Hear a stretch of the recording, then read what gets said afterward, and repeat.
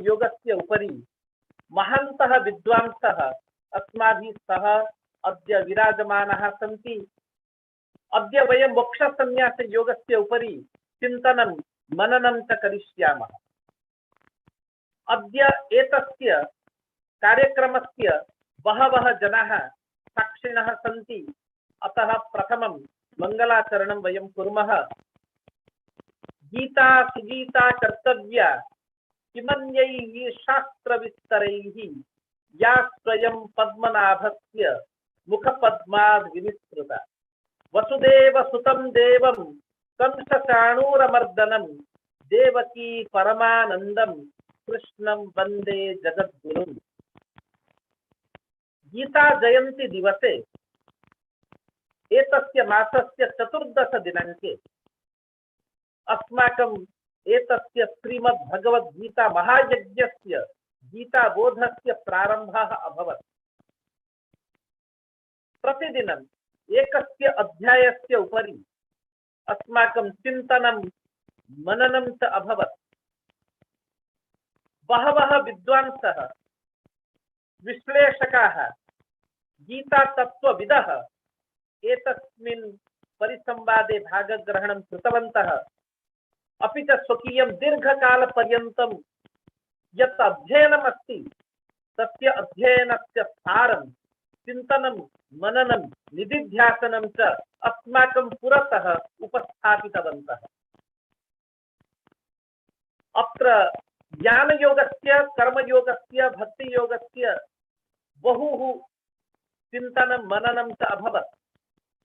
अद्य अस्माकम् एतस्मिन् कार्यक्रमे 18 दिवसे मोक्षसंन्यासयोगस्य चिन्तनावसरे त्रयः महान्तः विद्वांसः अस्माभिः साकं विराजमानाः सन्ति।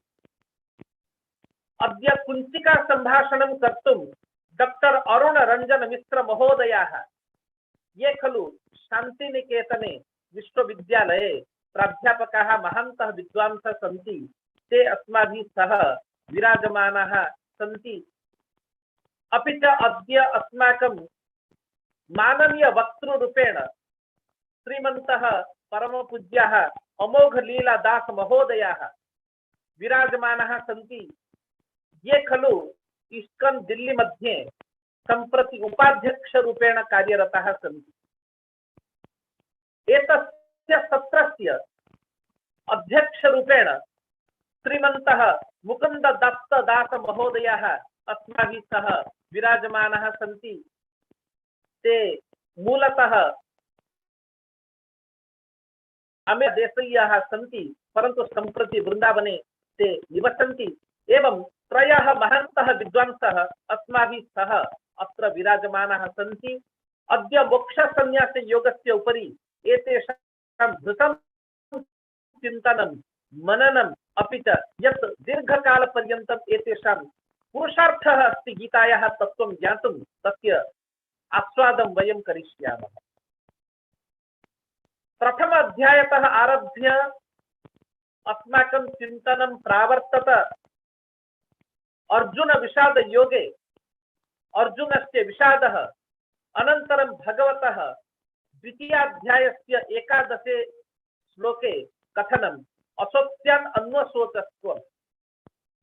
इत्युक्ते हे अर्जुन, त्वम् अन्वशोचः, तस्मात् आरभ्य 18 अध्याये मा शुचः इति पर्यन्तम् अस्माकम् एषा पवित्रा यात्रा अभवत्।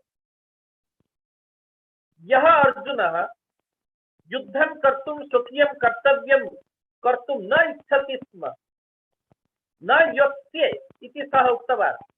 उक्त्वा तूष्णीं बभूवः। सः अन्ते कथयति 18 अध्याये करिष्ये वचनं तव।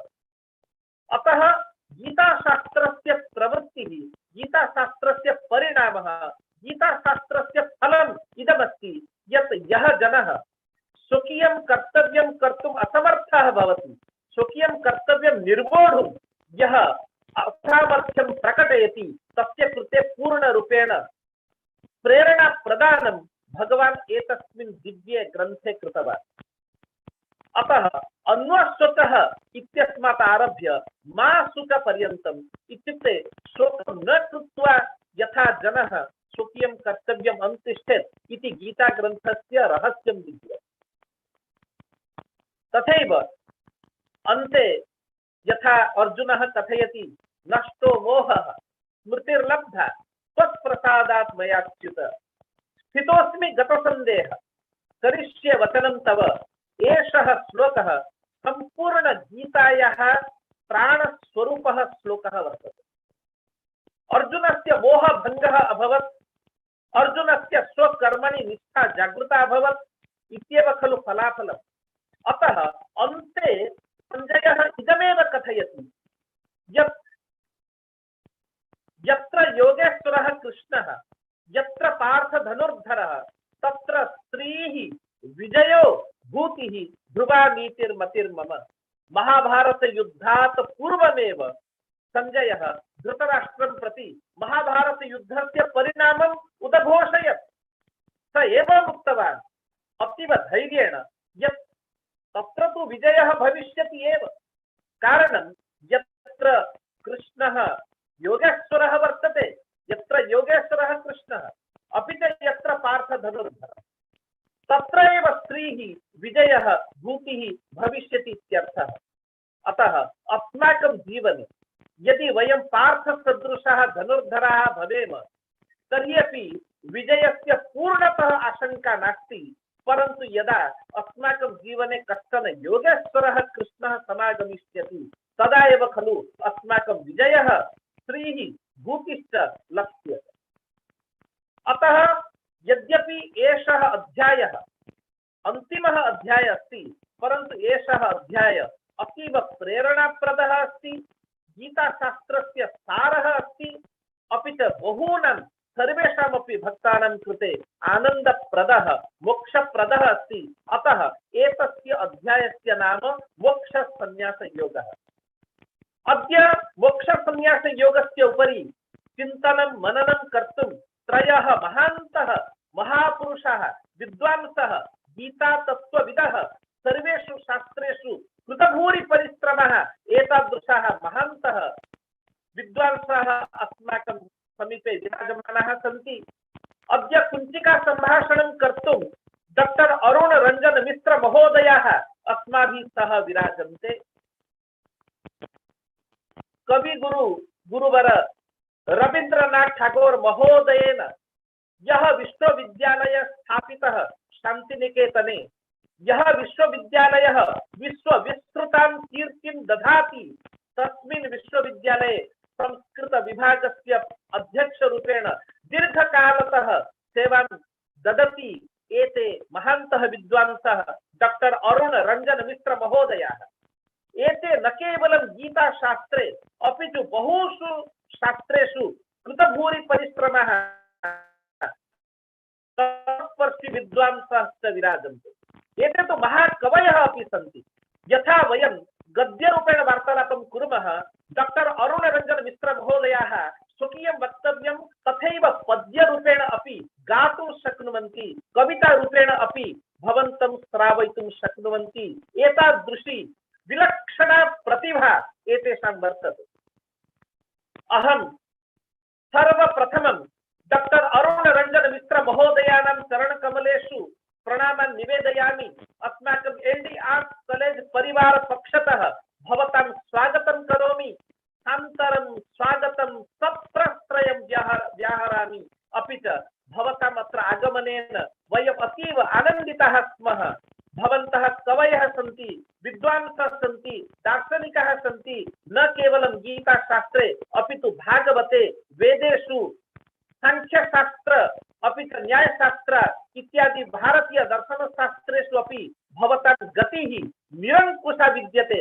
एतादृशाः महान्तः विद्वांसः अद्य अस्माकं मोक्षसंन्यासयोगस्य कुञ्चिका सम्भाषणं कर्तुं समागताः इति वयम् अतीव आनन्दम् अनुभवामः।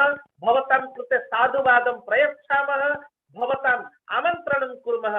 कृपया भवन्तः एतस्य 18 अध्यायस्य मोक्ष संन्यास योगस्य उपरि कुञ्चिका सम्भाषणं विधाय अस्मान् अनुगृह्णन्तु इति अहं प्रार्थये।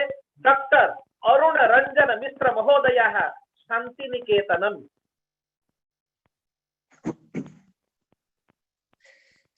नवीन निरवश्यामं नीलेन्दीवरलोचनं वल्लवी नंदनं वंदे कृष्ण गोपाल रूपिणं। कृष्णं वंदे जगद्गुरुम्।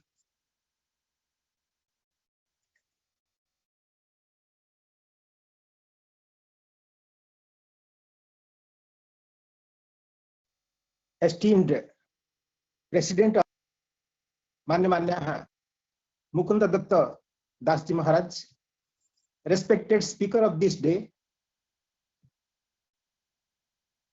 Sri Amogh Leela Das Maharaj ji, esteemed principal of LD Arts College, Ahmedabad, Professor Jenny Rathod ji, esteemed international coordinator of this 18-day webinar on understanding Geeta, Professor Gajendra Pandaji. I am deeply influenced by your kind words towards me. I have to toil hard for several lives, I can say, to come up to satisfactory justification to your words. And all the invited guests, Geeta lovers, participants. Well, as I feel today's topic is very, very important, perhaps the most important one in 18 chapters of Srimad Bhagavad Gita. I understand that I have much less time to speak and much more time to listen to other very, very better speakers. Well, Professor Panda was saying about Yogeshwaratva of Sri Krishna. We have to mark one thing. Sanjay has said about Yogeshwaratva thrice in Srimad Bhagavad Gita. Nobody else has uttered this word in the total gamut of Gita's 700 verses. In 18th chapter, he says, first of all, 1875th verse, Vyasa prasadat srutavan etad guhyam aham param yogam yogeshwarat krishnat sakhyat kathayatah swayam. So Swayam Yogeshwara is speaking on yoga, and I'm fortunate enough that Vyasa gave me that kind of power to see and listen to the distant happenings, by which I could listen to what Lord Shri Krishna said to Arjuna. This is the 75th verse. And as we know famously, the last verse of Srimad Bhagavad Gita also includes the word Yogeshwara, Yatra Yogeshwara Krishna, Yatra Parthu Dhanurdhara, etc., as Professor Panda rightly uttered. And again, in the 11th adhyaya, 9th verse, Sanjay again says, Eva Muktva Tatu Rajan Mahajogeshwaro Harihi. Now here not only Yogeshwara, he is Mahajogeshwara. Mahajogeshwaro Harihi. Darshaya Masa Parthaya Paramam Rupam Aishwaram. So when in Vibhuti Yoga, he shows his Vishwarupa. And in that context, in the introductory verses, he utters a phrase, Mahajogeshwara, for Sri Krishna. And directly, Sri Krishna also says on yoga, utters several times this word, Yogastha Kuru Karmani Sangam Tyaktva Dhananjaya Siddha Siddhyo Sano Krutva Samatvam Yoga Uchyate. The Lord, Sri Krishna, is the master of this samatva, this balancing aspect of our life. We have every kinds of happenings and every types of gunas in us, a flux of gunas, 3 gunas. And yoga is balancing all those things. So your personality would be that kind of thing that will not only streamline but also balance all the events, all the happenings, and all the meanings of life. बुद्धि युक्तो जहातिह उभे सुकृत दुष्कृते तस्माद् योगाय जुज्यस्व योगः कर्मसु कौशलम. So in Kausala also he is the master one, Lord Sri Krishna. So yoga karmasu kausalam, when he himself says, and when he is being called a Yogeshwara, surely he is the master of this Kausala. So we have to be very tactful with these uncontrolled waves of life. And there are many verses where Sri Krishna says about his power of yoga, hints about his power of yoga. And very directly he says in the 4th adhyaya, 9th verse, Janma karma chame divyam evam yo veti tattvataha tyaktva deham punarjanma naiti mameti surjuna. So janma karma chame divyam, and this divyata is nothing but a kind of manifestation of his yogic power. So he is Yogeshwara, and rightly Professor Panda said about it, and I wish to speak a few words about it. Well, coming to other people, other persons' opinion towards this chapter, Moksha Sannyasa Yoga, I would remember Gyaneshwari of Sant Sri Gyaneshwar. Gyaneshwar says, Srimad Bhagavad Gita is a temple of a Chintamani jewel. So Chintamani jewel, if you hold it and whatever you wish, it comes before you and it is available to you. And this Srimad Bhagavad Gita shows the path to right perfection, to all the pinnacles of virtues, and therefore Srimad Bhagavad Gita is nothing but a temple of Chintamani jewels. And at the top of this temple, the Amalaki stone made of diamond, that is the 18th chapter of Srimad Bhagavad Gita. So Gyaneshwara describes the 18th chapter in this way. So this is the diamond pitcher kalasa on the Amalaki of this Chintamani temple in the form of Srimad Bhagavad Gita. Baladeva, Sri Baladeva Vidyabhushan, in his Gita Bhushan, he says, here in the 18th chapter, we get the most secret aspects of devotion and surrender within devotion. Devotion and surrender within devotion. This is being taught as the most secret aspect of spiritual progress and spiritual sadhana, we can say. And Baladev Vidyabhushan harps on that aspect of the 18th chapter of Srimad Bhagavad Gita. Bal Gangadhar Tilak is a fighter for the country. In his Gita Rahasya, definitely he will indirectly suggest that kind of thing. And here he says that Arjuna is now inspired to fight. And his statements in the 18th chapter says that he is deeply influenced by the revelation of truths that Lord Krishna made before him. So the action or duty based on knowledge and devotion, all these things are discussed in 17 chapters, previous 17 chapters. And now he says about both sannyasa and tyaga, that both sannyasa and tyaga are compatible to karma yoga. Karma yoga is not an opposite pole to sannyasa and tyaga. That is being said, and that is what Bal Gangadhar Tilak wishes to harp upon.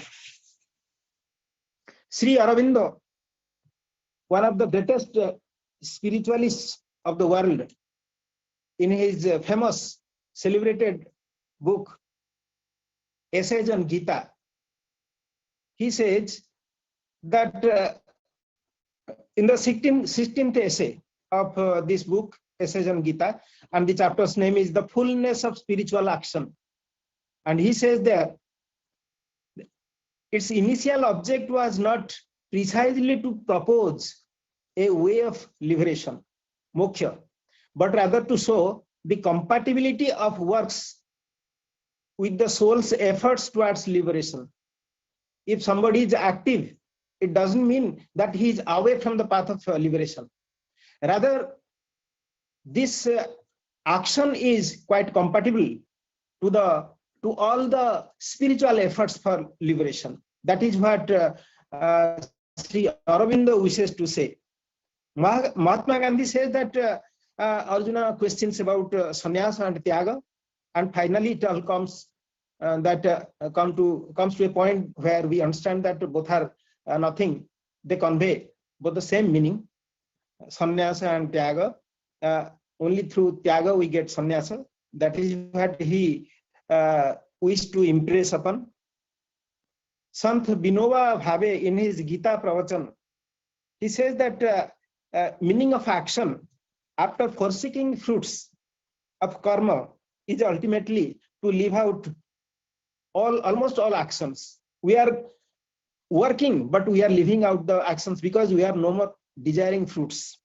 That is the secret of things he wishes to say. And Sarvapalli Radhakrishnan, in his book The Bhagavad Gita, he is one of the greatest thinkers of 20th century, and he was also President of India. He says that Gita insists on renunciation of action, but on not on renunciation of action, but on action with renunciation of desire. This is true sannyasa. And he brings the total thing to a different and a new angle. And he says, the Gita urges that the liberated soul can remain in service even after liberation.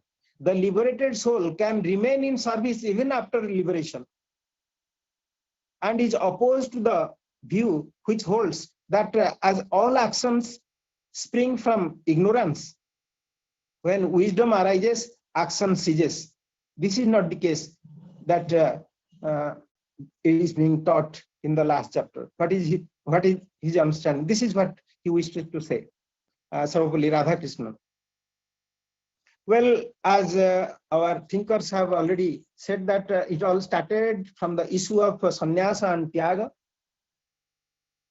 Kamyanam karmanam nyasam, sannyasam kavayo vidu. Pure definition, clear-cut definitions have been given. So all those actions that earn desired fruits, if somebody leaves them, forsakes them out, then that is the beginning of sannyasa. And in which way he will forsake all these things? Just he will throw to dustbin or what? No, not to dustbin. Again, where to keep that? We are doing our actions. We are in activity. But that fruits of action we are not throwing to dustbin. We are giving it at the feet of our God. Yat karosi, jadasnasi, yat juhosi, dadasi yat tapasyasi kaunteya, tat kuruswa madarpanam. So, Iswarpana is being done. All the fruits of our karma, if they are offered at the feet of Lord Krishna, then that karma will not bind us, and we are surely on the strongly on the path of liberation. Asakta buddhi sarvatra jitatma vigata spruha naiskarma siddhim paramam sannyasena adhigacchati. What is the last fruit of sannyasa? And he says this is nothing but naiskarma siddhi. So we get perfection in actionlessness. We are acting, but yet we are getting perfection in actionless, a state of actionlessness. So in which kind of mental state we are doing? We are asakta buddhi. We have no attachment. We have a kind of intellect that has no attachment, no leanings towards any object. We are asakta buddhi, and we are jitatma, a person who has already visualized his own soul as existent one. And not only that, vigata spruha. For any prapti, we have no interest at all. So we are vigata spruha. In this way, parama naiskarma siddhi is available to us through sannyasa. And in which way we are going to think about it, that will act and fruit on it. We have no, not only no right, we have no desire also, neither right nor desire. Then in which way will, what is the incentive for which will act? So where from we'll get motivation? And it is being said that you will do it because it is doable. You ought to work, so you will work. Karyam ityeva jat karma niyatam kriyate arjuna sangam tyatva phalam chaiva satyagi sattiko mata.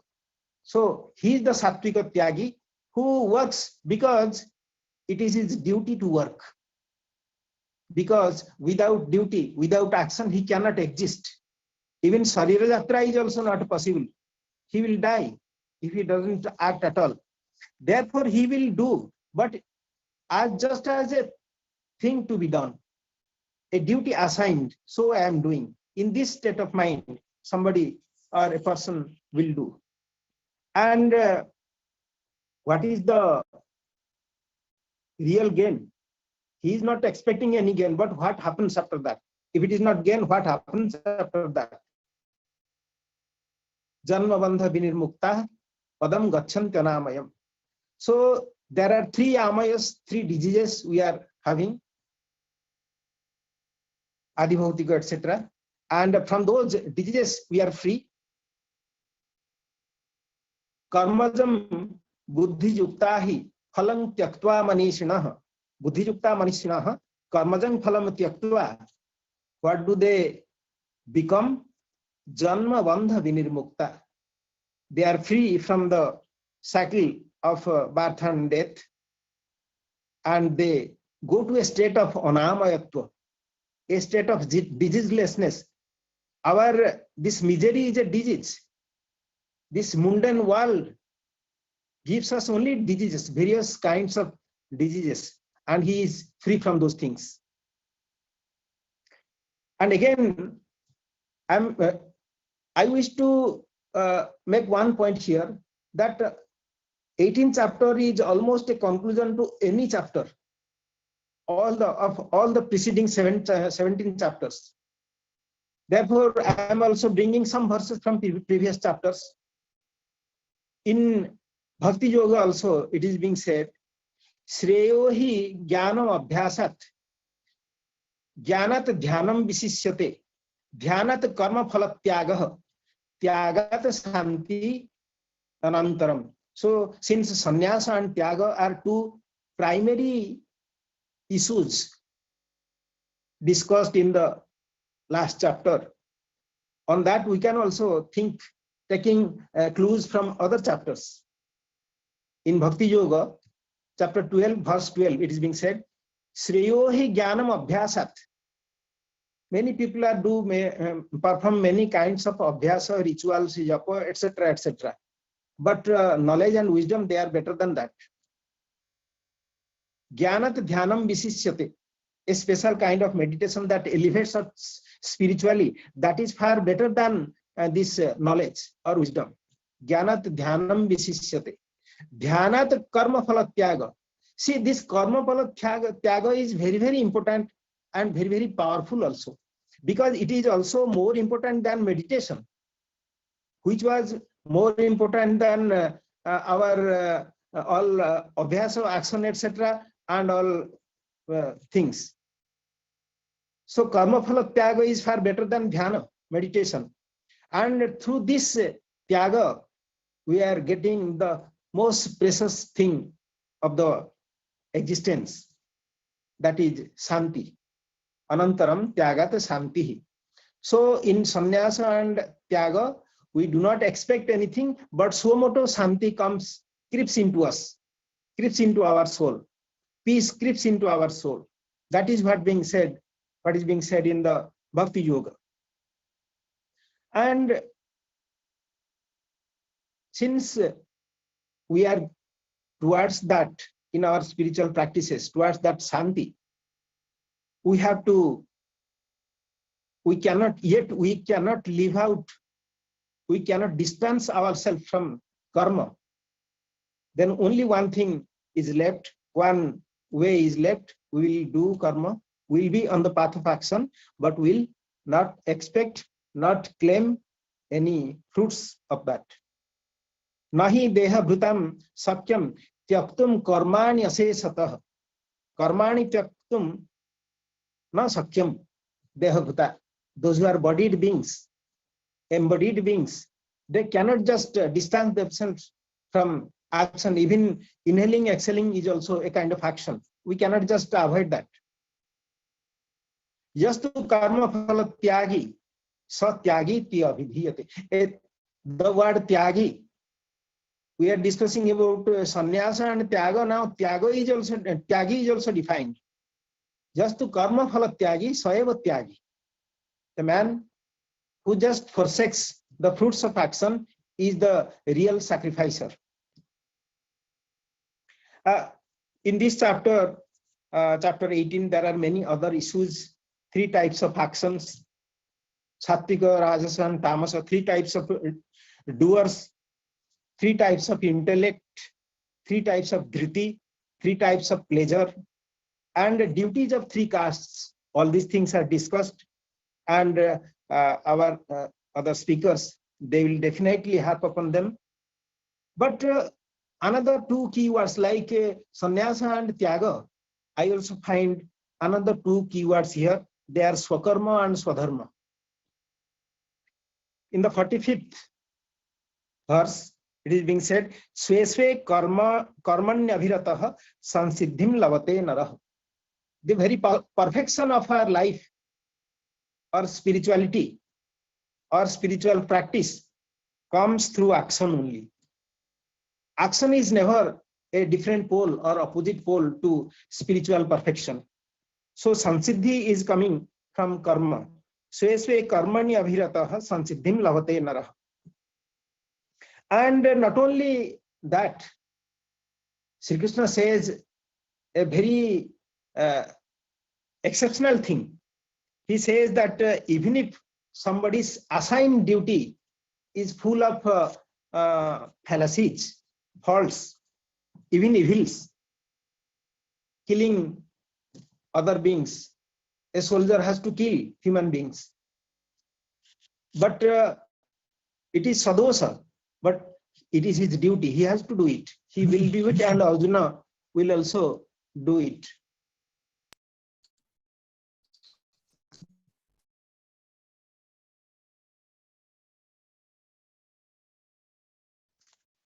Sorry, there was a disturbance. I hope I am audible. Yes, you are clearly audible. Please. Okay, thank you. Sahajam karma kaunteya sadosam api na tyajet sarvarambha hi dosena dhumen agni rivabhutah. Just as fire is covered by smokes, and because there is smoke, will not go near the fire. That is not the case. We make use of fire, although it has smokes. Similarly, assigned duties assigned caste-wise, and that is, and they are all described in Srimad Bhagavata in different contexts. So even though they are infested with different fallacies and evils, if it is assigned to us, we have to do it. In the book Republic of Plato, there is a chapter called Platonic Justice. Plato divides the total societal setup in Greece into 3: agrarians, businessmen, and spiritual thinkers, or philosopher kings, and duties are assigned. If somebody violates his own boundary, then that is violation of Platonic justice. Then what is Platonic justice? You have to work within your own boundary. And that is the reason why Ramachandra went to kill Sambhuka. He was a Sudra. Service to the society was his duty. He left that and went to perform tapasya. Since he violated the boundary, he is to be punished. Capital punishment is declared and given. So from these two points, Platonic justice and Sambhuka episode, we all come to know that boundary is declared, in Shastras, and we have to work accordingly, and then only we'll get our sansiddhi. Whatever we came to understand from previous verses, that working perfectly within boundary fetches us sansiddhi, the perfection in spiritual practices. And by that, what happens? In Rigveda also many times it is hinted, by that you get heaven and many other things. And in second chapter, verse 32, Sri Krishna says, Yadrichaya chopapannam swargadwaram apavritam. So the gates of heaven is automatically opened for us because you are doing your own action assigned to you. Arjuna's action was to kill, to fight. Now he is stepping back, and hence all these are inspiration to him. And when he was just putting his bow and sitting with all kinds of depression, there he is being, two words are used there before him by Sri Krishna: Anarya justam aswargyam akirtikaram. Rather, three words. So this state of mind is anarja justam. You are living your action assigned to you, duty assigned to you. And this is aswargyam, because if you do your action, you will come near the gate of heaven, but you are not doing it. You want to flee from the battlefield.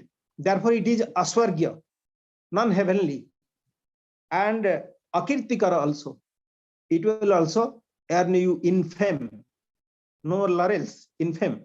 Where is Arjuna and where is infame? So, Anarja Justam Aswargyam Akirtikaram Arjuna, chapter 2, verse 2.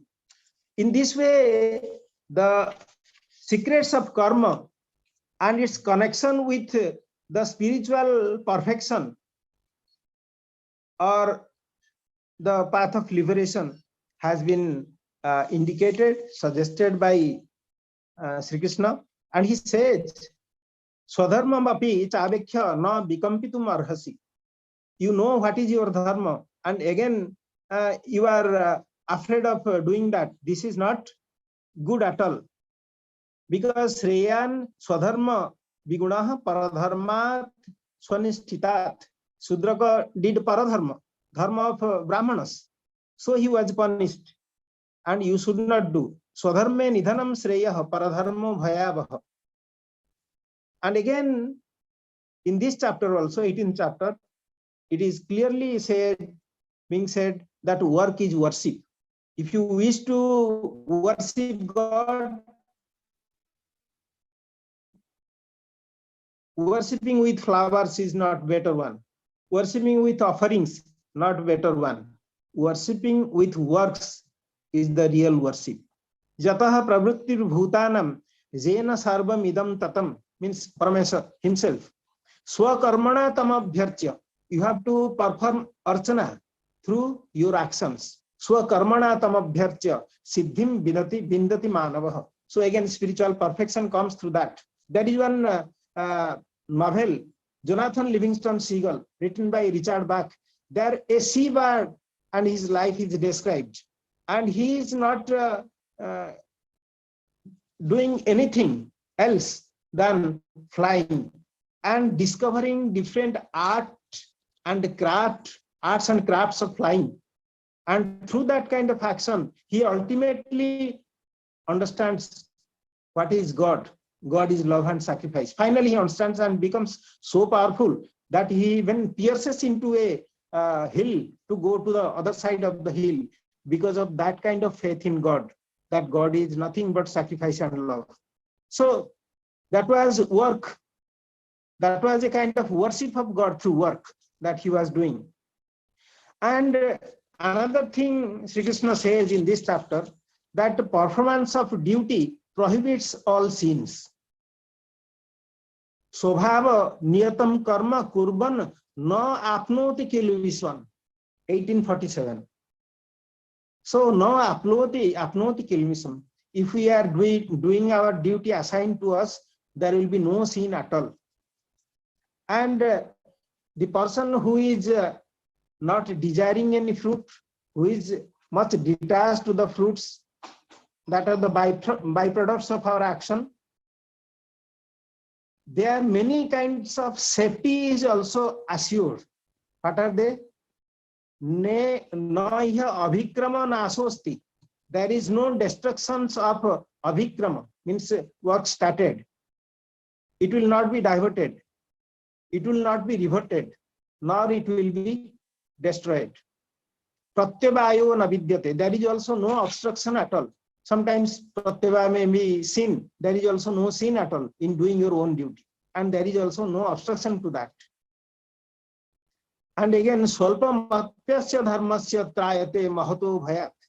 Just an iota of that kind of action if we follow, then it also saves us from very, very big problems and rather big fears.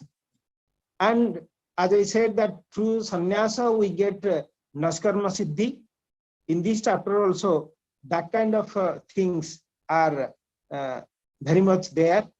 And I had already uttered that asakta buddhi sarvatra jetatma vigata spruha naiskarma siddhim paramam sannyasena adhigacchati, 1849. And its root is in Sankhya Yoga. In Sankhya Yoga, verse 45 says, it is being said, Traigunya Visaya Veda Nistraigunya Bhavarjuna. These Vedas, what do they advise? They advise in three ways for three kinds of people. Sattva, Raja and Tama. Accordingly, as per the difference of people, persons, the different advices are there in the Vedas. All the vidhis are not sattvika. There are rajasa vidhis and tamasa vidhis also. Therefore, Traigunya Visaya Veda, Nistraigunya Bhavarjuna. You can be bereft of all these three influence of these three qualities, rather. You become Nistraigunya. Nidvando Nitya Swastho, Niryoga Khema Atmavan. So you will get your vision of the self, and yoga khema, the worries of yoga and khema will not be there. Collecting objects and protecting them, all these worries will not be there. So follow this line, become nirdvanda and nitya sattvastha. Always be in the sattva, in the soul itself, atmastha. But as Baldev Vidyabhushan said in Gita Bhushan, that devotion and surrender in devotion are the two very secret things, rather gifts, offered in 18th chapter. Let us come to that aspect for a minute at the end of my talk here.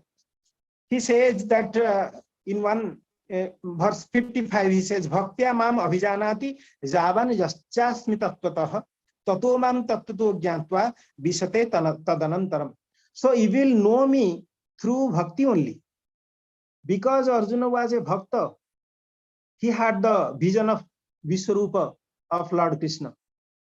No jnani, no yogi can attain this. Therefore, that is there, and that is being said also here. Bhaktya mam abhijanati javan yaschasti tattvataha. Therefore, what should you do then? Tameva saranam gaccha sarva bhavena bharata tat prasadat param shantim sthanam prapsyasi sattvatam. So, whatever Baldev Vidyabhushan says, perhaps these verses inspired him to opine like that. And tameva saranam gaccha. You have to surrender to him. You surrender to him from all aspects, from all angles. And I also personally feel that 18th chapter is not speaking of Jnana Yoga or Karma Yoga. It speaks of Bhakti Yoga only, because here it is being declared that ja imam paramam guhyam madbhaktesu abhidhasyati. Only bhaktas will know. There are many yogas that connect to Sankhya or Jnana, to Karma, but all these things will be listened by bhaktas, will be uttered before the bhaktas. Bhakting mai param krutva mamai vesyasi na sansaya. Mamai vesyatya sansaya. So para bhakti is definitely necessary for that. sa kasmichit parama prema rupa, but Narada says in Narada Bhakti Sutra. And this Yogeshwara is some we have all now we have discussed already, and elsewhere also his samatva, he himself declares his samatva, samoham sarva bhutesu name dvesyosti na priyah, etc.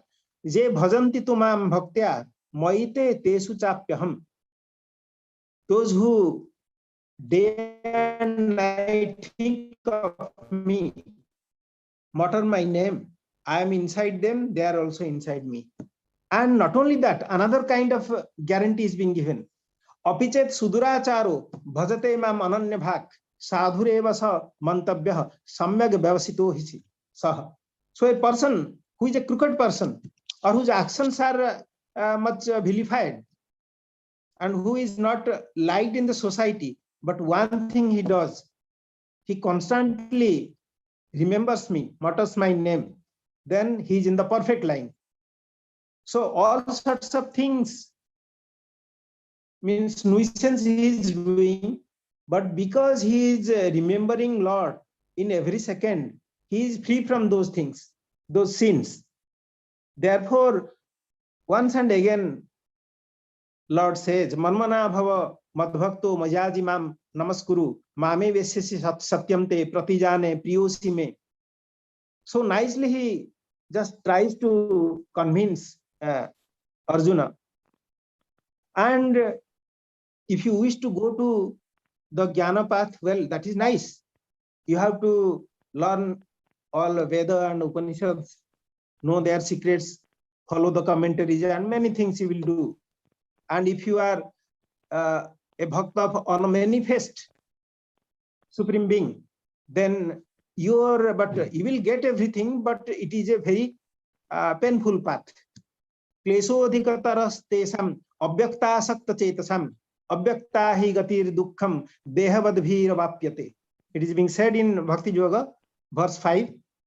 So if you are an upasaka of avyakta, then you have some dukkhakari gati. You will get everything, but painfully.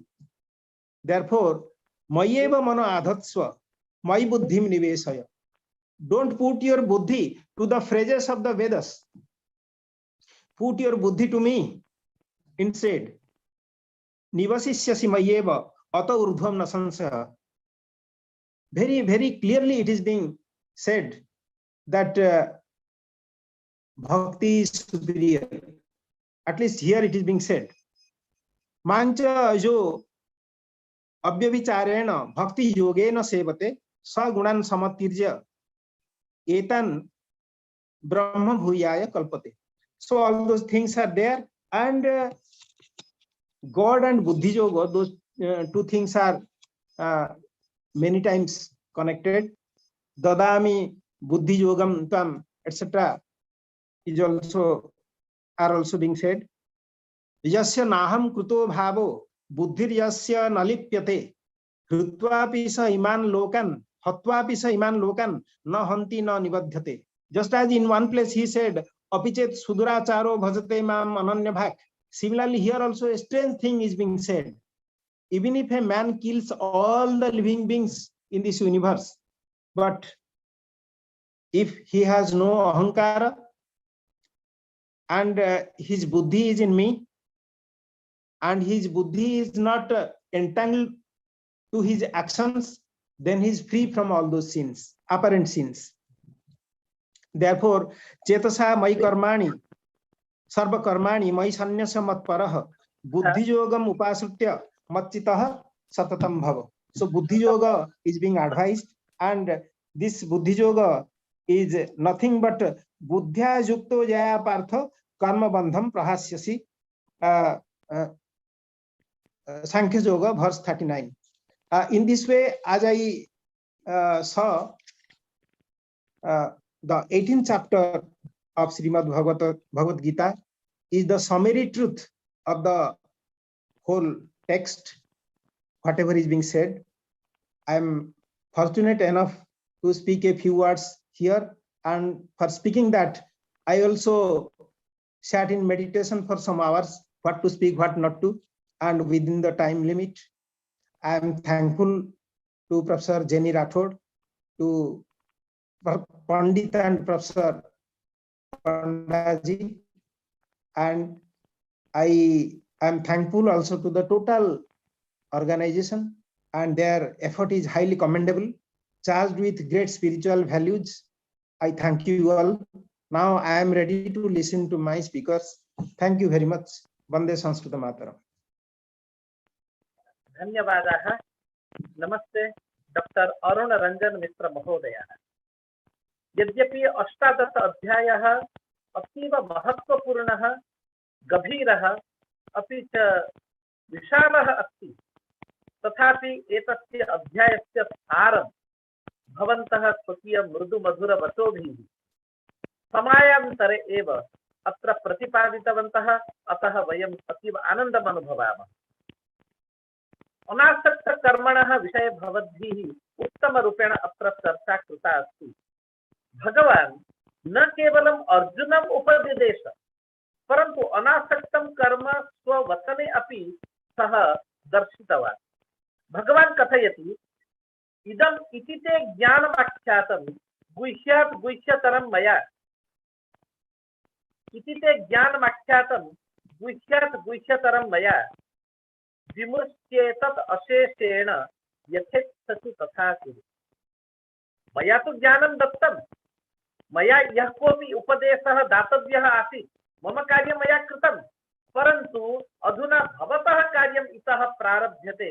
विमृश्येतत् अशेषेण, दीर्घकालपर्यन्तं सम्यक् एतस्य उपरि चिन्तनं मननं कृत्वा अन्ते यथेच्छसि तथा कुरु, यथा भवान् इच्छति तथा कर्तुम् अर्हति।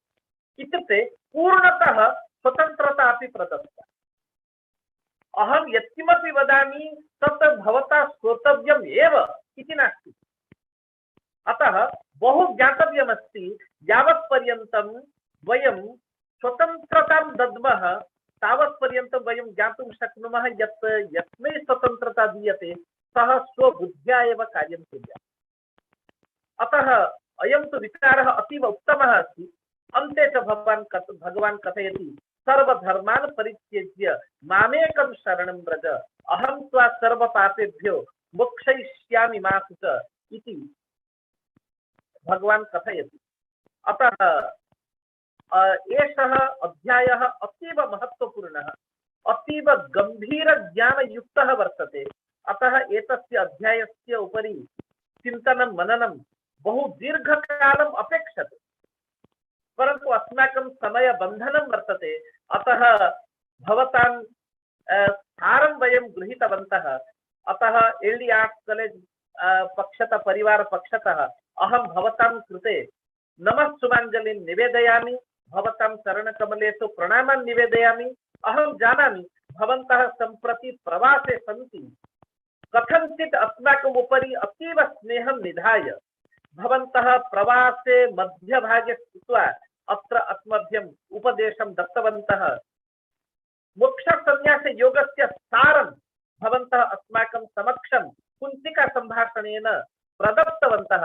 अतः एल्डी आर्ट्स् कालेज् परिवारः भवतां समीपे कृतज्ञः अस्ति। धन्यवादान् वितरामः वयम्, अपि च साधुवादं वयं वितरामः। धन्यवादः डॉक्टर अरुण रंजन मिश्र महोदयाः। अद्य अस्माकम् एतस्य सत्रस्य माननीयाः वक्तारः पूज्याः अमोघ लीला दास महोदयाः अत्र विराजन्ते। पूज्यश्रीणाम् अमोघ लीला दास महोदयानां परिचयः मया दातव्यः इति आवश्यकः नास्ति, कारणं सूर्यस्य कोऽपि परिचयः न अपेक्षते। तथैव अमोघ लीला दास महोदयाः सर्वेषु युवकेषु अतीव प्रसिद्धाः सन्ति। मोटिवेशनल स्पीकर रूपेण एतेषां ख्यातिः यशः न केवलं भारतवर्षे परन्तु संपूर्ण विश्वे प्रसृतं विद्यते। बहवः विद्वांसः एतेषां प्रवचनं शृण्वन्ति, प्रेरणाम् अनुभवन्ति। न केवलं विद्वांसः अपि तु आधुनिकाः छात्राः महाविद्यालयस्य विश्वविद्यालयस्य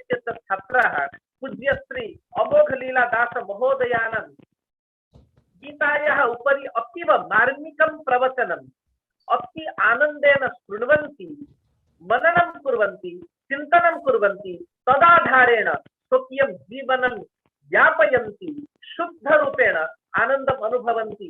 अतः पूज्य अमोघलीलादास महोदयानां कीर्तिः, यशः, सुनाम सर्वत्र वर्तते।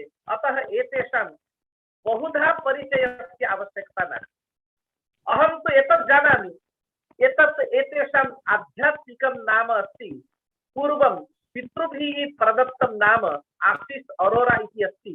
अहम् एतावत् जानामि, परन्तु एतेषाम् अहं प्रशंसकः अस्मि। अहम् एतेषां प्रवचनमपि शृणोमि। बहुधा उत्तमं, ज्ञानगभीरं, तलस्पर्शी, भावनायुक्तम् एतेषां प्रवचनं भवति। अद्य अस्माकं सौभाग्यम्, एल्डी आर्ट्स् कॉलेज पक्षतः अहं भवतां स्वागतं करोमि, साधुवादं च प्रयच्छामि यत् भवन्तः इस्कॉन दिल्ली मध्ये उपाध्यक्षरूपेण दीर्घकालतः उत्तमां सेवां प्रयच्छन्ति।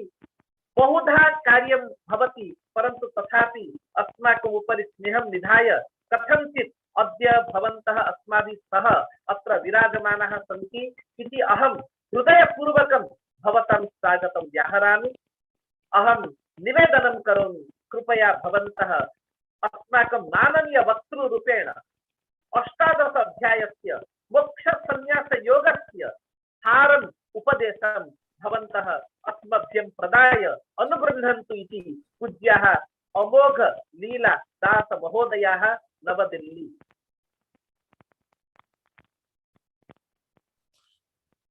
Thank you very much, Ganjendra Pandaji, for inviting me. I am really honored being amidst so many great scholars, Sanskrit scholars, and this particular endeavor in itself is very praiseworthy, that we are trying to understand the Gita.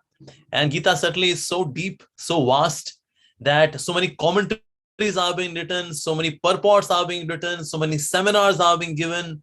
In fact, in IIM's Ahmedabad, there is one course which some of the sessions which I take is Leadership and Management Sutras from the Bhagavad Gita. So Gita can teach you in management also. Gita can teach a lifestyle as well. Gita teaches bhakti as well. Gita gives detachment also. Gita gives purification of karma as well. My goodness, this Bhagavad Gita is like Kalpa Vriksha. It's like desire tree. Whatever you desire, Bhagavad Gita can give you. So that way, this effort in itself is very praiseworthy. So thank you very much, Ganjendra Pandaji, that you invited me. And sincere gratitude to also Arjun Ranjanji, who also spoke very nicely. He spoke some of the very relevant verses, and he touched so many important and sensitive topics which usually are quite confusing about Bhagavad Gita. But they were also very good. So thank you very much, Arjun Ranjanji. And Jenny Rathorji, she is also present here. So my gratitude to her as well for inviting me. And to all those who are present here. I hope and I pray, even though their videos are off, still they would continue to hear me, because usually when the videos are off and the sound is also off, so the speaker is in his world and the audience is in their world, and we both are in our own worlds. So that is but I hope all of you would have a good attentive time. I'll also try to speak in a way which is quite comprehensive, is easy to understand. And I wish you all the very best for the coming hour, which I'm here to explain the 18th chapter of Srimad Bhagavad Gita. Mukund Dutt Prabhuji is also here, who is Srila Prabhupada's glorious disciple, and he is also here. So I wish I could hear from him more and more. And I certainly seek his blessings. He is very learned, very scholarly, very pure. I have heard him many times in Vrindavan Dham. And he is also present in this wonderful August assembly of all the hearers and speakers here. So I seek his blessings as well. So thank you very much for inviting. So Ganjendra Pandaji, how much time do I have? Because I understand Mukund Datta Prabhuji should also be speaking. So how much time do I have? Now it is just 6 o'clock. So please continue up to 7:10. Till 7:10. Yes. 7:10, and then will I have the good fortune to hear from Mukund Dutt Prabhuji as well? Is it? Dr. Prabhuji, he will be given 30 minutes after that. Oh, after that he will be okay. Then he will be speaking. Okay, that's wonderful. That's wonderful. Today. So his words would be like cherry on the cake. 70 minutes. The cake becomes very delicious because of cherry. So we'll have the cherry on the cake from Mukundas Prabhuji. So I certainly seek his blessings and all the wonderful scholarly people here, devotees here. So thank you very, very much. So I offer some prayers and then we begin. All right.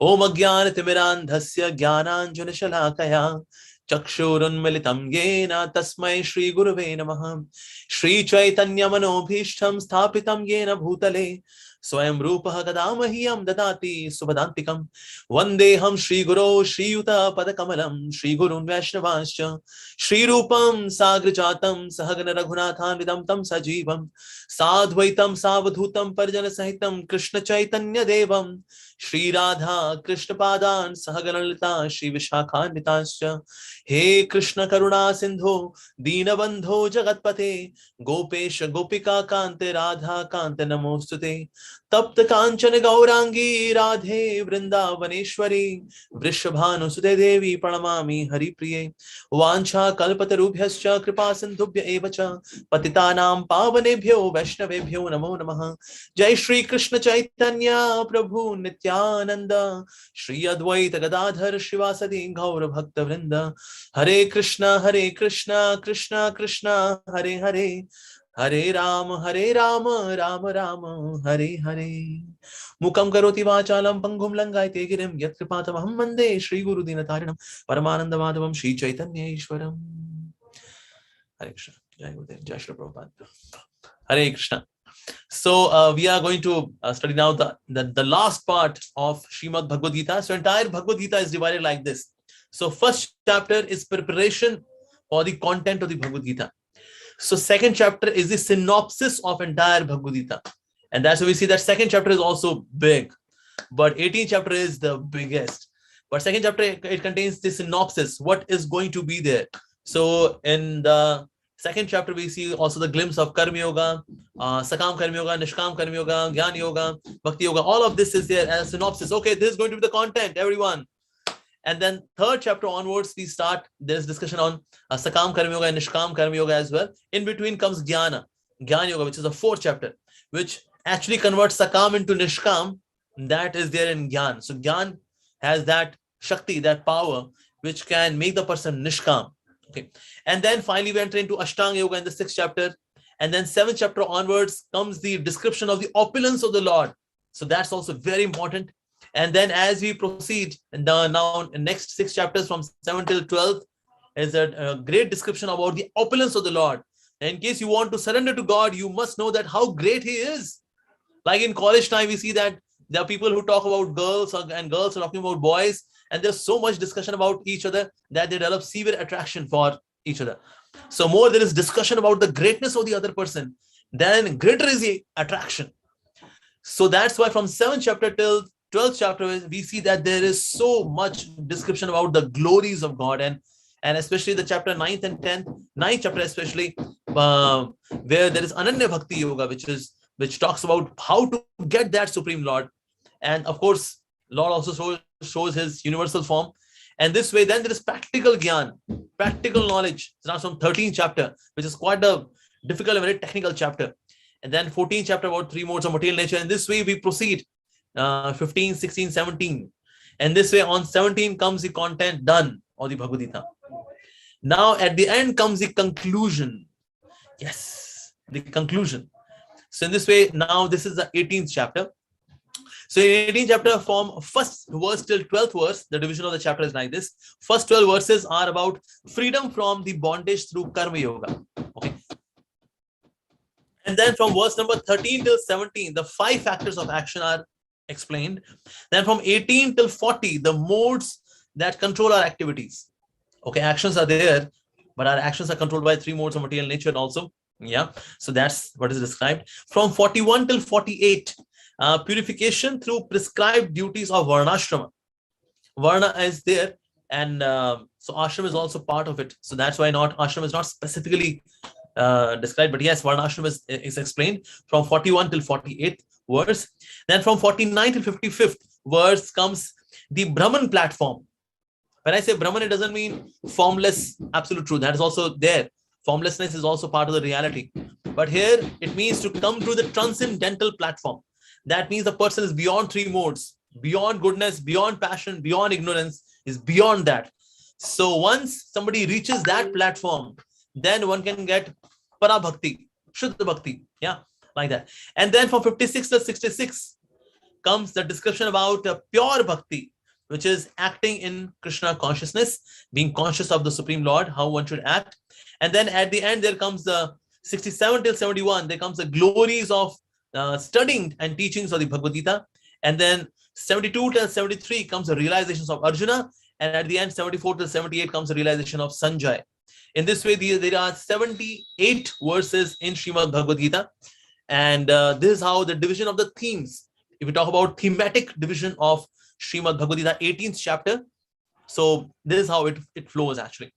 So the first verse of Srimad Bhagavad Gita, where Arjuna is asking, "Oh mighty armed one," Arjuna said, "Oh mighty armed one, I wish to understand the purpose of renunciation, tyag, and the renounced order of life, sannyasa.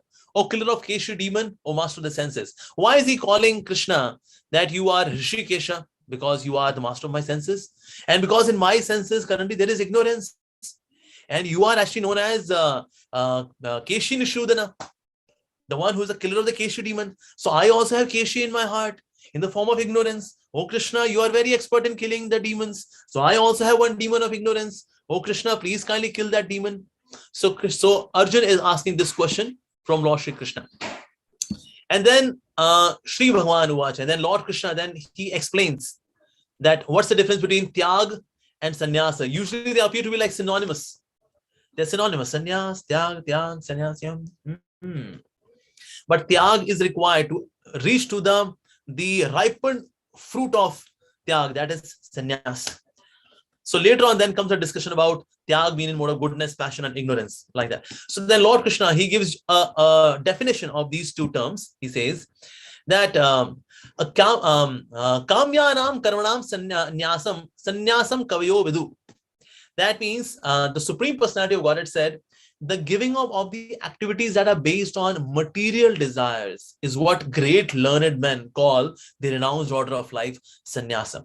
That means when actions are not driven with a motive to do sense enjoyment, I, my, those actions are actually known as sannyasa.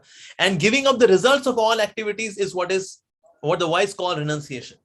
That means tyaga is actually preparing for sannyasa. And you will see that here, sannyasa doesn't mean the one who wears saffron clothes, the one who has got a sannyas danda, and the one who is shaven head, has got a broad tilak, and he has now taken VRS, and now he is a sannyasi. That's also there, of course, no doubt. Externally, a sannyasi looks like that. But somebody can be a sannyasi if he is acting not with the goal of sense enjoyment at the end. So that's sannyasa, and that's so very difficult because our desires are there which driving our actions. So when the Lord is saying kamyanam, that means your desire, karmananam, of the activities, nyasam, renunciation, that means actions should be there, actions would be there, but now there is no as such inclination to enjoy. One acts as a matter of duty, and that's the beginning. When you talk about tyaga in mode of goodness and passion and ignorance, Lord Krishna explains in the coming verses. He says that, "Oh best of the Bharatas, now hear my judgment about renunciation. Oh tiger among men, renunciation is declared in the scriptures to be of the three kinds." Now tyag is explained, which is of three kinds. So he says that acts of sacrifice, charity and penance are not to be given up.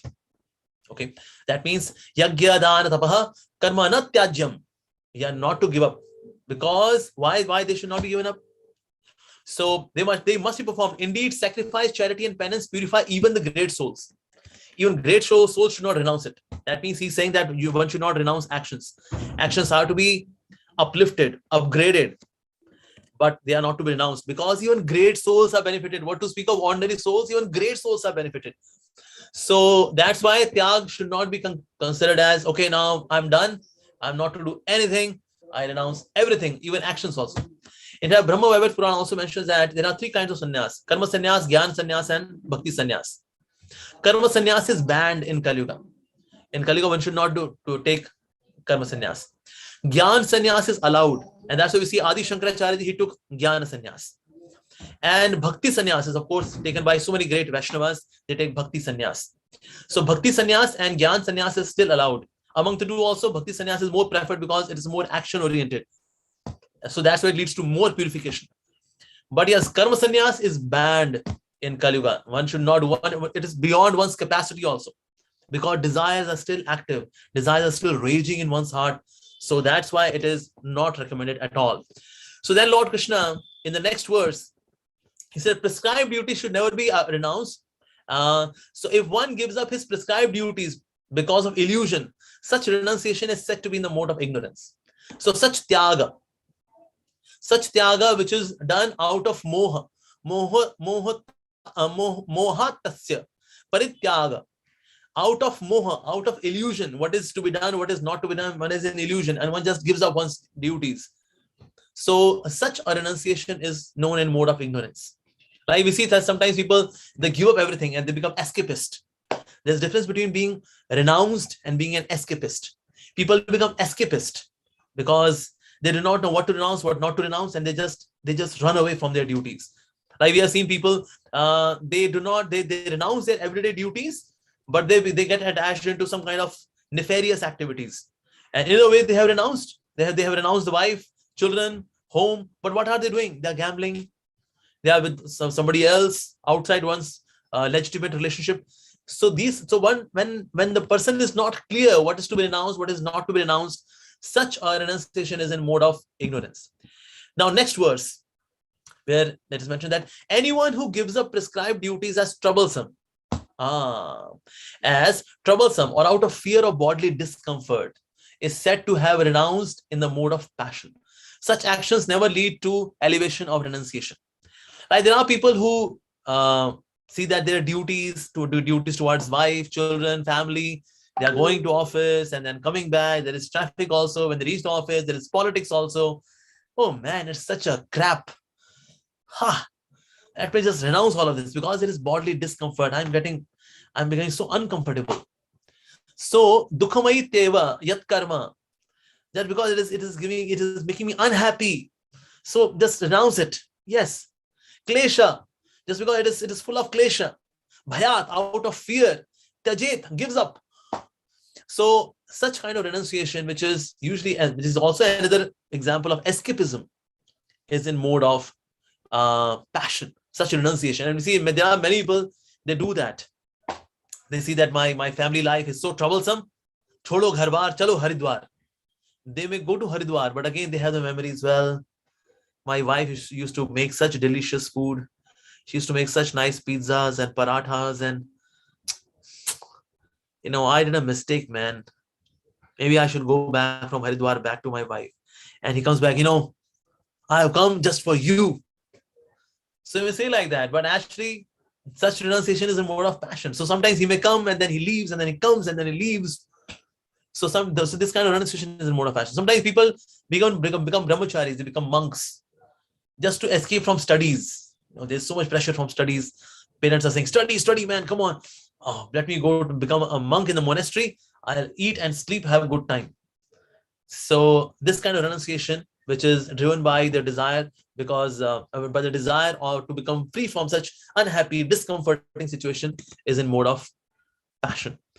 Now in the 9th verse, he says that what kind of renunciation is in mode of goodness? Which kind of tyaga is in mode of goodness?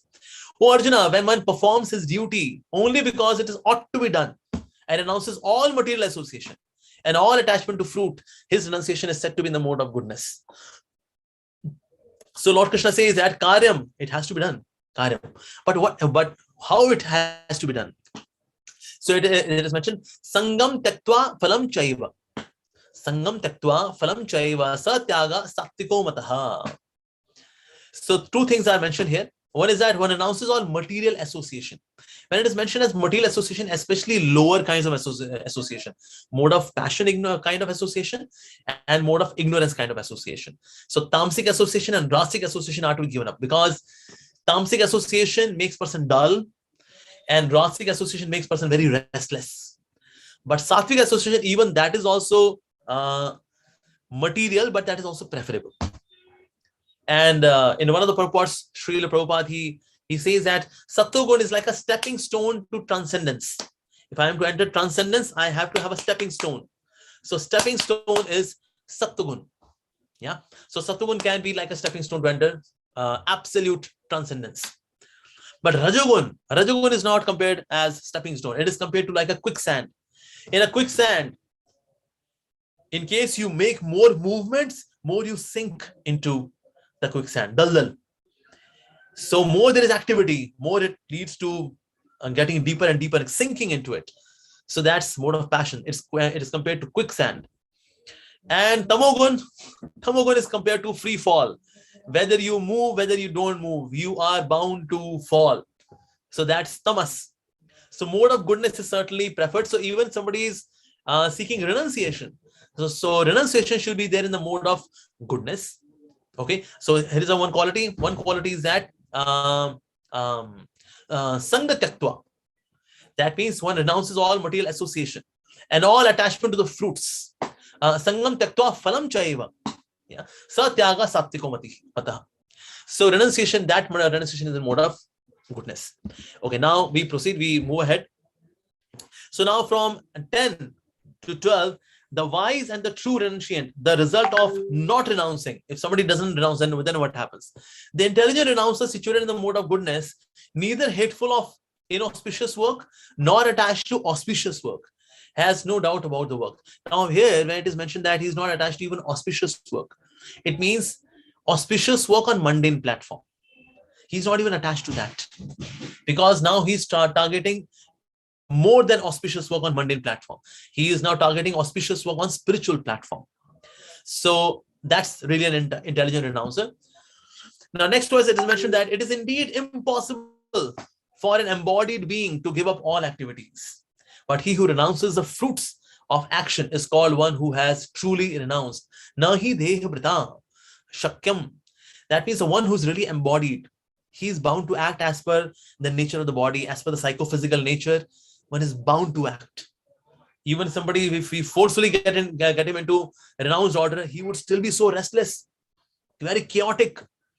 So he is bound to act. But yes, one thing can be done by which he can be really renounced is that he renounces actions, the fruits of actions. Yes, fruits. When we talk about fruits, it means being passionately obsessive about something, the result. Let me enjoy the fruits. So when Lord Krishna says renounce the fruits, it doesn't mean the fruits will not come. Fruits will come. In fact, better fruits come by renouncing the fruits. But what do you have to do with the fruits? You have to offer these fruits to Lord Shri Krishna, as Lord Krishna says in chapter 2, verse number 47. Okay, now next one, where he says that for one who is not renounced, the threefold fruits of action, desirable, undesirable, and mixed, accrue after death. But those who are in the renounced order of life have no such result to suffer or enjoy. Yes. Okay. Now next verse is, which is the 13th verse. Now from 13th verse comes 13 to 15. There is discussion on causes of all right and wrong actions. Causes of right and wrong actions. So there are 5 factors involved. Adhishthanam, which is body. Karta, doer. Karanam, senses. Cheshta, effort. And Daivam. Daivam means super soul, like that. So here Lord Krishna, now he explains about the 5 factors of action.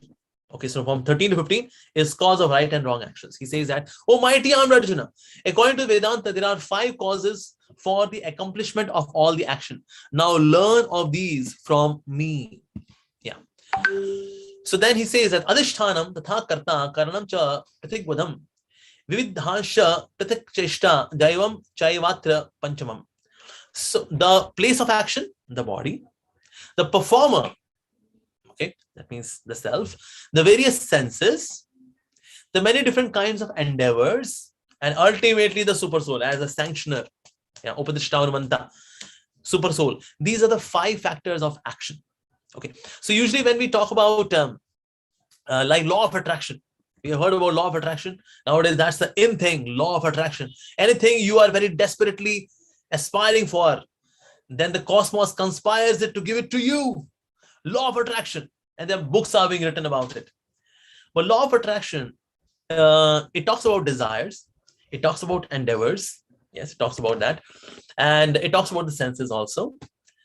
But it ignores one aspect, and that's super soul. If there is no sanction of the super soul, then even though other things are being done, which are mentioned in this verse like Adhishthanam is also there, body is there, Karta is also there, Karanam cha Prithvig, that means the person, Prithvig means separate, Cheshta, endeavors, okay, these are covered, but Daivam, law of attraction doesn't talk about Daivam, the super soul. So these 5 factors are involved for any action to happen. Yeah. And then in the next verse, it is mentioned that whatever right or wrong action a man performs by body, mind, or speech caused by these 5 factors. Okay. So because when we talk about Adhishthanam, so Adhishthanam means body is also there. Mind and speech. Mind means I'm thinking of something, and then we do it by words or by physically we are executing the task. It all happens. But without these 5 factors getting involved, nothing can actually happen. Yeah. So therefore, one who thinks himself the only doer, not considering the 5 factors, is certainly not very intelligent and cannot see things as they are. Like in this connection, this particular verse is connected to chapter 3, verse number 27, where it is mentioned that ahankar vimulatma karta aham iti manate. Prakriti kriyamani gune karmani sarvasha ahankar vimulatma karta aham iti manate. Well, karta, of course, soul is also doer, because desires are coming in the soul. In case our task has to be executed, desire has to be there. Without desire, how can it be executed? And there is also nature above it. That means law of karma is also there. Just desire is not sufficient. Law of karma is above that. In case you are not having something in your destiny, you will not get it, even though I may be very desperate for it. So just soul being karta, no. Above soul, there is another karta, which is law of karma. And above law of karma, there is also Krishna, the super soul. He's also there. If there is no sanction, even this law which is created by God, nothing can come. So we are also doer. Okay. So we are also doer. That means because we are desiring. Prakriti is also doer. Why? Because Prakriti facilitates our desires. And then super soul is also doer. Because without the super soul of the sanction, there is no sanction, and then things cannot get executed. So doer, doer, doer. So the one who thinks that these 2 are not there, only I am there as a doer. Yes. That is ahankar vimulatma karta aham iti manate. I am also doer. I'm not the only doer. If somebody thinks like that, then I am also one of the doers. There are other doers as well. Above me, there is Prakriti, and above Prakriti, there is Lord. Then he is not ahankar vimulatma. So here, this verse again, it establishes the fact that the one who thinks only himself, tatra eva sati, that means the person, tatra evam sati, being kartar, the worker, atmanam, himself, kevalam. The word kevalam is very important. That I am the only one, kevalam, tuya. And this person certainly is durmati. That means this person is not very intelligent. Durmati, he is foolish. So you should know that I am not the only one who accomplishes task. Okay, now next verse. One who is not motivated by false ego. That means false identification. Okay. Whose intelligence is not entangled. Now this sequence is very important. Yasya na ahankato bhavo buddhir yasya na lipyate. First is ahankar and then buddhi. How does this intelligence get entangled? When there is false ego, when there is false identity, intelligence gets a wrong direction to act, to function. And that's why the intelligence gets entangled. Though he kills man in this world, does not kill, nor is he bound by his actions. Why? Because he's not acting out of false ego. And his intelligence is not entangled. His intelligence is driven by the spiritual instructions. And that's why, why the soul, and this way the intelligence was unbound, was not in the foundation, in the entanglement of ignorance. Why? Because there's spiritual knowledge. And false ego is corrected by service, by right ego. Because there is false ego, so there has to be right kind of ego as well. What is right ego? I am a soul. Aham brahmasmi. I am a soul. I belong to Supreme Lord. Yes. Tattvam Asi. I belong to Him. So when there is this conception, then this ego is a true ego or a spiritual ego, and that's perfectly fine. But once there is false ego, I'm the body, I'm North Indian, I'm South Indian, I'm man, I'm woman, I'm from higher caste, I'm from lower caste, I'm Indian, I'm Pakistani. That is actually false ego, because that's bodily identification. And this body identification leads to entanglement of buddhi. Yeah, like that. Okay, now next verse is knowledge, the object of knowledge, and the knower are the three factors that motivate action. Knowledge, if I got knowledge for something, that inspires me. Okay, now let me do it. And second is object of knowledge. That means, okay, about for whom? Say, for example, in case if there is a strawberry cake, so knowledge of the cake, that this cake is so very delicious, my goodness, this knowledge inspires action.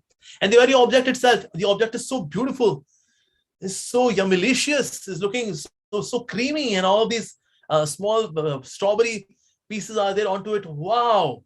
So the very object of knowledge. And the knower, that means I should also be there, who has the desires. And three factors that motivate action: the senses, the work, and the doer, the three constituents of the action. Yeah. And then comes next one, next verse, which is 19th verse. According to the three different modes of material nature, there are three kinds of knowledge, action, and performer of action. So now from 19 onwards, so 18 and 19, they talk about the three motivators and three constants of action. So now knowledge, work and worker, and intelligence, determination, and happiness, how they are there in three modes is being explained now till verse number 40. So now we proceed. So according to the three different modes of material nature, there are three kinds of knowledge, action, and performer of the action. So jnanam karma chakarta cha tridhaiva gudabhedatah. So here comes the next verse. So next verse talks about that knowledge by which one undivided spiritual nature is seen in all living entities, though they are divided into innumerable forms. You should understand to be in the mode of goodness. In case if I see everyone as soul, here is a soul, here is a soul, here is a soul. The same spiritual Jiva Shakti is there everywhere. Yes. If I look at a very beautiful woman, oh, she's a beautiful soul. If I look at an elephant, oh, very good soul, beautiful soul. If I look at someone who is Chandal, oh yeah, but there is a beautiful soul. If we see the same spiritual nature, even though they are covered by various modes of nature, mode of Sato, Rajo, Tamo, and their permutation combination, but I see that how each and every one is a soul and how everyone belongs to the Lord. When this vision is there, with this samatha, that person is actually understood to be in the mode of goodness. So innumerable forms, even though there are innumerable forms, but everyone is actually an individual soul. That's the way that knowledge inspires us to. This knowledge inspires samatha, pandita samadarshina, as given in chapter 5, verse number 18. So that knowledge by which one sees that in every different body there is different type of living entity, you should understand to be in mode of passion. Like you will see in mode of passion, there is romance. This romance happens because I am male, female. I see, okay, I am different, she is different. She is female soul, I am a male soul. We identify more by their body, their external appearances. Such kind of knowledge about a person, that somebody is very hunky, somebody is having six-pack, somebody is having family pack, big belly, oh, that's a family pack. So somebody is so gorgeous, somebody is not so gorgeous, somebody is from higher caste, somebody from lower caste. This kind of knowledge about people, about their wealth, about their aristocracy, about and the power, this kind of knowledge is in mode of passion. And that knowledge by which one is attracted to one kind of work as all in all, without knowledge of the truth, and which is very meager, is said to be in the mode of darkness. Okay. So that's in mode of ignorance, because the knowledge where the person is driven by, he is doing action, but there is no knowledge about it in truth. That's the thing. Okay, next one is that action which is regulated and which is performed without attachment. Again, you will see that this particular thing, renunciation of the fruit is so very important. So action which is regulated, okay, niyatam, regulated, and then sangarahitam, that means without attachment, for regulated and without attachment. Araga dvesha, without love or hatred. Kritam, done. When such action which is done, which is regulated and which is performed without attachment, without love or hatred, without desire for fruitive results, is said to be the mode of goodness. So apal prepsuna karma. So which means that by one without desire for fruitive results, karma, action, yat, which satvikam, in the mode of goodness, uchyate. So now this is the action which is in mode of goodness. Okay, that which is done without attachment. You see, attachment actually makes us weak. Attachment makes us very biased. Attachment makes us very judgmental. In this way, we are not able to get really the right kind of knowledge because we are attached. And because of that, one is not able to perform actions in mode of goodness because I'm having attachments. Detachment makes us stronger. Attachments make us weak. Material attachments make us weak. And when materially we are detached, that makes us stronger. You will see even those who are attached to their children, their mothers who are attached to their children, they're not really able to work for the welfare of the children because they're attached. My son cannot go anywhere. I love my child so much. I cannot send my child anywhere. Please. Attached. Attachment makes us weak. When we are attached, we cannot even educate because I'm attached. They may not leave me. I will not get donations. They will stop respecting me. I have to act in a way so that they remain my followers. Like sometimes guru, so-called guru, he becomes attached to his followers. One becomes attached to the possessions. One becomes attached to comforts. As soon as this attachment is there, one becomes weak. Detachment makes us stronger, actually. When I use the word detachment, as Lord Krishna is also mentioning here, it does not mean carelessness. Sometimes detachment means people think that now live a very careless life. No. Devotee of the Lord, a true spiritualist, is carefree, but not careless. He's carefree. He's beparwah. He's not laparwah. So as it is mentioned here, that he's free from such attachments. Now, next verse talks about but action performed with great effort by one seeking to gratify his senses. Yes. Yattu kamipsuna karma sahankarena vapuna. Kriyate bahu layasam. That means bahulayasam means great labor when one acts. So, but the actions performed with great effort by one seeking to gratify his desires, enacted from the sense of false ego, is action in the mode of passion. False ego means identification with the body. I'm the body. So with this identification of the body, I'm man, I'm woman, I'm beautiful, I'm ugly, I'm from higher caste, I'm from lower caste, I'm Indian, I'm foreigner, I'm healthy, I'm sick. When the person is thinking like this, so now he's seeking to fulfill the desires as per this false ego. Such actions which are there for sense gratification are in mode of passion. Next comes the action performed in illusion. Yes, now that's tamogun. Yeah. So yat, that means now we are talking about tamogun. So yat tamasam uchyate. So what kind of action are in mode of ignorance? The action performed in illusion, disregard of scriptural injunctions, and without concern for future bondage or for violence or distress caused to others, is said to be in the mode of ignorance.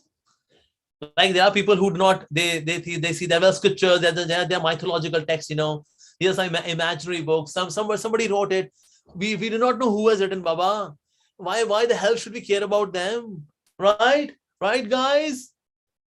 And this way people act without considering the scriptural injunctions. Then such is the beginning. This is the beginning of illusion. Because when I'm not seeking right kind of knowledge through scriptures, then I would seek knowledge which is as per mental speculation. So that leads to ignorance. So, and without concern for future bondage. Now, because scriptural injunctions are there to liberate me, if I do not consider scriptural injunctions, I would engage in activities which leads to future bondage and violence or distress caused to others. You see, and such people, they cause such violence and distress to others because they are driven by ignorance that leads to arrogance. And when there is arrogance in attitude, that leads to violence and distress caused to others. And that's when in the material world we see that nobody is happy. Nobody is happy. because everyone is screwing everyone. Like in corporate life, we say the shit flows from the top. The shit flows from the top. The chairman screws the CEOs and CFOs, the board of directors, and then this way everyone is screwed.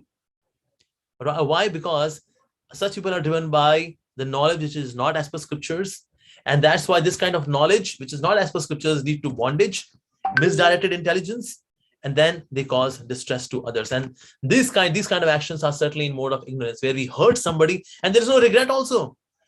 There's no regret. So what, man? Such people deserve such screwing. To hell with them. That's mode of ignorance. Indeed. Okay, now we come to the 26th verse. So one who performs his duty without association with the modes of material nature. Okay. So if somebody disassociates with the modes of material nature, this person is practically known as Jivan Mukta. Yeah. Without false ego, with great determination and enthusiasm, and without wavering in success or failure, is said to be in the worker of the mode of goodness. Like our founder Acharya Srila Prabhupada, from 1922 till 1965, he was trying to preach Krishna consciousness, bhakti in India. But it was all failure. So 65, 22 till 65, 43 years of failures. My God. Who can face 43 years of failures? But he was not moved by this failure. And then from 1965, 66 till 77, 11 years of such a bombastic success that his success is written in, even in some of the MBA institutes is being taught. In some of the religious institutes is being taught that here is a person who just in 11 years did this revolutionary task. But during this success also, Srila Prabhupada was not moved. He was same. He's a pure devotee of Krishna, whether during the failures, no discouragement. During the time of success, no pride. So it doesn't waver. And certainly these actions are not just in goodness, but they are more than in goodness, because then they're not driven by the modes of material nature. They're not driven by false ego. They work with great determination, enthusiasm, without wavering in success or failure. So this kind of task is actually mode as this. So this kind of action is what is most preferred actually. And then the worker who is attached to work and the fruits of work, desiring to enjoy those fruits, who is greedy, always envious, impure, and moved by joy and sorrow, is said to be in the mode of passion. So he is what? He is ragi, he's very much attached. Karma phala prepsu, that means he's desiring the fruits of work. And then ludbha, greedy, himsa atmakaha, always envious, ashchihi, unclean, Harsha Shoka Anvitaha, subject to joy and sorrows. When there's joy, yes man, party, party, party. And he's opening champagne and joy. And sometimes there is extreme sorrow, drinking wine again, of course. So Karta, he thinks that yes, I am the doer. This person is in mode of passion. Yeah. And then comes the next verse. The worker who is always engaged in work against the injunctions of scriptures, who is materialistic, obstinate, cheating, and expert in insulting others, and who is lazy, always morose, and procrastinating, is said to be in the mode of ignorance. You'll see all these qualities are especially there in the people of Kali Yuga. All of them. Materialistic. Okay. So you'll see that, and then obstinate. That means they are firm. They do not move. They're not flexible at all. Cheating, expert in insulting others, screwing others, and who is lazy. I've seen people, they do not even get up early in the morning, even for their own health. Not for God, even for their own health. They are not able to get up because lazy, always morose. We see that nowadays these motivational speakers are catching so much attention. Why? Because people are morose. They need somebody to motivate them, inspire them. But people are morose. Yes. Even I've seen when people are dancing, even in marriages, karma, the happiness is so external. They're not really happy. I'm procrastinating. We'll do it tomorrow. Yeah, tomorrow we'll do. Tomorrow. Always procrastinating. So that's in mode of ignorance. Now the next verse is, "O winner of the wealth, now please listen as I tell you in detail of the different kinds of understanding or determination according to the three modes of material nature." So now we talk about determination. So that understanding by which one knows that what is ought to be done, okay, and what ought not to be done, what is to be feared and what is not to be feared, what is binding and which is liberating, is in mode of goodness. So the one who is driven by Sattvagun, he knows that what is going to bring bandhan, which is going to cause bhai, and which is abhay. So bhai, abhay, bandhan, moksham, he has all of this knowledge, and that's why his actions, his understanding is in mode of goodness. Now in mode of passion, Lord Krishna says, "O son of Pritha, that understanding which cannot distinguish between religion and irreligion, between action that is to be done and action that is not to be done, is said to be in the mode of passion. And then understanding which considers irreligion to be religion and religion to be irreligion, under the spell of illusion and darkness, and strives always in wrong direction, O Pritha, is in mode of ignorance." So such an understanding which is religion is which is irreligion is considered to be religion. Like for example, terrorism. Terrorism is actually irreligion. That is considered by religion by some people. Oh yes, that's religion.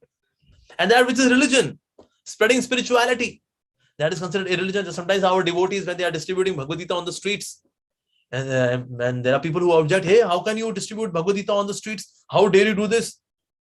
So what should we sell then? Sarita, Filmfare? Should we distribute Mufli? What we should distribute then? People do not know, what is to be distributed. People are doing good tasks selflessly. Or say, well, this is what, like P. Chidambaram, long time back, he said, saffron terrorism. How can saffron be terrorism, Baba? So that which is religion is counted as irreligion, and that which is irreligion is counted as religion. So such kind of understanding is in mode of ignorance. So then in next verse he says, "O son of Pritha," now determination. He talks about determination. Now New Year is coming. So which kind of determination we should have? New Year resolve. People take to New Year resolves. In the year 2022, I will get up early in the morning. But people are not able to get up in the morning. Still they are sleeping. But what kind of determination we should have so that my New Year resolutions can actually come to action? Yes. So he says that, "O son of Pritha, that determination which is unbreakable, which is sustained with steadfastness by yoga practice, and which thus controls the activities of mind, life, and senses, is determination in the mode of goodness." That determination which is unbreakable. Like we see the example of Dhruva. What an amazing determination. My goodness. Within 6 months, he could see the Lord face to face. Dhruva. His determination is Dhruv. Unbreakable determination. So, and steadfastness. That means in yoga system, yoga practice, he's not wavered. Like we see that when people go for meditation, and they're doing meditation, and then they feel sleepy.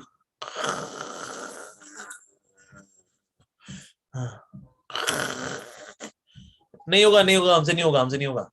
I mean, we can't do it. And they quit. Steadfastness. One should not get distracted, because usually when we start doing meditation, in the beginning, we may tend to sleep. One may tend to get distracted. But gradually one becomes steady actually. But regular practice, yes. So New Year resolution is coming. This is the kind of determination which we should have for continuing with our resolves. So, but that determination in which one holds fast to fruitive results in religion, economic development, and sense gratification is for nature of passion. That means there are people who are determined, but for selfish desires. I know we see people who are working in corporates, 15 hours, 16 hours. Sometimes they stay in office. The wife is calling, "Darling, when are you coming home?" He says, "Excuse me, I'm so busy, baby. I have to make a lot of money, baby." Yeah. So they're also determined, but for selfish desires, for sense gratificatory activities. And that's in mode of passion. But, okay, now please hear from me about the kind of happiness. Excuse me. I think I missed one verse. Yes, yeah. And that determination which cannot go beyond dreaming, fearfulness, lamentation, moroseness, illusion. Such unintelligent determination, O son of Pritha, is in mode of darkness. That it doesn't go beyond dreaming. Like, for example, getting up early in the morning. Yeah, tomorrow I'll get up. Tomorrow morning I'll get up. And then again, alarm is ringing. Snooze. Still I'm getting up at 7 o'clock. Oh. So that determination which doesn't go beyond dreaming, that's the kind of determination which is in tamogun, in tamas. Okay, now verse number 36 is, oh best of Bharatas, now please hear from me about the three kinds of happiness by which the conditioned soul enjoys and by which he sometimes comes to the end of all distress. So now we talk about happiness. Yes. So that which is in the beginning may just like poison, but at the end is just like nectar, which awakens ones to self-realization, is said to be happiness in the mode of goodness. In the beginning, it can be like poison in the sense it is difficult. Like we see that those who are spiritualists, they do fasting also. They read Shastras, even they don't like to read. No, still I should read, Baba. And they have got big books. They open the book. They're not understanding anything in the beginning. What's happening, man? Karma yoga, Jnana yoga. My goodness, I'm becoming mad, man. So in the beginning, it looks like poison. But gradually, one starts getting taste and self-realization. That's the mode of the happiness which is in mode of goodness. So now next one is the happiness which is derived from the contact of senses, which their object and which appears to be like nectar at first, but poison at the end, is said to be of the nature of passion, like romantic affairs. Romantic affairs in the beginning, they are very good. You know, it's such joy, and their love letters and shero shairi, you and I in this beautiful world. Ooh, hey, yes, and the beginning is so sweet. Ooh, the roses are red, the sky is blue. Oh my darling, I love you. Mwah. So the beginning is nectar, but later on, ooh, the roses are dead. I have flu. Don't come near me, pare hat tu. Oh my God, what was the poem earlier? Now it has transformed to something else. So now it becomes like poison. Why the hell, you know? Well, I was so passionate during my young age. That's why I just got into all of this, man. So we see that all these romantic affairs, in the beginning, they are like nectar, but at the end, they appear like poison. So now next verse, which is the 39th verse. And that happiness which is blind to self-realization, which is delusion from beginning to end, and which arises from sleep, laziness, illusion, is said to be in the mode of ignorance. Like people take so much joy in sleeping. I know people who sleep at 1, they get up at 10 o'clock next day in the morning, 11 o'clock, 12 o'clock. Oof. Sleepy, lazy. I've seen people walking. They are walking as if there is 100 kgs on their backs, on their shoulders, and they are walking lazy. And they are very happy. Please let me sleep. So this joy of sleep is in mode of ignorance. Yeah, like that. So now comes the next verse. So there is no being existing either here or among the demigods in the higher planetary systems, which is freed from these three modes. So in the material world, we see that these three modes are actually active. Everything is driven by these three modes. Yeah. So next verse is Brahman, Kshatriya, Vaishya, and Shudras are distinguished by the qualities born of their own nature in accordance with the material modes of chastiser of the enemy. Again, Lord Krishna has already talked about it. Chaturvarna Maya Srishtam Guna Karma Vibhagasha. That guna, that means by the mode of goodness, passion, and ignorance, and karma. One is, so varna is divided, not as per birth. As there are people who say, well, it's all about caste system. It is all higher caste, lower caste. Just see what is Hinduism. Huh? Excuse me, sir. Excuse me. Have you read Bhagavad Gita nicely? And here is Bhagavad Gita verse for you. Lord Krishna says that Brahman, Kshatriya, Vaishya, Shudras are not as per birth. They are known as per their nature, the qualities born of their own natures in accordance with the material modes. O chastiser of the enemy. And now he describes about the qualities. A Brahmana would be peaceful, self-controlled. He would be very austere. He would be very pure. Tolerance is also there. Honesty is also there. Knowledge is there. Wisdom is there. Religiousness is there. Anyone, irrespective of any family lineage he is coming from, he has these qualities. He's Brahminical in nature. He's Brahminical. So anyone who has the qualities of heroism, power, determination, resourcefulness, courage in battle, generosity, and leadership are the natural qualities work for the Kshatriya, irrespective of his birth, whether he is from Chaturvedi family or Tyagi family or Kumar family or Kapoor family or Chopra family or Gonzalez family or Shah Rukh Khan family or Saif Ali Khan family or Shammi Kapoor family. Excuse me, sir. If you have these qualities, you are a Kshatriya. Yes. In case you have the qualities which are like in case excuse me, earlier I was by following this quality, yeah, every man can become perfect. Now please hear me. Now this can be done. Just a minute, I think I missed one. Yeah, yes, farming, cow protection and business are the natural work of Vaishyas. So Krishi, Goraksha, Vanijyam, in case you are doing it irrespective of your caste, creed, nationality, gender, you're doing it well, sir, you are actually Vaishya. Not Vaishya, but Vaishya. Yeah, you're from mercantile class. And anyone who does labor and service to others, that's a Shudra. Anyone who is doing service to others, even a software engineer who is doing service to others. So I will do coding for you. He's actually Shudra. Can we say that? Well, you computer science engineer, Shudra. Can we say that? No, of course not. Shudra is actually, even computer engineer can be Shudra because he's doing work for others. I can make software for you, sir. Why not, sir? Of course. A civil engineer can be a Shudra because he's actually making a building for you. So he can be, or he's also Shudra. Can you say, you civil engineer, oh Ram, I have to go take bath in Ganga. Oh, this Shudra, you software engineer. Can we say that? Of course not. So Shudra has got no negative connotation. This negative connotation is brought by media or by these movies and Bollywood movies. Shudra. Of course, they are so-called Brahmins. These so-called Brahmins, they made this kind of discrimination. We are from higher caste, you are from lower caste. These lower caste people cannot enter our temple. You are born Shudras, man. Excuse me, sir. Nobody's born Shudra. Or by birth, actually, everyone is like a Shudra. That means there is no quality as such. No.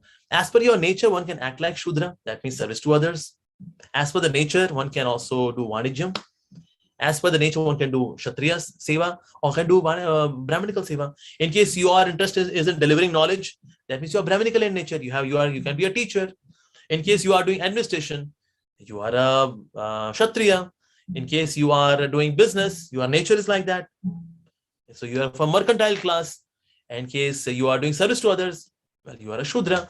Shudra, they live on salary. And the business class, they live on profits. The Kshatriya class, they live on taxes. And the Brahmins, they live on charity. So anyone who takes salary is actually Shudra. So can we, and you'll see 99% of the world population is actually Shudra because they take salary.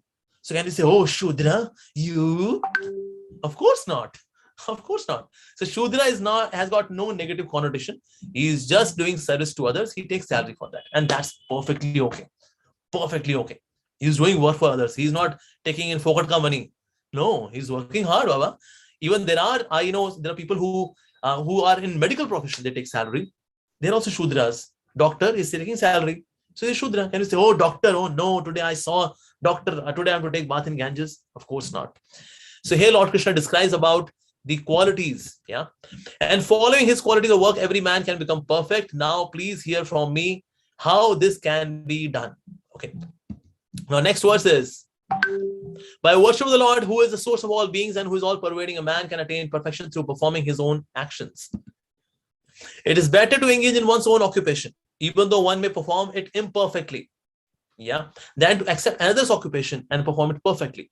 Duties prescribed according to one's own nature are never affected by sinful reactions because the one is able to do it without getting attached, because that's one's nature is.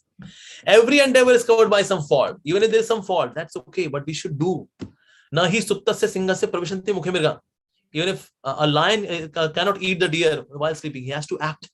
So we are to act according to the modes of nature. There can be some fault, but yes, we should not do other person's action. Like the one example was given of Shumbhak in Ramayana, that Lord Ram killed him, and people who are there are certain section of society, they say, well, just see Lord Ram, he was into caste system. Of course not. If he would have been into caste system, uchi jati, nichi jati, he would not have taken the berries from Shabari. He would not have taken lac from the Kevat. He would not have done that. So that way there is no such thing as caste system. But yes, if somebody is going to misuse the scriptures, then of course that person has to be killed. So he punished that person because he was reading scriptures not with good attitude, like that. Okay, then, O son of Kunti, learn from me how one who has achieved this perfection can attain to supreme perfectional stage, Brahman, the stage of highest knowledge by acting in the way I shall now summarize. Okay. So now how somebody can reach transcendental platform is what is being described here now in verse number 51 till 53. It is mentioned that being purified by his intelligence and controlling the mind with determination, giving up the objects of sense gratification, being freed from attachment and hatred, one who lives in secluded place, which means from materialistic association, but he can be in devotees association, which is best, who eats little and can be offered to Lord Krishna as prasad, who controls his body, mind, and power of speech. That means he uses them only in service to the Lord, who is always in trance and who is detached, free from false ego, false strength, false pride, lust, anger, and acceptance of material things, free from false proprietorship, I owe it, I, me, mine, and peaceful. Such a person is certainly elevated to the position of self-realization. Yeah. Okay, then Lord Krishna says, Brahma Bhuta Prasanna Atmana Shochati Na Kankshati. One who is thus transcendently situated. Okay. How can somebody say, well, anybody can say, well, I am transcendently situated, sir. Yes. What are the symptoms of a person who is transcendently situated? He is Brahma Bhuta and he is Prasannatma. That means he is Prasannatma. Okay. He is always happy. Na Shochati. He is not into moroseness. Na Kankshati. He is not desiring or aspiring for something. Would that I could get it. No. He is equally disposed. Samaha. Sarveshu bhuteshu. Towards all living entities. Mad bhaktim labate param. This person can get my bhakti. Which kind of bhakti? Param. That means there is mixed bhakti also. There's karma mishra bhakti, jnana mishra bhakti, yoga mishra bhakti. Because karma, jnana and yoga, they can also give their respective results in association with bhakti. But there can also be a bhakti which is mixed with karma, jnana and yoga. But there is also para bhakti. Labate bhakti, where Lord Krishna says, mad bhaktim labate param. Here it is not mixed bhakti, pure bhakti, not mixed with mundane karma, not with impersonalistic knowledge or mundane knowledge, not with mundane yoga, but just to upkeep the body. Labate param, that kind of bhakti. Mad bhaktim labate param. That is, oh, is that so? What happens by such bhakti? Then Lord Krishna says, Bhaktya mam abhijanati. Only by bhakti I can be understood as the Supreme Personality of Godhead. Only by bhakti, only by devotional service. Bhaktya mam abhijanati. That means you do not just know janati. Abhijanati means one can actually completely know me in fullness by the power of bhakti. Because bhakti attracts grace. Yes. Tato mam tatvato gyatva. The one who knows me tattva. I, Lord Krishna, I'm not just a stealer of butter and dancer with the gopis. I'm that, but I'm doing those activities transcendently, not that I'm a mundane lover. So you should know me tattvataha, the one who knows me like that. Vishate tadantaram. That Vishate means to enter. Where does he enter? He enters tadhama paramam mama. He enters my dham, which is the topmost perfection, actually, like that.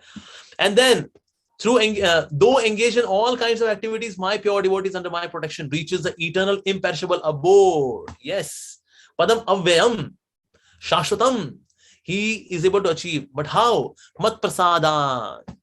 By my mercy, by my grace, he is able to attain this perfection. In all activities, just depend upon me and work always under my protection.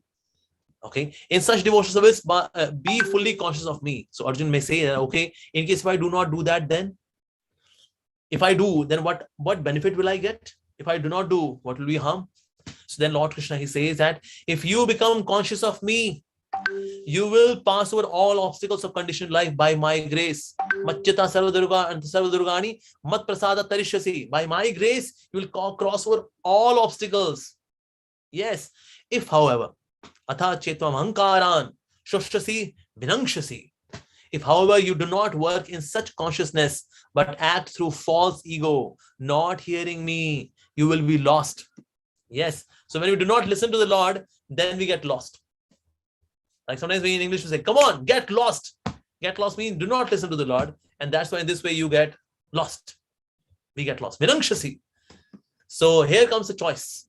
That means Lord Krishna is not imposing himself onto Arjuna. He's giving him the choice. He's giving education. If you listen to me, this will happen. If you will not listen to me, this will happen. Now it's your choice. So Lord Krishna has given living entities the choice. Under illusion, now you are declining to act according to my direction.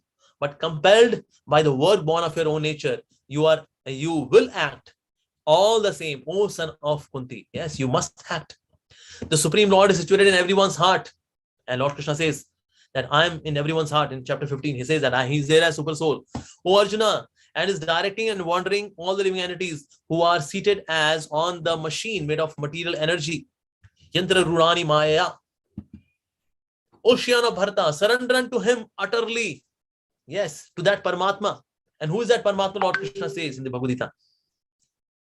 Sarvasya chaham hriday sannivishto. Sarvasya cha aham sannivishto. I am there in everyone's heart as super soul. So he's now referring to the super soul. He's saying, O Ocean of Bharata, surrender unto him utterly. Tameva sharanam gacha. Sarvabhavena Bharata. Tat prasadat param shantim sthanam prapsi shashvatam. And you will attain transcendental peace and supreme and eternal abode. The supreme abode. Thus I have explained to you the knowledge still more confidential. Oh, so this is Guhyataram. So Guhyataram.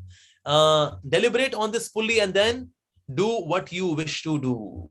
Yadhechasi tatha guru. Yes. So Lord Krishna here is giving this choice. Now do as you desire. Lord Krishna is again not imposing. One person, he said, what is my favorite verse in the Gita? He said, Yadhechasi tatha guru verse. Lord Krishna, now you do as you want. This is what I want to do, man. This is my favorite verse. But actually, our favorite verse should be Karshe Vachanam Tava. I would do as you would desire. Yes, that's what's required. So 64th verse says, because you are my dear friend. Okay. I am speaking to you my supreme instruction, the most confidential knowledge of all. Hear this from me, for it is for your benefit. So Bhagavad Gita is for our benefit. When Lord Krishna is speaking Bhagavad Gita, not so that he's fulfilling his ego. No, it's not like that. Sometimes people become confused. Lord Krishna is saying me. Like in the next verse, in verse number 65, he says like that. He says, Man manabha madhakto madhyajivam namaskuru mame vishish satyam te pratijani prayosi me. Always think of me. Become my devotee. Worship me and offer your homage unto me. Thus you will come to me without fail. I promise you this because you are my very dear friend. Somebody will say, my God, so much of me, my. Lord Krishna is such an egoistic God. He's saying so much of me, my. Is Lord Krishna very egoistic God? No, it's not like that. When a husband has to tell the wife, my dear wife, be loyal to me. We got married together. It is shameful for the wife, isn't it? Also, the other way around also, in case the wife has to tell the husband, it's very shameful for the husband. So in case when God is saying, Krishna is saying, surrender unto me, give your minds to me, become my devotee, worship me, pay obeisances unto me, it is shameful for us that Krishna had to say this to us. We belong to him. Constitutionally, we are his. And he has to say all of this. It's so shameful for us. Oh, Krishna, you had to say this. I'm so sorry. But in Kali Yuga, we see people say, well, Krishna is such an egoistic God. He's saying, give your mind to me, worship me, become my devotee, pay homage unto me. How much ego Krishna has, Baba? How much ego? Come on. It's not about his ego. He has no false ego. He's Chinmay. Janma karma chame divyam. He is divyam. It's shameful for us that he has to say all of this. We should be naturally surrendering to him, naturally giving our minds to him, naturally worshipping him. But we don't do that. So that's why Lord Krishna had to say all of this. And then comes the verse. Sarva dharman parityajya mamekam shanam braja aham tvam sarva papebhyo mokshishami mashuchaha. So Lord Krishna says, abandon all varieties of religion and just surrender unto me. I shall deliver you from all sinful reactions. Do not fear. Now this verse is very, very deep. He says that I can deliver you from sinful reactions. That means Krishna can change our astrology. I have a prarabdha. I have my sinful reactions. I am to bear as per my lines. Krishna says, I will take care of your astrology. Really, Krishna? I am going to my astrologer. He told me I got Sade Sati, I got Shani, I got Rahu, I got Ketu, I got Phala Dhimka. Krishna said, do not fear. Take my insurance policy. I'm telling you, I can change your astrology. Aham tom sarvapapebhyo mokshishami. Really? Mashucha. Don't fear. Yeah. Like Varadaraj is there in South India. He has got in Tamil. He's written here, Mashucha. Do not fear. And Varadaraj has got big smile. big smile. He says, Machucha, do not fear. But for that, before that, you have to do what? Sarv dharman parityaja. Like we see in the case of Draupadi, she was not giving up lajja dharma. She was holding on to the sari. And Krishna was waiting well. And then she left one hand. She said, well, Krishna, protect me. But with the two hands or one hand, she could not protect himself from Dushasan, because Dushasan used to go to gym every day, used to have protein shake every day. And Draupadi was not taking protein shake or going to gym. So she was in danger. But Lord Krishna was waiting well. Saradhanam Parityaja. Mamekam Sharanam Vraja. Like Vraja means to move. Sometimes we will become confused whether it is about going or coming. Lord Krishna is saying going or coming. Vraja doesn't mean, it has nothing to do with going or coming. It means just to move. Vraja. We move as per Krishna's plan. Then we can be happy. When we are driven by plans of the Supreme Lord, then we can be really happy. And Krishna says, I can change your astrology. Anything which would become an obstacle on the path of your devotion, I will remove it. And any prarabdha which is favorable for devotion, Krishna will keep it. Krishna can play with astrology, Baba. He is so powerful. So we don't have to surrender to any demigods or any such planets and all. We respect all planets. Shanidev, Namaskar. Rahu Ketuji, Namaskar. We have respect for you, but I surrender to Krishna only. Ekam Sharanam Raja. Mam Ekam Sharanam Raja. When we surrender to Krishna, all things are taken care of. Yes. And then in next verse, he says that this confidential knowledge may never be explained to those who are not austere or devoted or engaged in devotional service, nor to the one who is envious of me. Because they are not able to understand what Krishna is speaking here, they cannot really understand. And that's why Krishna says, do not give it to them. Although devotees still give to them. Also with prasadam. You like prasadam? You don't like Bhagavad Gita? Okay, you take prasadam. Like Sri Prabhupada used to say, not everyone can digest philosophy, but everyone can digest prasadam. Like in ISKCON temple, we have seen, in Katha, there are 50 people. In prasadam line, there are 500. They are least bothered about Bhagavad Gita. They say, Hare Baba. Real nectar is here in prasad.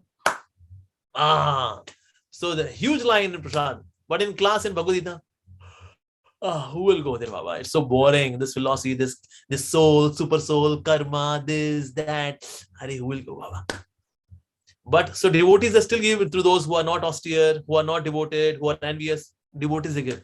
Because devotees of Lord Krishna are more merciful than Krishna by the will of Lord Krishna. They still give it to such people. Yeah. Okay. So now next verse. There is no servant in this world more dear to me than he, nor will there ever be. Who is this kind of person who is more dear to Krishna, most dear to Krishna? For the one who explains this supreme secret to the devotees, pure devotion service is guaranteed. And at the end, he will come to me. So usually it is seen that Sanatana Dharma is not about preaching. We should not preach.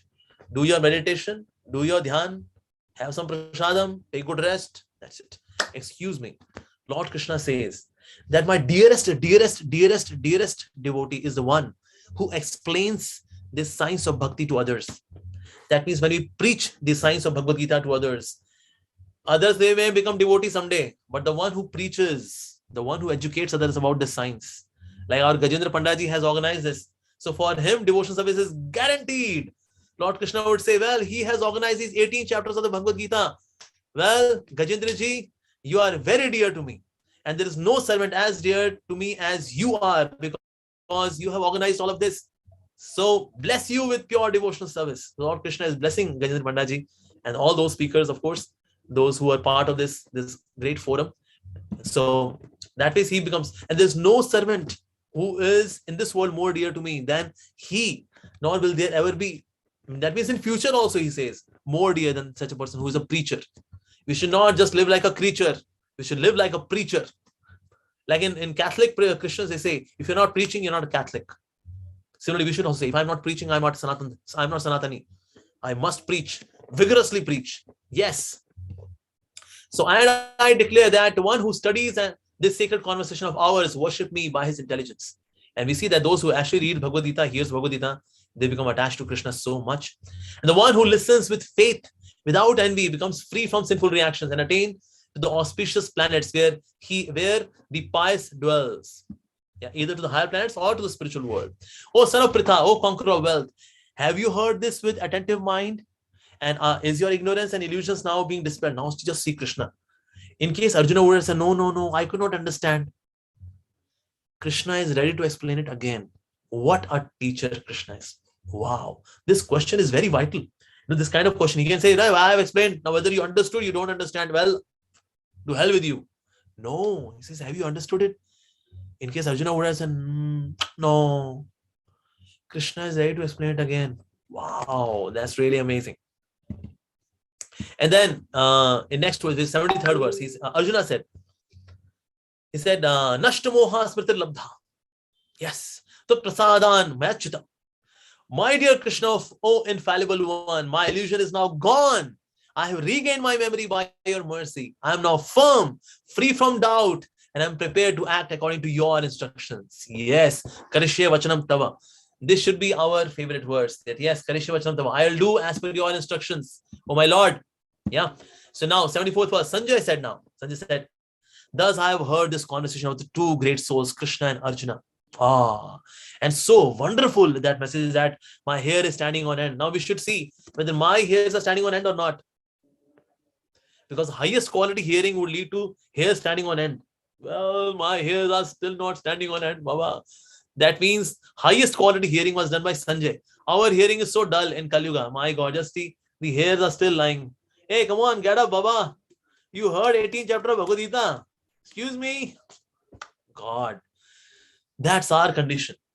But actually, which is the highest standard of hearing is given by Sanjay. My hairs are standing on end. He says that, yeah. Adbhuta Roma Harshanam. Roma Harshan. But there is no Roma Harshan. A Rome is there, but our Rome is now roaming somewhere else. Oh, no Harshanam. Well, we are lost. What to do? So now, next verse is, by the mercy of Vyasa, I have heard this most confidential talks directly from the master of all mysticism, Krishna, who was speaking personally to Arjuna. Yes. So Lord Krishna is Yogeshwara. So, O King, as I repeatedly recall this wondrous and holy dialogue between Krishna and Arjuna, I take pleasure being thrilled at every moment. Wow, there's another quality. We should feel thrilled after hearing Srimad Bhagavad Gita. O King, as I remember the wonderful form of Lord Krishna, I'm struck with wonder more and more. And I rejoice again and again. Oh my goodness. Usually in this world this happens. If we see something once, we are done. Not twice or thrice. No, that's it. We are done. Here Sanjay is relishing this conversation again and again. Wow, what a dialogue, what a conversation. Deep, mystical, sublime, spiritual, devotional, invigorating, transforming. That's the kind of experience Sanjay had. And then, of course, the last verse of this chapter is that Yatra Yogeshwaro Krishna Yatra Partho Dhanurdhara Tatra Shri Vijayo Bhutir Dhruva Nitir Mama Nitir Matir Mama. So wherever there is Krishna, the master of all mystics, wherever there is Arjuna, the supreme archer, there will also certainly be opulence, victory, extraordinary power and morality. That is my opinion. So Sanjay, after hearing this, he is giving the opinion. So Lord Krishna is described as Yogeshwara. He's master of all mysticism. That means all those mystics, they aspire for this yogi, Ishwar. Yogiyon ke Ishwar hai Yogeshwar Krishna. Aur yahan yog ke Ishwar hai, controller hai Krishna. Krishna is a controller. And he is the goal ultimately. And even somebody seeking super soul in the heart is to realize that actually Lord Krishna is a source of this even super soul. Yeah. So when somebody contemplates onto this conversation, well, what would be the result?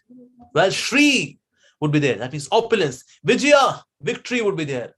And then Bhuti, that means exceptional power would be there. Dhruva, certainly. Niti would be there. Morality is there.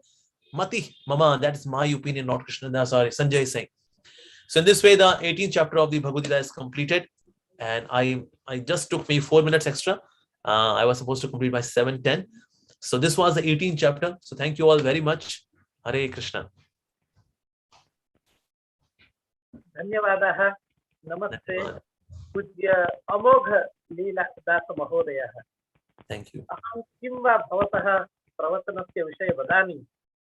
अति अद्भुतं रोमहर्षणम् इदं संस्मृत्य अहमपि आनन्दम् अनुभवामि. अतः एल्डी arts परिवार पक्षतः अहं भवतां चरणारविन्देषु प्रणामान् निवेदयामि, धन्यवादान् निवेदयामि, साधुवादं च प्रकटीकरोमि. भवतां प्रवचने चातुर्वर्ण्य मया सृष्टम् इति एतस्मिन् विषये उत्तमा चर्चा कृता। गुणकर्म विभागशः इति भगवता यत् प्रतिपादितं तत् विषये भवद्भिः अति उत्तमं प्रवचनं कृतं, स्पष्टता कृता। शूद्रस्य विषये भवद्भिः यथा उदाहरणं प्रदत्तं तत् अतीव उत्तममासीत्। अपि च भक्तस्य विषये केयर फ्री केयर लेस इति उभयोः मध्ये भवद्भिः शब्द प्रयोगः कृतः, बेपर्वाः लापर्वाः। यः उत्तमः भक्तः भवति सः अनासक्तरूपेण कार्यं करोति, सः केयर फ्री भवति, परन्तु यः आसक्तपूर्णरूपेण कार्यं करोति सः केयरलेस भवति। अतः अस्माभिः सर्वैः भक्तैः कीदृशैः भाव्यम् इति एतस्मिन् विषये भवद्भिः बहु उत्तमरूपेण कथितम्। 18 अध्यायस्य 68तमः श्लोकः अस्ति, सर्वधर्मान् परित्यज्य मामेकं शरणं व्रज, अहं त्वा सर्वपापेभ्यो मोक्षयिष्यामि मा सुत इति। मा सुत इति एतस्य शब्दस्य उपरि अतीव वैयक्तिकरूपेण अतीव गम्भीरतया अपि च तलस्पर्शतया भवतः चिन्तनं मननम् अहम् अभिनन्दामि।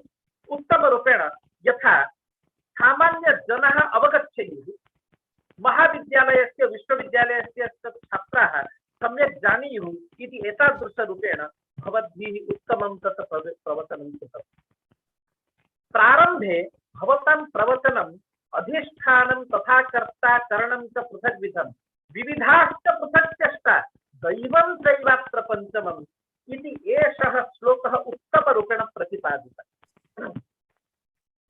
मैं थोड़ी सी हिंदी में बोलना चाहूंगा कि 12th साइंस का रिजल्ट निकलता है नेट पर, उसके 2 घंटे पहले अहमदाबाद में नर्मदा नहर के चारे बाजू और कांकरिया लेक के चारों बाजू पुलिस बंदोबस्त होती। आप समझ रहे हैं? क्योंकि 12th साइंस के बच्चे जो परीक्षा लिखते हैं, जिसके मन में ये विचार होता है कि मुझे 96%, 97% आना चाहिए, अगर उसको 91% रिजल्ट आ गया, उसको लगता है कि मेरा संपूर्ण जीवन अंधकारमय है, अब इस जीवन से कोई प्रयोजन नहीं है, तो वो अपनी आत्महत्या करने के लिए कांकरिया लेक में कूद पड़ता है या नहर में वो कूद पड़ता है। इसलिए पुलिस बंदोबस्त होता है। आज हम अपने बच्चों को विज्ञान, वाणिज्य सब कुछ पढ़ाते हैं, हम उनको फिजिक्स, केमिस्ट्री, मैथमेटिक्स, बायोलॉजी सब कुछ पढ़ाते हैं, लेकिन जीवन जीने की कला ये तो सिर्फ भगवान ने ही सिखाई है।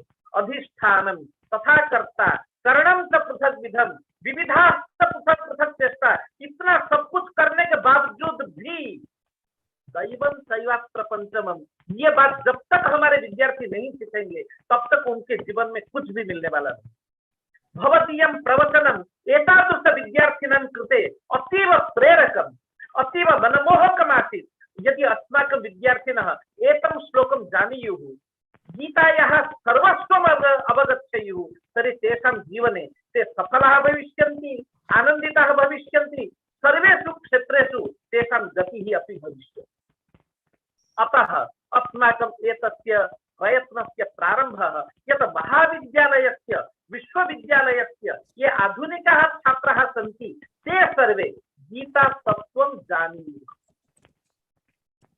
पूज्य अमोघ लीला दास महोदयानां चरणारविन्देषु अहं प्रणामान् निवेदयामि यत् लोकभोग्य भाषया येन अस्माकं विद्यार्थिनः प्रेरिताः भवेयुः, तया भाषया अति उत्तमं प्रवचनं श्रीमद्भिः कृतम्। अतः एल्डीआर परिवार पक्षतः अहं भूयो भूय प्रणामान् निवेदयामि।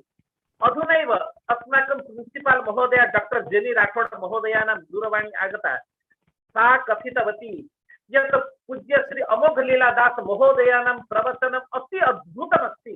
अस्माकं महाविद्यालयस्य विद्यार्थिनां कृते यदि प्रत्यक्षरूपेण भवतां प्रवचनं भविष्यति तर्हि वयम् आनन्दम् अनुभविष्यामः। एवमेव अधुनैव भवतां कृते अहम् आमन्त्रणं ददामि। अद्य अस्माकम् एतस्य सत्रस्य अध्यक्षरूपेण परमपूज्याः मुकुन्द दत्तदास महोदयाः अत्र उपस्थिताः सन्ति। परमपूज्याः मुकुन्द दत्त दास महोदयाः मूलतः अमेरिका निवासिनः सन्ति। University of Texas, university of Washington इत्यत्र बहु उच्च पदवीं ते प्राप्तवन्तः सन्ति। परन्तु यदा अभयचरणारविन्द श्रील प्रभुपादानां चरणारविन्देषु ते पूर्ण समर्पिताः अभवन्, तदा तेषां नाम परिवर्तनम् अभवत्। तेषाम् आध्यात्मिक नाम मुकुंद दत्त दास इति ते एतादृशरूपेण प्रसिद्धाः सन्ति। सम्प्रति वृन्दावने निवसन्ति, अपि च तत्र भक्ति वेदांत बुक ट्रस्ट मध्ये ते कार्यरताः सन्ति। अनेकानां पुस्तकानां रचयितारः सन्ति। बहुषु स्थलेषु ते गीता ग्रन्थस्य उपरि उत्तमं प्रवचनं कुर्वन्ति। अतीव मर्मज्ञः, विविध शास्त्रेषु पारङ्गतः पूज्यः मुकुंद दत्त दास महोदयाः अस्माभिः सह विराजन्ते। अहं तेषां चरणकमलेषु प्रणामान् निवेदयामि। एल्डी आर्ट् परिवार पक्षतः भवतां सादरं सान्तरं स्वागतं व्याहरामि, अपि च धन्यवादान् च वितरामि। यद्यपि ते उक्तवन्तः इति एषः समयः तेषां ध्यानस्य समयः अस्ति, परन्तु अस्माकम् उपरि अतीव स्नेहं निधाय तेषां ध्यानस्य समये अपि ते अस्माभिः सह एतस्मिन् आभासीय पटले विराजमानः सन्ति इति वयम् अतीव आनन्दिताः, वयम् अधवर्णः, वयं कृतज्ञः स्मः। अतः पूज्य मुकुन्ददास महोदयानां चरणकमलेषु प्रणामान् विनिवेद्य अहम् आमन्त्रणं करोमि, कृपया आगच्छन्तु। 18 अध्यायस्य उपरि मोक्षसन्न्यास योगस्य उपरि अस्माकं कृते अध्यक्षीय प्रवचनं कृत्वा अस्मान् अनुगृह्णन्तु। पूज्याः मुकुंद दत्त दास महोदय, वृंदावनम।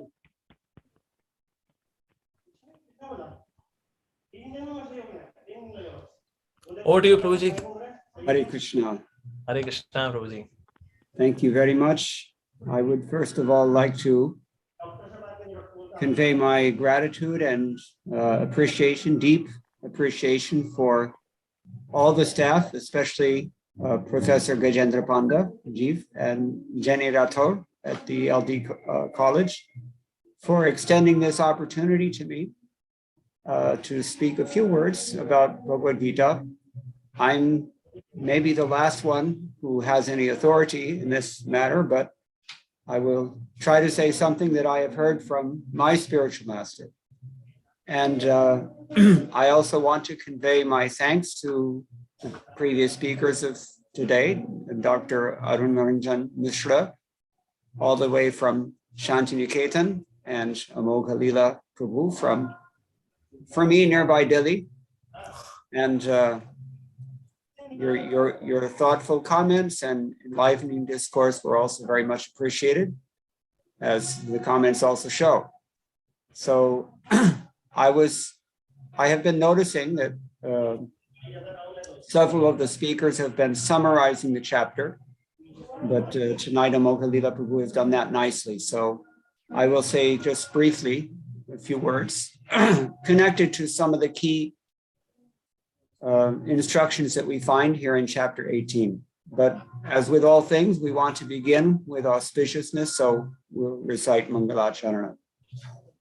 Om Jnana Timirandhasya Jnananjana Shalakaya Chakshuran Militam Yena Tasmai Shri Gurave Namaha Shri Chaitanya Manobhishtam Sthapitam Yena Bhutale Swayam Rupa Kadamahyam Dadati Swapadantikam Vandeham Shri Guroho Shri Yutapadakamalam Shri Gurun Vaishnavamshcham Shri Rupam Sagrajatam Sahagana Raghunathanvitam Tam Sadivam Sadvaitam Savadhutam Parijana Sahitam Krishna Chaitanya Devam Shri Radha Krishna Padan Sahagana Lalita Shri Vishakhanvitamscha He Krishna Karuna Sindho Dinabandho Jagatpate Gopesha Gopika Kanta Radha Kanta Namostute Tapta Kanchana Gaurangi Radhe Vrindavaneshwari Vrishabhanu Sute Devi Pranamami Haripriye Vanshakalpatarubhyascha kripa sindhubhya eva cha patitanam pavanebhyo vaishnavebhyo namo namaha. Jaya Shri Krishna Chaitanya Prabhu Nityananda Shri Advaita Gadadhar Shivasadi Gaur Bhakta Vrinda. Hare Krishna, Krishna Krishna, Hare Hare, Hare Rama, Rama Rama, Hare Hare. Madgavir api gopala swikuryat kripaya yadi tadaivasam payaha pitva hrishiv tatpriyajanaha. The 12th chapter of the Bhagavad Gita we've already heard. Krishna speaks there about the devotees who are dear to him. And here in chapter 18, also we've been given a whirlwind tour through the 18th chapter. Very daunting task to summarize in just an hour or so, but all 78 verses, but Prabhuji has done very well with that. We heard in the beginning that Bhagavad Gita is universal in its scope. And I believe it was Professor Mehra who said, it's like a kaleidoscope. You can see many, many things in Bhagavad Gita. In Bhagavad Gita, a sensitive reader will find information, examples, ideals, lessons regarding all facets of human existence. Social, religious, cultural, scientific, political, economic, environmental, and on. But its comprehensive range isn't the only specialty that makes Bhagavad Gita so celebrated throughout the world. After all, in Mahabharata itself, we find it famously declared there, Yadi hasti taranyatra, yanne hasti na tatkvachita. Whatever you can find anywhere else, you'll find in Mahabharata.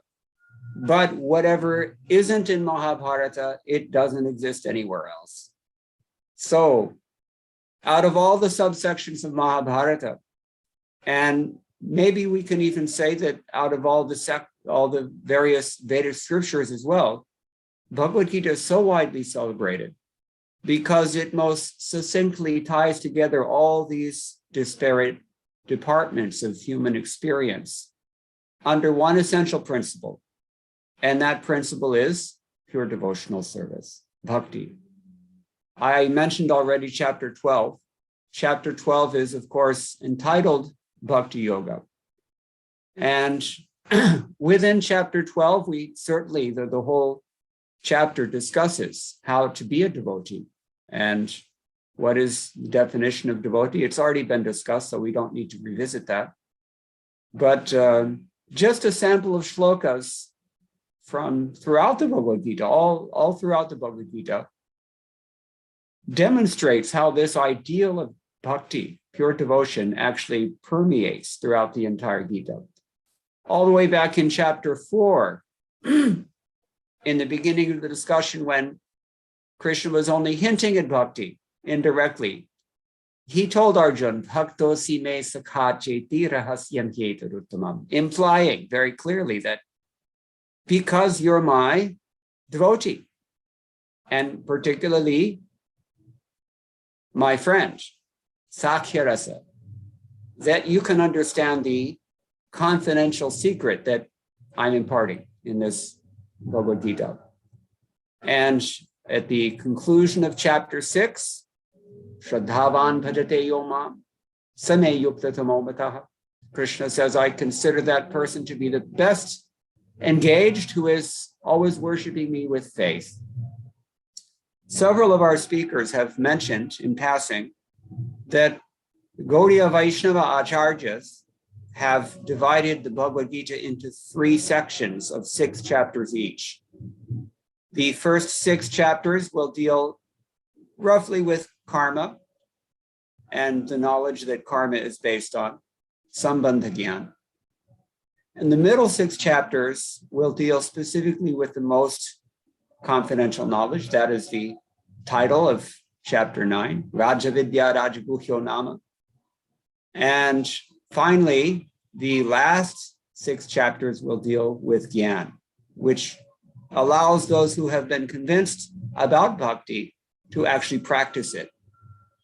We've heard before also, Jnani tu atmaiva me matam. Of all those who surrender to Krishna, the Jnani is the most dear because the Jnani is able to surrender to Krishna.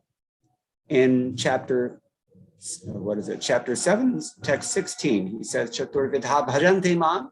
Again, the same word is used, bhajante mam. Janaha sukrita and arjuna. And out of these 4, the Jnani is the most dear to Krishna because Bahunam janmanam ante jnanavan mam prapadyate. When he's actually full, mature, I mean to say, in his Jnana, then he surrenders at that point. What is his attitude? Vasudeva sarvamiti. Everything for me is the son of Vasudeva. Vasudeva sutam devam ityadi. So, samahatma sudurlabha, but such a person is very rare. Why? Te dvandva moha nirnamukta bhajante mam drhavrataha.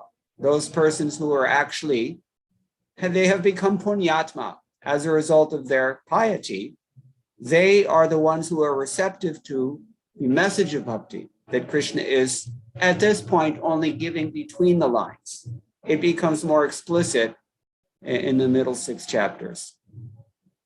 So, yesham tu antagatam papam jananam punya karmanam te dvandva moha nirmukta bhajante mam drhavrataha.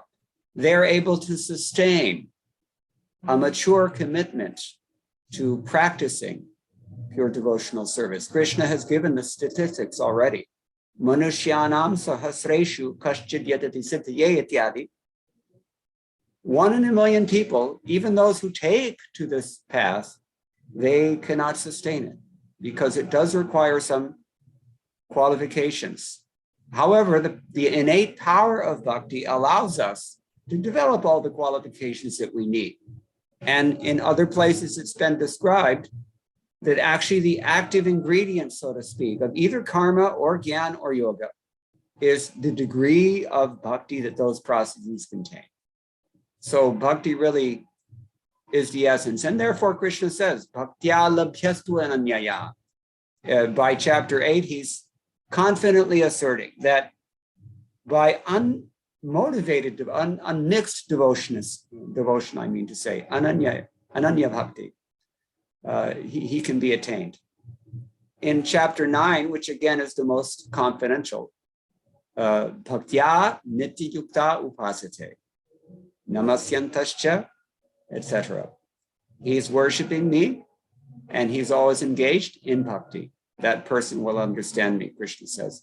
Bhajate mam ananya bhak sadur eva samantavya. And regardless of what he does, even if he falls, a child learning to walk is going to fall, it's expected. But he gets up again and he continues. And Krishna says, sadur eva samantavya. He has to be considered saintly. Who? Bhajate mam ananya bhak, the person who is, again, exclusively devoted to me. Ananya, no one else. Bhajante mam buddha bhava samanditaha, he says in chapter 10. Those intelligent persons who are imbued with some feeling for me, they worship me. And it's very explicit in chapter 11, text 54, bhaktya tvananyaya shaktya aham evam vidhordajana gyatum drashtum cha tatvena praveshtum cha. All these things are affected. Again, ananyaya bhakti. This concept of ananya bhakti permeates Bhagavad Gita. Another way to say it maybe is what Krishna describes as one of the characteristics of real knowledge. Bhaktir avyabhicharini in chapter 13, text 11. And at the end of chapter 14, very important chapter, which describes these 3 modes of material nature that are constantly in flux. Mam chayo avyabhicharina bhakti yogena sevate sagunan samati chaitan brahmabhuyaya kalpate. We become liberated by this process itself. Bhakti yogena sevate. By serving through bhakti yoga. What kind of bhakti? Avyabhicharini bhakti. Same idea. So by the time we get to chapter 18, text 55, it's very clear. And Krishna says, just to make sure nobody misses this, Bhaktyamam abhijanati yavanyaschasmi tatvataha. If you want to understand me in truth. Second time he said this, more than twice he says this. Chapter 4, he also said, tatvataha. To understand me in truth means to come to my level. So, bhaktyamam abhijanati. You can understand me by bhakti. Because we've heard from the Shruti mantras already that one who will understand this absolute truth is the person that this absolute truth chooses. It is a function of mercy, not a question of great intelligence, not even by pravachana, not by learning or any other material qualification. It's by faith in bhakti. Yasya deve para bhaktir yatha deve tatha gurau. Tasya. This person who has equal faith in the spiritual master and Krishna and worships them accordingly, this person gets all the prakashanti mahatmanaha, all the imports of the Vedas are revealed to him. That is literally the very last word, as it were, of the Shvetashvatara Upanishad, the very last lesson. Final conclusion, just as it is here in Bhagavad Gita. So Krishna puts this supreme ideal that we find throughout the Gita and other Shastras too, for that matter, especially Srimad Bhagavatam. He puts it into practical terms that any sincere person can understand. For example, back to the most confidential knowledge, patram pushpam phalam toyam ityadi. Anyone can offer a leaf, tulsi leaf, to Krishna, a little water, some fruit, flour. Yome bhaktya prayachati. And if he does this with love, dadaham bhakti upahritam ashnami prayatatmana. I will eat. Actually, I can't resist the opportunity to share a very beautiful verse that written by Ramanuja and quoted in Srila Rupa Goswami's Padyavali, an anthology of poems that were ancient even in the medieval era. He says, Dvijastrinam bhakte mriduni vidurane vrajagavam dadhikshire sakyo spotachepeta moštao muraripo yashodaya stanye vrajayuvati tate madhunite yathasi modastam imam upahare pikurutam. Krishna, all we have to do is offer something to Krishna with love, and Krishna will accept it. This devotee prays it. Just as you took the offerings of the wives of the Yagnapatnis in Vrindavan who wanted to feed you, and just as you took the sweets from the girls of Mathura, and just as you took the milk from the cows and from your mother, and the chipped rice in the Sudama's hands, all these things. So please take this offering. If we have this attitude, simple thing, and we try to do something for Krishna, offer something in particular, then he will accept it. So many of these things, as you've noticed by now, many of these things are repeated more than once in Bhagavad Gita. There are many, many things that are repeated almost verbatim more than once in Bhagavad Gita. For example, in this chapter 18, in the beginning, we've heard already, Yajño danam tapaschaiva pavanani manishinam. That was already said by Krishna earlier, because it's one of the important things. Playing his part as the ideal disciple, Shishyasteham, Arjuna asks for clarification also, several times even, about things that are also unlikely to be very clear to us. And that's important. Acting as the ideal teacher, Jagat Gurum, Krishna likewise repeats the key lessons that we really need to remember. Just as a school teacher repeatedly writes things on the board, especially if something is written on the chalkboard 3 times, you know it's going to be on the test. Because we all have an antima pariksha coming, don't we? Mrityu sarva harashchaham. We're going to have to give up everything sooner or later. It's not a question of if, it's just a question of when. And in 2001, in case you haven't noticed, it's pretty unpredictable. It seems like anything can happen anytime. About a year ago, not even a year ago, one of my friends from Hyderabad was a little careless about wearing his mask, and he ended up in the hospital on ventilation because he was COVID positive. And eventually, because ventilation here in India means you may get black fungus, that's exactly what happened. And he lost half of his face through black fungus, including one of his eyes, and he had a very painful death. But whether we have to go in that way or whether we go quietly, as my mother did, we all have to go. We all have to go. And poets like Kabir Das will teach us these hard lessons, but even if we don't hear them, we're going to have to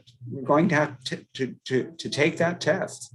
So it's best to be ready while we can. And this is why Krishna repeats things again and again in Bhagavad Gita. This is why Arjuna asks things again and again in Bhagavad Gita. Sometimes he asks the same question more than once, even, because he's sincere about getting this information right.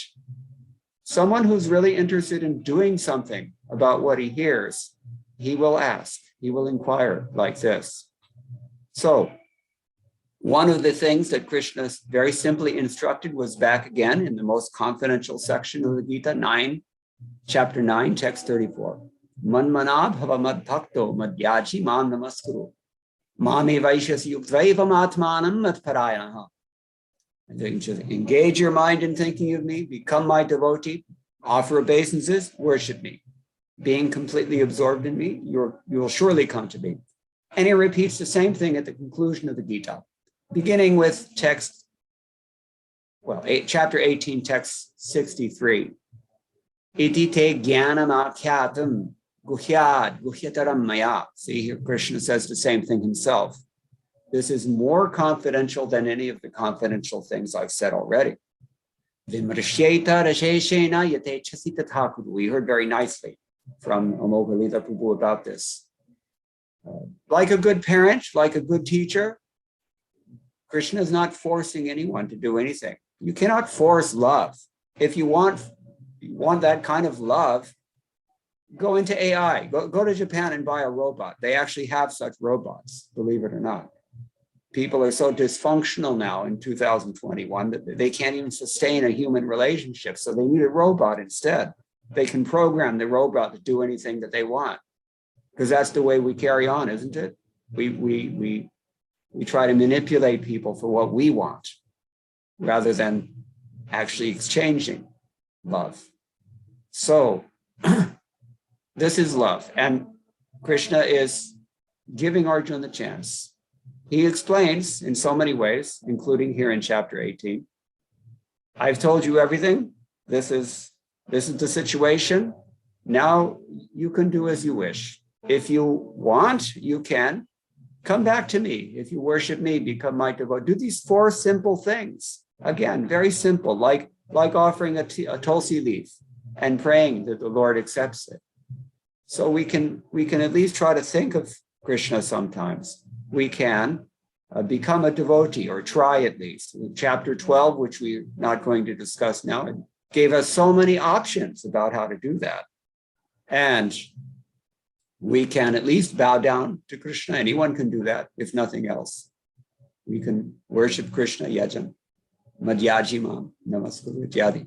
So, sarva guhyatamam puya shrino me paramam vajaha. Ishtosi me drhamiti. Because you're my friend, I'm speaking you to this supreme instruction, most confidential of all. Hear this, it's for your benefit. When we love someone, we think of their benefit. So Krishna is doing like this. And then he says it again. Manmana bhava madbhakto madhyaji man namaskuru. Mame vaishyasi tat satyam te pratijane priyosine. Only the few words changed. The message is the same. And he says, you will come to me without fail. Satyam. Satyam is, according to some koshas, Satyam is an oath also, or a requirement even. So Krishna is obligated. And he's indicating this by saying this. Evaishyasi satyam. Te pratijani priyosime. I'm giving you my promise because you're so dear to me. So in this way, it almost seems as if Krishna's telling Arjuna to ignore everything else that he's explained by the time we get to the Charnama Shloka, the final verse of this section. Sarva dharman parityajya mamekam sharanam vraja.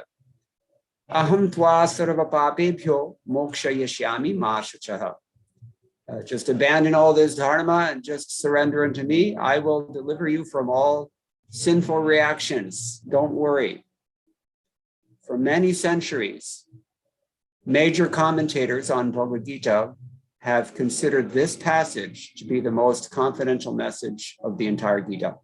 I will quote one of them, Sridhar Swami. Sridhar Swami wrote his commentary. I think it's called Gita Prakasha. And although it's not so well known, but he says the same thing. Sarva Gitartham upasangharam aha ititi. Ityanena prakarena tetubhyam sarvajnena paramakarunikena maya jnanam akyatam upadishtam. Katham bhutam. Guhyat means gopyat. Rahasya mantra yogadi jnanat api guhyataram. Etan mayopadishtam Gita shastram asheshatovam mrishya paryalochata paschad yatechasi tatha kuru. Etasmin paryalochite sati tava moho nivarsayishyati iti bhava. The idea is that after we consider all these things, then we make our choice. Don't make your choice before you have heard Bhagavad Gita.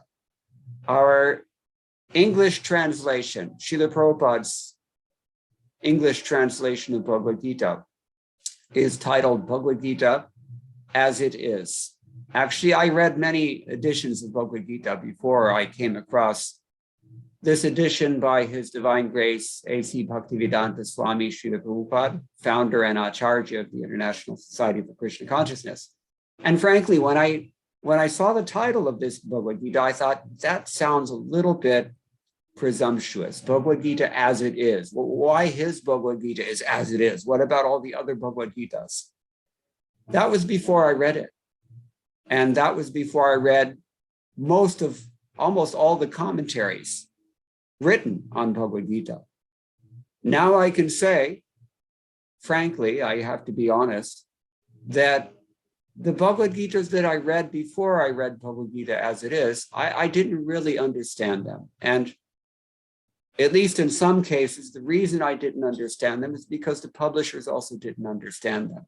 Evam parampara praptam imam rajarshyo viduhu. Krishna says, this thing is paramparagata.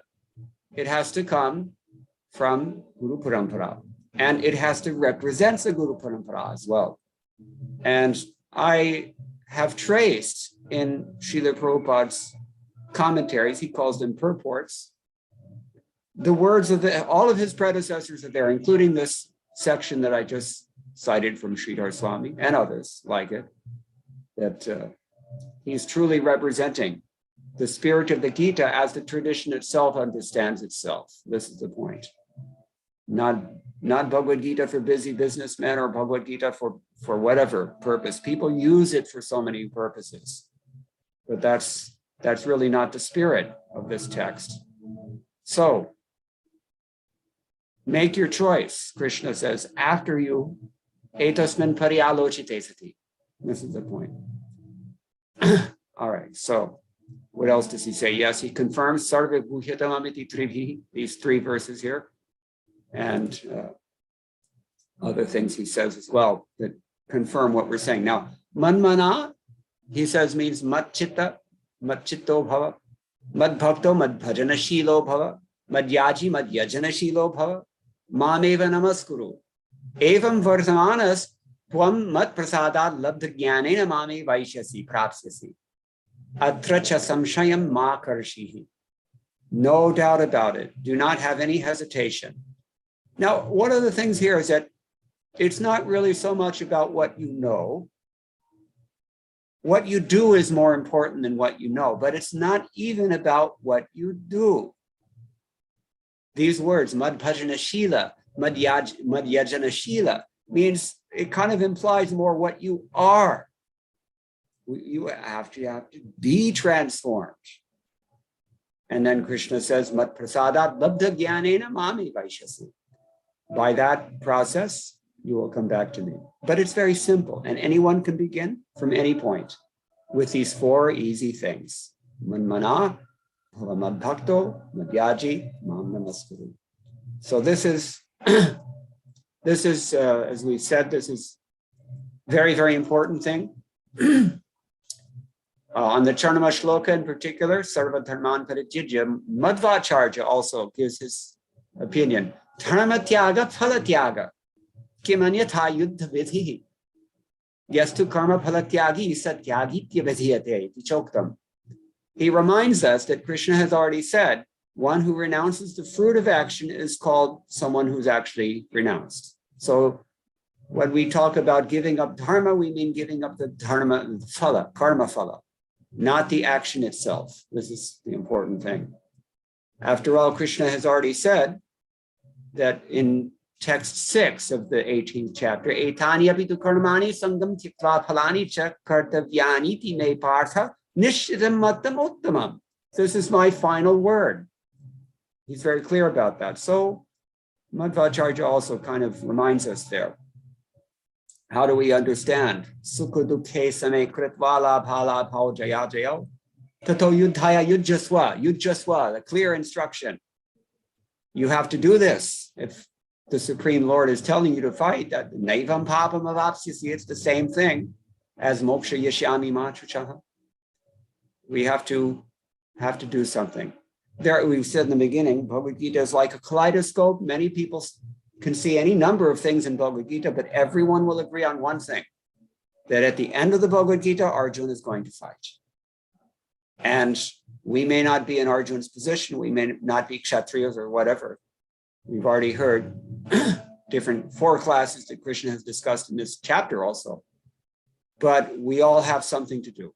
And we have our Parodharma as well. We have our Jaiva Dharma or our Sanatana Dharma, which is to actually reawaken our now dormant relationship with God in the human form of life. Jabalagatana me tapana vyapai tabalaga kari hari seva. Ek madhya yugin kavi ne kaha aisa. Ki mai sarvani karmani sanyasyathyatma chetasa nirashir nirmamo bhutva yujjasva. Again, it's clear that he's telling us to do something. In Arjuna's case, it was to fight. In our case, it may be different, but everyone serves, everyone surrenders, and everyone becomes Krishna conscious, as we say in this way. So the famous commentator Vishwanath Chakravarti Thakur, he is also repeating the words of his predecessor, Sridhar Swami, although Sridhar Swami belonged to the Shankara Sampradaya, they say. But the Gaudiya Vaishnava Acharyas have the utmost respect for him. So he's repeating his words verbatim here. This is the most confidential section of the Bhagavad Gita. Now he gives a very beautiful analogy. Sharkatrikamidam sarva vidya shiro ratnam shi Gita shastram mahanarthya rahasyatama bhakti samputam bhavati. Prathamam karma shatkam yasyadhara pithanam kanakam bhavati. Antyam jnana shatkam yasyottara pithanam mani jatitam kanakam bhavati. So your Madhyavarti Shatka, Madhyavarti Shatkar Gatha Bhaktis, Trijaganarghya Sri Krishna Vishikarini Mahamani Mattalika Virajite. Yasya Paricharika Tad Uttara Bidhanartha Gata. Manmana Bhava Ityadi Paradvai Chatuh Shashti Akshara Shuddha Bhavati Buddhite. what he means is that there is if the Bhagavad Gita is divided into these three sections that we've already mentioned, they're like a jewel box, and they're inside the jewel is kept inside the box, but sometimes the jewel box is itself very beautifully decorated. And this is the case with Bhagavad Gita. The first 6 chapters of Bhagavad Gita are like the lid on that box, and the lid itself has jewels encrusted in it. The jewels are the shlokas that we've already quoted, some of them. Very beautiful, wonderful teachings are given there. Practical teachings, karma. And the base of the box itself and its base, this is the jnana in the latter 6 chapters of the Bhagavad Gita. And the sides of the box are also nicely, and the whole box is made out of gold. It is a very valuable thing itself. But the real thing is the jewel shining within it. That is the bhakti in the middle 6 chapters of the Bhagavad Gita. So in this way, the major acharyas have brought out the importance of bhakti in this beautiful Bhagavad Gita. Vishwanath Chakravarti Thakur says that this is confidential, and that is why we don't find it to be explicit in the scriptures that deal with jnana, karma, yoga, etc. Guhyat, guhyatara means it is more confidential than those sections of the Vedas. This is his idea. So glancing at Arjuna, his very dear friend, he's standing silently as he began to review the very deep meaning of this Gita. The Lord is melting, his heart is melting like mercy. And he spoke, my dear friend Arjuna, now I'm going to speak you the essence of the whole scripture in just a few verses. And he tells him, this is the section that we're discussing here.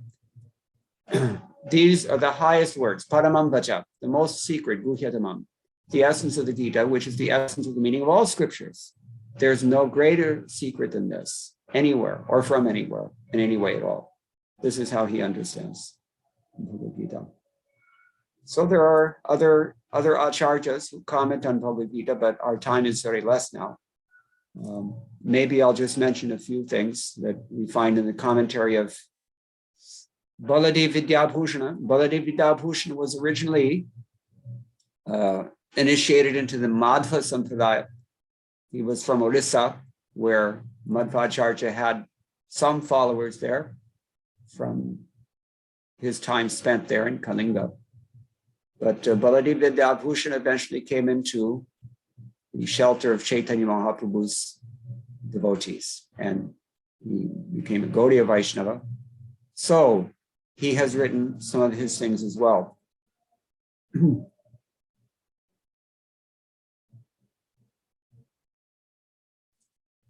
Surrender, he quotes from the Vayu Purana. Anukulyasya sankalpa pratikulyasya varjanam rakshayasyati vashvaso goptritve varanam tatha atmanikshepa karpaniye shadvitha sharanagati. The definition of sharanagati is given there because we're talking about surrender. Mam ekam sharanam vraja is what Krishna's instruction is. So it means to accept what is favorable for bhakti, to reject what is unfavorable for bhakti, having faith that the Lord will protect one. This is why he says, Ma shuchaha. Don't have to worry. This is rakshishyatiti vishvasa. Goptritve varanam tata. And to accept a position of dependence on the Lord. Atmanikshepa kardapanye. And to feel oneself very helpless and meek. Shadvitha sharanagati. These actions are pleasing to the Lord.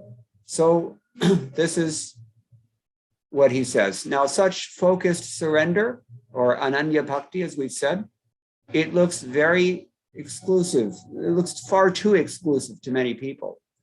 But in fact, it's the most inclusive thing. How so? Because that, after all, that's exactly what Krishna asks for. Back in chapter 9 again, text 27, Yat karoshi, yarashnasi, yat johoshi, dadasi yat, yatapasyasi konte tad, purushomat arpanam. Do this, whatever you do it as an offering to me. Or back in chapter 5, tad buddhayas tad atmanas tad nishtas tad parayanaha ityadi gacchantya punaravritim jnani nirdhuta kalmashaha. When our intelligence, faith, mind, refuge, etc., are all fixed in the Supreme, one becomes fully cleansed through complete knowledge and proceeds straight on the path to liberation. In this day and age, of course, the simple procedure for doing that, the primary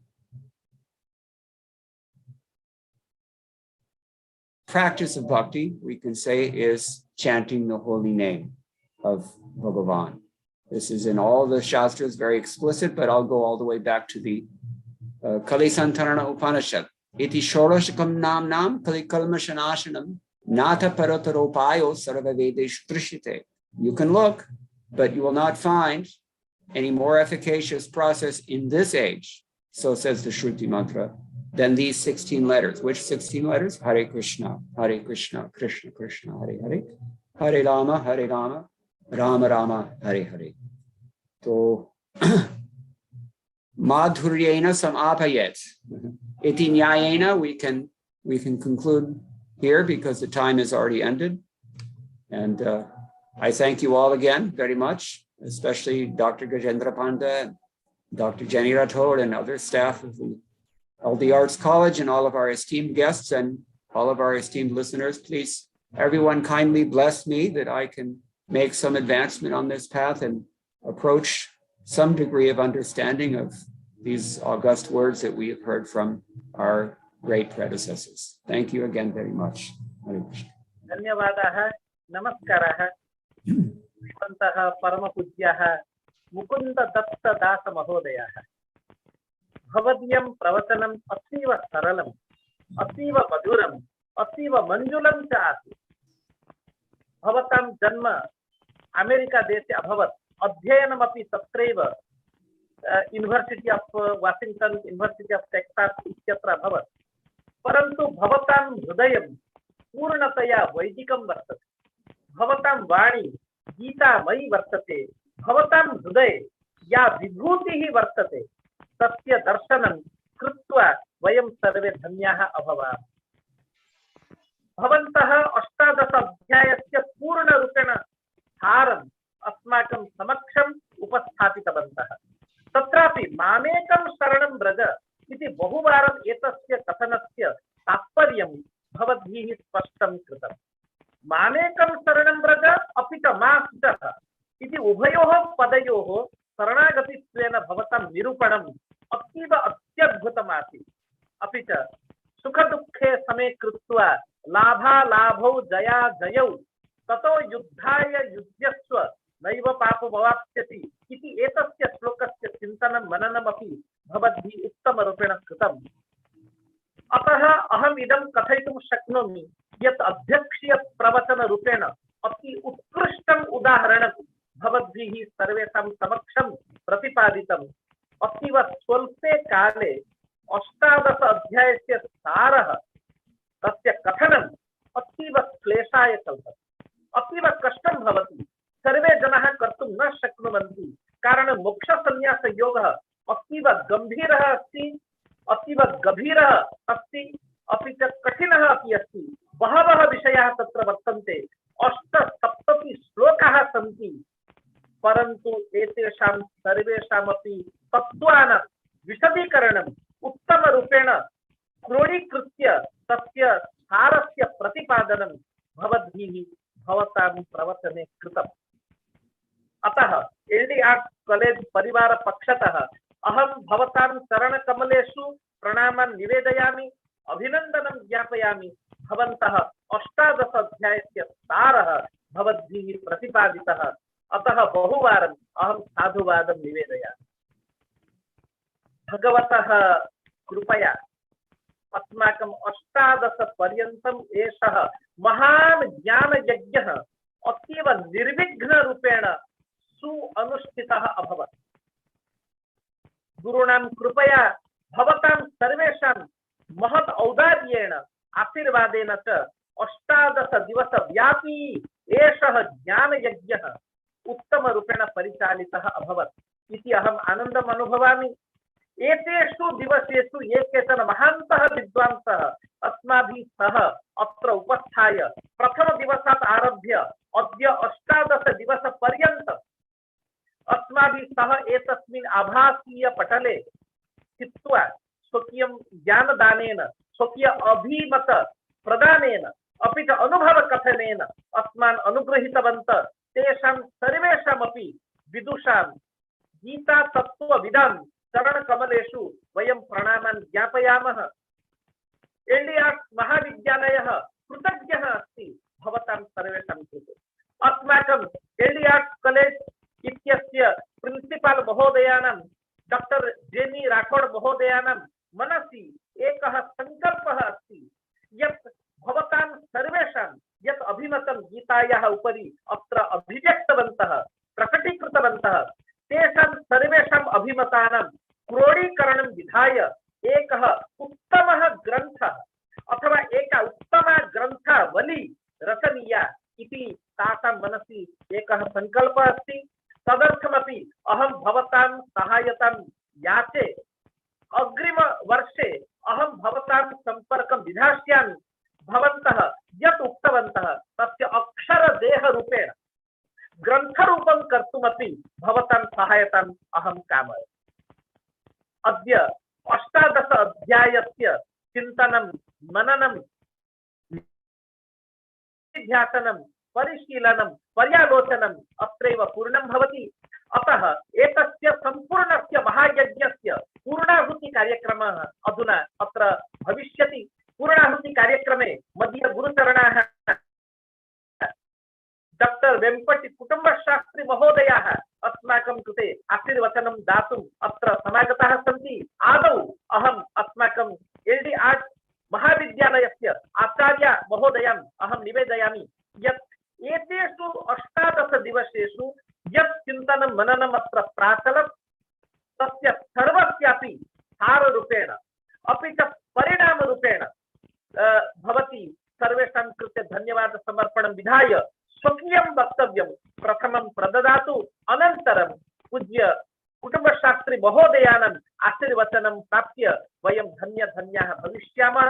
अतः अहम् L D R college principal doctor Jeni Rathod महोदयानाम् आमन्त्रणं करोमि यत् सर्वेषां कृते धन्यवादवचनैः अपि च एतस्य सत्रस्य अध्यक्षतां कृत्वा कृपया अध्यक्षीय प्रवचनम् अपि च सर्वेषां अत्र उपस्थितानां कृते भवत्यः साधुवादं प्रयच्छतु। Doctor Jeni Rathod, principal L D R college Ahmedabad. Namaste. A very good evening to one and all present here. On behalf of LD Arts College, I would like to extend a very warm welcome to all the dignitaries who graced the valedictory function with their presence. I would like to specially welcome Dr. Vempati Kutumbashastri, ex-VC of 3 universities, RS Sansthan, New Delhi, SS University, Veeraval, and Sri Somnath Sanskrit University. He also happens to be a recipient of the President's Award. Before my colleague and the head of the Department of Sanskrit, Dr. Gajendra Panda, goes on to give a formal introduction of our honored guest, I would like to speak about our webinar, our epic webinar, which is nothing short of a Mahayagya. Day 18 of Geeta Bodh. We have reached the end of a journey that we began 18 days ago. 18 days, 18 chapters of the Geeta, 18 days of the Battle of the Mahabharata. The number 18 is very significant for us. There were scholars and speakers from 18 countries who joined us for this webinar. Now is the time to sum up the significance of our international event. The Bhagavad Gita. The Bhagavad Gita is a universal text. It is an eternal text which rises above the barriers of nation, language, race, culture, and religion. The speakers who gave the discourses are from different faiths. They are Hindus, Muslims, Jains, Buddhists, and Christians, which once again shows how the Gita has a universal significance. The Bhagavad Gita, the Song of God, It is a song. It is an answer. It is a message. Literally, it is an answer to the dilemma that Arjun faced, the existential angst that he suffered on the battle of Kurukshetra. But it is also an answer to all our questions, to all our conflicts, and to all our problems. The threefold path to reach God through Karma Yoga, Jnana Yoga, and Bhakti Yoga is also a path to self realization, because ultimately the Gita leads us to self realization. It puts us in touch with our own selves. It clarifies confusion and doubt and throws light on our purpose in life. It throws light on our duty, our dharma, because in the deepest sense of the word, I believe the word dharma means duty, responsibility. I would like to end my speech with the observation that the very fact that people from so many different fields of knowledge, there was one agroeconomist, there was a molecular biologist, there was a nuclear physicist. I mean, all these people get such learned discourses on the Bhagavad Gita that in itself goes on to show that the Bhagavad Gita has so much relevance. It is a universal text and it will always remain alive. Thank you so much. Hare Krishna. नमस्ते, धन्यवादाः। अस्माकम् एतस्य महायज्ञस्य प्रारम्भे doctor Jeni Rathod महोदयानां महान् सहयोगः प्राप्तः अस्ति। अन्यथा एषः कार्यक्रमः न अभविष्यत्। यदा यदा संस्कृत विभागस्य यः कोऽपि कार्यक्रमः भवति, यः कोऽपि उपक्रमः भवति, तस्य उपक्रमस्य पूर्णरूपेण सहायतां, पूर्णरूपेण प्रेरणा प्रदानम् अस्माकं डॉक्टर जेनी राठोड महोदय प्रिन्सिपल कुर्वन्ति। अतः एतादृशः महान् कार्यक्रमः अन्तर्राष्ट्रीय स्तरे अपि प्रसिद्धः अभवत्। एतं कार्यक्रमम् 18 देशस्य जनाः पश्यन्तः सन्ति। अतः बहवः जनाः एतस्मात् कार्यक्रमात् प्रतिदिनं गीतायाः श्रवणेन, यथा एतस्य नाम अस्ति गीता बोध, अंडरस्टैंडिंग गीता, प्रत्येकम् अध्यायम् उत्तमरूपेण अधिगम्य ते बहून् सन्देशान् मम समीपे प्रेषयन्तः भवन्ति। अद्यापि अहं बहु सन्देशान् प्राप्तवान्। अस्माकम् अद्य त्रयः अपि वक्तारः अतीव उत्तमरूपेण स्ववक्तव्यं दत्तवन्तः। प्रारम्भे डॉक्टर अरुण रंजन मिश्र महोदयाः 18 अध्यायस्य सारं मनस्तत्त्विकरूपेण अत्र उपवर्णितवन्तः। अनन्तरम् अस्माकं पूज्यः अमोघ लीलादास महोदयः अतीव उत्तमशैल्या भाव गंभीररूपेण, अपि च विश्वविद्यालय महाविद्यालय विद्यार्थिनां यथा उत्साह वर्धेत, यथा प्रेरणा वर्धेत, यथा तेषां मनः भगवद्गीता ज्ञानार्थं प्रवर्तेत, तथा रीत्या रोचक शैल्या तैः एषः महान् गंभीरः अपि उपदेशः सरलरूपेण प्रतिपादितः। अपि च अन्ते पूज्याः मुकुन्द दत्तदास महोदयाः तेषाम् अति अद्भुतं व्याख्यानम् आसीत्।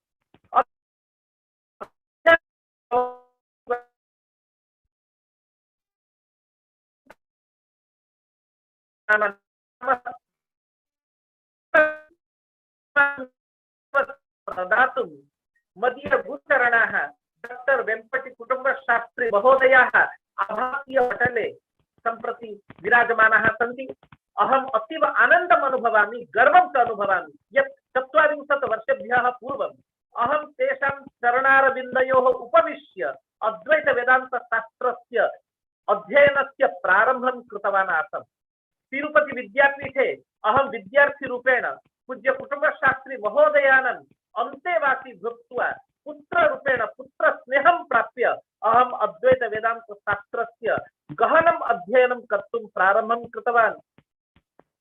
यत् ज्ञानं प्राप्तवान्, कियत् न प्राप्तवान् इति अन्यदेतत्, परन्तु तेषां तु समधिकं प्रेम अहं प्राप्तवान्, आशीर्वादं प्राप्तवान् इति मम जीवनस्य आनन्दः, गौरवं च अत्र वर्तते। अहम् एतादृश एतादृशकार्यक्रमस्य यस्य आयोजनम् अहं कृतवान् पूज्य गुरुपादानां समधिकां प्रेरणाम् अपि च आशीर्वचनमपि अत्र प्राप्तवान्। अतः त्वदीयं वस्तु गोविन्द तुभ्यमेव समर्पये इति न्यायेन अहं सम्पूर्णं कार्यक्रमम् इदं मदीय गुरुचरणानां चरणारविन्दयोः समर्पयामि।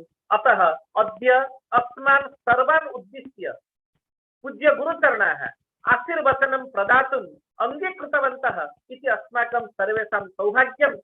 एल्डीआर् कॉलेज परिवार पक्षतः मदीय गुरुचरणानां डॉक्टर वेम्पटि कुटुम्बशास्त्री महोदयानां चरणारविन्देषु वारं वारं प्रणाम परम्परां वयं निवेदयामः। सादरं शान्तरं स्वागतं व्याहरामः, साधुवादं च प्रयच्छामः। वयं वारं वारं स्वकीय कृतज्ञता वचनम् आविष्कुर्मः। भवन्तः अस्माभिः सह अत्र विराजमानः सन्ति इति अस्माकं गौरवं। कृपया अस्माकं कृते आशीर्वचनं विधाय भवन्तः अस्मान् अनुगृह्णन्तु। अपि च इतोपि अधिकरूपेण एतत् कार्यं कृत्वा भवतां करणरजः प्राप्तुम् अहं भविष्यामि। अधिकम् आनन्दं जनयितुम् अहं समर्थ भविष्यामि इति मदीय गुरुचरणानां चरणारविन्दयो वारं वारं प्रणति पुरस्करम् आशीर्वचनार्थम् अहं प्रार्थये। डॉक्टर वेम्पटि कुटुम्बशास्त्री महोदयः पुण्यपतनम्।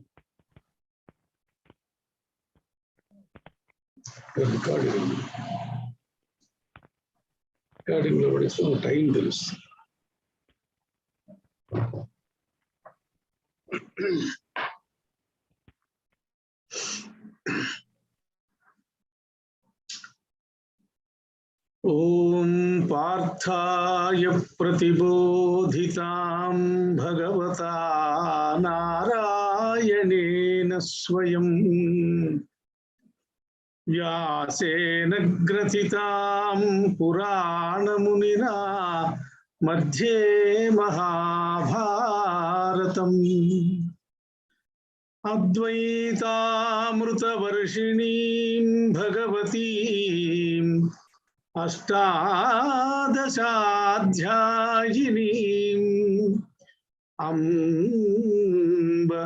अम्ब त्वामनुसन्दधामि भगवद्गीते भवोत्तारिणी। अम्ब त्वामनुसन्दधामि भगवद्गीते भवोत्तारिणी। कृष्णाय वासुदेवाय हरये परमात्मने प्रणतक्लेशनाशाय गोविन्दाय नमो नमः। गोविन्दाय नमो नमः।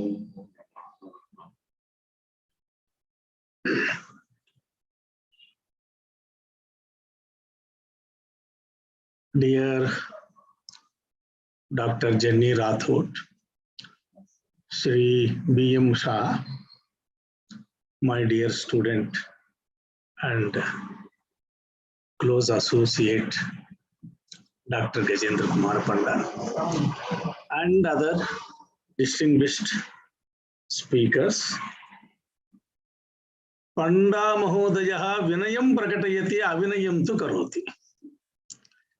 कथमेतदित्युक्ते स्वयं संस्कृते वदति माम आंग्ले कथयितुं बाध्यं करोति। ममापि संस्कृते गतिः उत्तमा, आंग्ल्यां तु उत्तमा गतिर्नास्ति। परन्तु तस्य अनुरोधम् अङ्गीकृत्य अहं कतिचन विचारान् आङ्ग्लभाषामाध्यमेनैव कथयामि। यतोहि पण्डा महोदयस्य वचनम् अनतिक्रमणीयं भवति। जयं जयं जयं जय शब्दः अद्य बहुवारम् उच्चारणीयो वर्तते। जय शब्दस्य संख्यापरतया 18 इत्येवार्थः। 18 दिनानि, 18 अध्यायाः, अपि च 18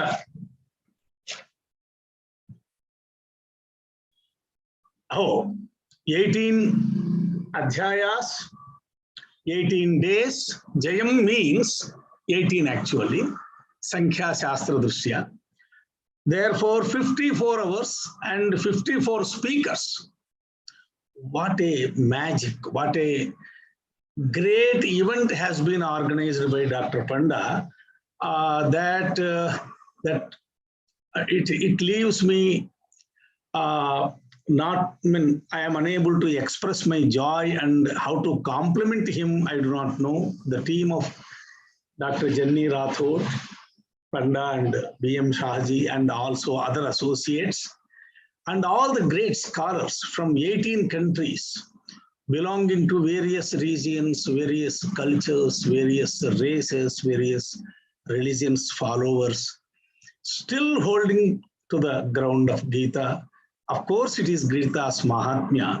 At the same time, this event is very unique and praiseworthy. I am unable to express properly myself in English only because of limitations of language. So once again, I congratulate Dr. Panda profusely for giving this what you call ambrosia of Geetopadesha continuously for 18 days. I also take the opportunity to thank Dr. Jenny Rathod, who is responsible for, who is visionary, whose vision is responsible to uphold this program in that way, and also all others who have supported Dr. Panda. Also, my thanks are due to the Lord Sri Krishna with pranama, along with pranamas, because the all 18-day programs have gone without any kind of interruption, only on account of His grace and His blessings. Without His grace, we cannot simply do anything. We succeed, we fail, everything is only on account of the grace of God. At one time, I heard a lecture of 1.5 hours delivered by Puja. He is called the Walking God and also Sage of Kanchi, Sri Chandrasekharendra Saraswati Maharaj of Kanchi Kamakoti Peeth. In my boyhood, I heard him once accidentally. He was dealing with only 2 words. That is, first sloka of Geeta itself says, Dharma Kshetre Kurukshetre Samaveta Yuyutsavaha Mamaka Pandavaschi. The entire secret of Bhagavad Gita is stuffed into only 2 words, that is Mamaka on one side and Pandava on the other side. What is the significance of Mamaka and Pandava is the significance of Gita. Whatever Gita ultimately teaches us is only the truth of this Mamaka and Pandava. Our travel is from Mamaka to Pandava. If the travel along with the path shown by Lord Sri Krishna is undertaking to travel from Mamaka to Pandava, we will reach his abode. We will reach our own self-realization and also reach the Vasudeva Pada. What is Mamaka? Mamaka means there are 2 Kurukshetras going on really at that time. One is outside between 2 great forces of historically important and high magnitude races. And 2, secondly, the internal battle. In the internal battle, the 2 forces are Mamaka and Pandava. Mamaka means Aham and Mama on one side, and Pandu, Nirdharmaka, Nirguna, Niranjana, Brahmaswarupa on the other side. Pandu means clear white. Clear white doesn't carry any dharma in it. So Nirdharmaka, Nirguna, Tattva is on the other side. This is the battle we are fighting. Every small, big, medium person, let him be a scholar, let him be a business magnate, everybody is, a clash is only between these 2 in these 2 poles. One is Aham Mama pole and the other is the Brahman pole. That's where somewhere we are there. Same Mamaka and Pandu has been told by Acharya Geeta Acharya in one liner in 18th Adhyaya, Sarva Dharman Parityajya Mamekam Sharanam Braja. This is the one liner, ultimately told by Geeta Acharya for our own benefit. That is, Sarva Dharman Parityajya. All the dharmas, how the dharmas are binding you as long as you feel yourself I and mine. Without the feel of I and mine, no dharma, no Brahmana dharma, no Kshatriya dharma, no Udyoga dharma, no Raja dharma, no Pati dharma, no Patni dharma, nothing comes to us. Therefore, the root cause of all this Sarvadharman Parityajya is told very simply by Bhagavad Gita Acharya, but very difficult to leave them aside as long as this Aham and Mama does not vanish from our mind. Vanished, once Aham and Mama is vanished from our mind, from our concept, then there remains only one Brahman. This is so from the beginning to the end of Gita, this is the message Bhagavan Sri Krishna wants us to understand. Secondly, there are 3 sets of 6 adhyayas, they say. First 6 is mostly called Jnana Kanda. Second 6 adhyayas, set of 6 adhyayas is called Bhakti Kanda. And last Moksha Sannyasa, last 6 is also. Therefore, in the 3-6 bifurcation, 3 sets of 6s are 18. 3 into 6, 18. There, the first 6 chapters discuss about the bedrock philosophy, without understanding which we cannot even contemplate to eliminate Aham and Mama from our side. First of all, we should know what is eternal and what is changing and non-eternal. If there is no Nitya Vastu Viveka, if there is no eternal and non-eternal distinction, and if there is no what is Atma and Anatma distinction, what is Atman and what is not Atman, and what is the Satta, what is the status of Atman and Paramarthika and Pratibhasika or Vyavaharika. This understanding is given in the first 6 adhyayas. It's a very profound philosophy, but without a superficial understanding of the concept, the remaining will not be applicable. Therefore, Bhagavan has ventured into that teaching. But it is certainly very confusing sometimes, very conflicting sometimes, not to you and me, but also to Arjuna, who said, Vyamishrene bhavakyena buddhim mohayasiva me. He accuses, because Krishna is ultimately his friend also, Sneha Bhakti. Therefore, he has got right to accuse him. Buddhim mohayasiva me. I approached you to give some some wisdom to me, and you are only parting ajnana to me. He accused, because the significance of first 6 adhyayas is only that we have to travel very carefully to not to lose our path. Even if a small mistake we have done, we lost in the jungle. That is the nature of the first 6 adhyayas. That's why commentators and any Bhagavad Gita you take, 2/3 is only is spent. The volume of 2/3 will be discussing only first 6 adhyayas. Later on, nothing. Today, at the last valedictory address, I felt I must give you. There are reasons for confusion. There are conflicting ideas. 3 yogas, they themselves are conflicting, and Shastrakaras have made it more confusing. That is Karma Yoga, Bhakti Yoga, and Jnana Yoga. Whichever is greater, whichever is lesser. There is no less and there is no great. Everything is applicable. It is all three are only complementary to each other. We have to carefully understand that. As long as we feel difference in three yogas, that we will not progress. That is, Jnana Yoga is the ultimate yoga, and Karma Yoga or Bhakti Yoga or Hatha Yoga, Patanjali Yoga Shastra. All three are only Upaya Yogas, and Upeya Yoga is Jnana Yoga.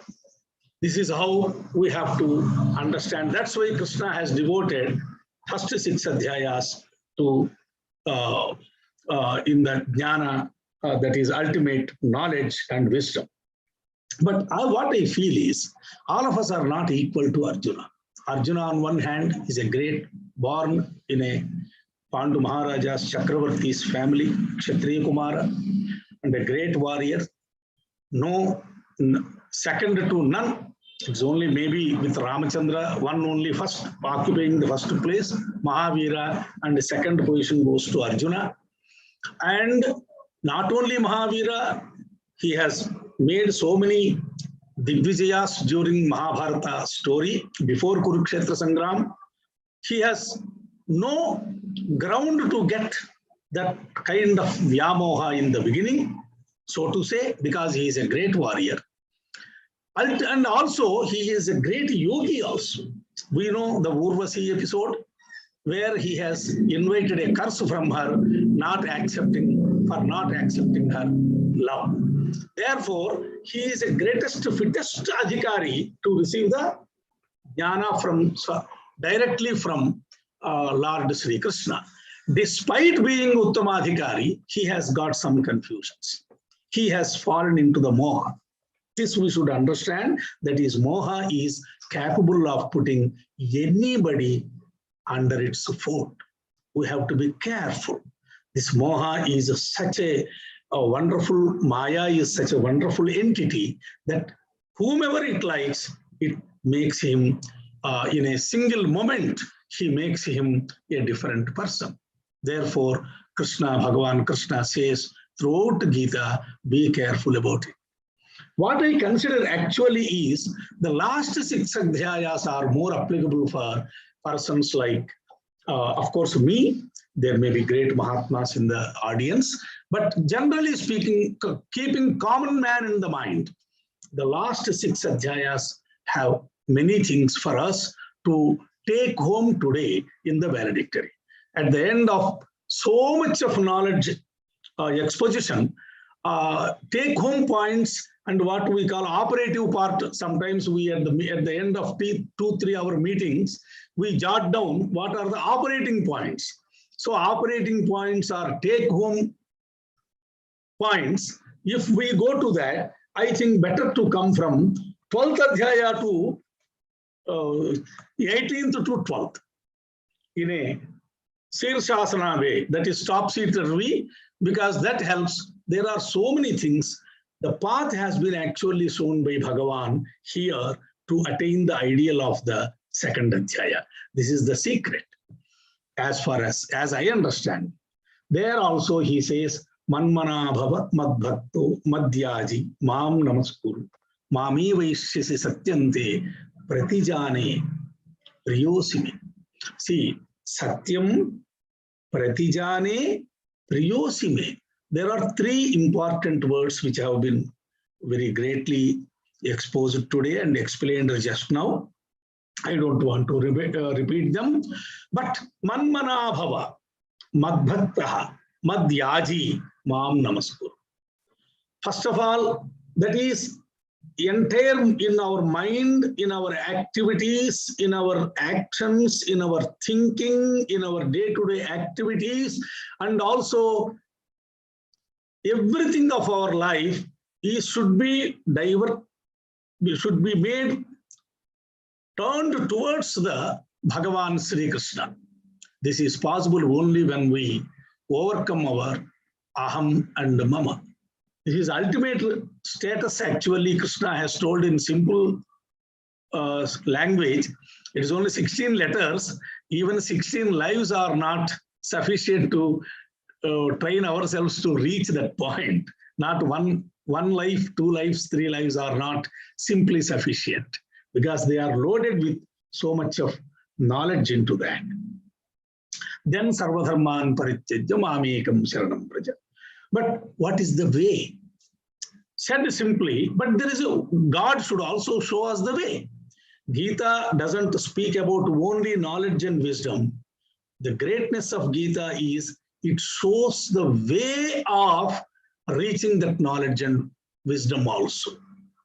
In most of the philosophical works, the way is not shown. They discuss only about the ultimate reality, but equally important is how a common man can proceed to reach him. That is more important. Then if I go through just 30 slokas I identified, I think run through.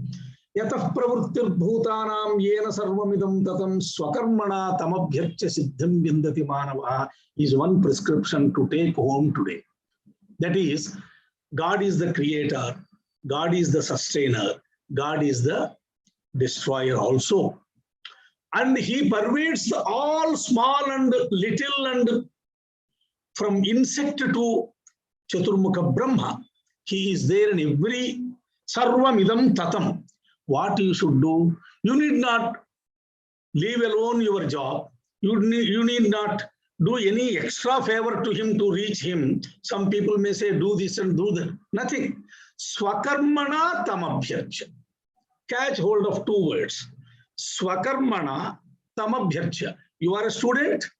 Read more and more and more, but read for the sake of him. You are an employer, you are an industry person, you are a businessman. Do more and more and more of your business, but for the sake of him, not for your sake. Swakarmana tamabhyarcha. Whatever you do it in the service of God. You need not change your profession. You need not change your status. You need not change what you may be small, you may be great, whatever it be. It's a very great step. One step he has shown to reach God is Swakarmana tamabhyarcha siddhim vindati manava. Then he says, Shreyan swadharmos vigunaha paradharmat swanusthita. Even hold on to your swadharma. If your swadharma is something, we have dharma vyadhopakhyana. His swadharma is only to kill the animals and sell the meat to the whoever wants to take home. That is his swakarma. But he reached Narayana Pada. Why? How? How he could reach? Because the same karma, whatever is less, may be great, may not be great, may be medium. Whatever it is, no karma is lower and no yajna is not superior, not butchery is lower, provided it is your swakarma. This swakarma, use it as a tool to reach him, then you will reach him. And natadasti prithiyamba dividevesu. And the second message I want to tell, I picked up for today's exposition, is we should understand one great truth of life. Natadasti prithiyamba divi devesu vapunaha. Not only on the earth, not in the Dviloka, not in the Devatas also. Every object is touched and composed by 3 gunas. Sattvam prakritijair yukmuktam yadebhisyat tribhir gunai. Sattva rajas tamo guna rahitam. There is no object in this world, in the other world, in the humanity, in the animals, in the plant kingdom, in the Devaganas, everywhere, everything is composed of 3 gunas. This is a great truth we must understand. Sattva and Rajas and Tamas. That's why Krishna told in the 2nd Adhyaya that Traigunya Vishaya Vedaha, Nistraigunnyo Bhavarjuna. Nistraigunya Sthiti we have to reach through employing through this. What is the way? You try to extricate yourself from tamas and come to rajas at least. And again, extricate yourself from the rajas, and your travel should always be from tamas towards sattva. Sattva and sattvotkrushta, and there is no lot of steps are there that if you reach the pinnacle of sattva dharma, then Bhagavan himself will show you the other path there afterwards. This is the one of the major teachings of Bhagavad Gita, which we can do in our life slowly, what to our possibility, to our limited life environment. We can't leave everything aside for the sake of Bhagavad Gita's teaching. We have to play all the games at a time. Therefore, natadasya pruthivyam va divi deveshu va punah, a wonderful statement. Sattvam prakriti jair muktam. There is no entity which is not encompassed of these three gunas. Then, yajnadana tapah karma natyajyam karyameva. As far as possible, do yajnas, do dana, and do meditation. Yajnas means the rituals related to God's worship. To the extent possible, every one of us should continuously do it. There should not be any Sunday, Saturday, holiday, and no New Year and all that. In any way, today is the last day of the 21st year, and again tomorrow New Year. I also wish you all Happy New Year. Therefore, yajna. Yajna means not only Jyotishtoma and other yajnas, but also whatever we do, whatever kind of worship we do, whatever kind of niyamas, vratas we do, everything is yajna. And then dhanam. To the best of our ability, we should be able to part with our wealth with the needy fellows. This is most important. And tapaha, some meditation on the God and God's grace. These are punya karma, he says. Yajno dhanam tapaschaiva pavanani manishanam. We should note this statement from 18th Adhyaya. Etanyapitu karmani. First start doing them. And then he shows another. These are all secret ways of reaching the ultimate. This another secret he is revealing. Etanyapitu karmani sangam tyaktva phalanicha kartavyani me partha nischitam matamuttamam. You should not have the feeling of that I am doing all the three. I am doing yajnas, I am a great Somayaji, I am doing the dana, I am a very great philanthropist, and also I am a great tapasvi, yogaraj or yoga kesari. No. Sangam tyaktva phalanicha. Even you should not contemplate on those results of doing those activities. These two are Sangam Tyaktva Phalanicha is the Bhagavad Gita's central teaching. If we slowly start doing it, whatever little work we do, whatever great work we do, let us not entangle ourselves. Let us not feel that we are doing it. It is all, I am an instrument of Him. I am performing it on account of His grace. This should be our attitude. Secondly, the phala is always Krishnarpanamastu. Whatever you do, immediately leave it out. That takes you in the right path of going to sattva and reaching the God. This is another one thing I noted. Coming to Saptadasha Adhyaya, see, from food to every aspect of our life. You have already discussed all these. I am only today reminding you to take these ideas to home. Whatever is applicable for us in our life. We are small creatures. Aharastvapi sarvasya trividho bhavati priyaha yajnas tapas tatha dhanam tesham bhedam imam shrunu. You see, let it be ahara, let it yajna, let it tapas, let it meditation. Everything, these are only 3-4 are mentioned by Bhagavan. Everything is a trividha because sattva-rajas-tamas gunas are also 3. So tamasikahara, rajasikahara, satvikahara. Like that, rituals also tamasic, rajasic, and tamasic. Meditation is also rajasic, tamasic, rajasic, and sattvic. Now, as I earlier told, Geeta always says your travel should be locate yourself properly, examine yourself and find out where you are, and start traveling to the right path towards sattva. Every day you evaluate yourself. No external evaluator is required. Whether I am progressing from tamasa to rajasika, rajasa to tamasa.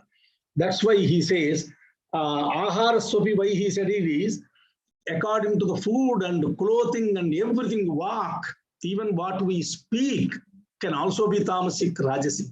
Great adhyaya. Saptadhyaya is wonderfully applicable to the present society. If we properly understand it and change our travel mode, then attaining the siddhi of Bhagavad Gita is not far from us. It is quite easy and quite possible, but we should have continuous effort. Then in Shodasa Adhyaya as well as in 12th Adhyaya, he has given certain qualities. Ahayam sattva samsuddhi, jnana yoga vyavasthiti, danam damascha yajyascha swadhyayastapa arjavam, ahimsa satyam akrodha, chagasyanti rapaisunam, daya bhute swalolutvam, mardavam hriracharapalam. What a great qualities and what a great faculties we should slowly develop. They are very, very great faculties. That's not very easy to attain them, but it's not impossible provided we have got sincerity and honesty and start doing something. Then tejaha, kshama, dhrutihi, saucham, madroho, nabhimanita, bhavanti sampadam daivi abhijatasya bharata. This is daivi sampad. Again, our travel should be from asuri sampat to daivi sampad according to Saptadasha Adhyaya. All these slokas have been well described by the scholars to you. So I don't have time to describe them, but only I consider this to be a take-home point for our life. And even if we achieve a 0.001% of progress in any of these qualities, we will be distinctively felt by others. At least I can assure you that much.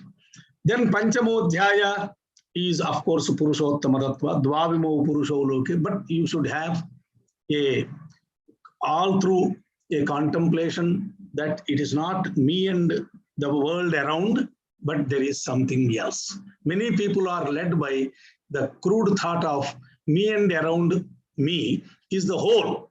No, me and around you, around me is there.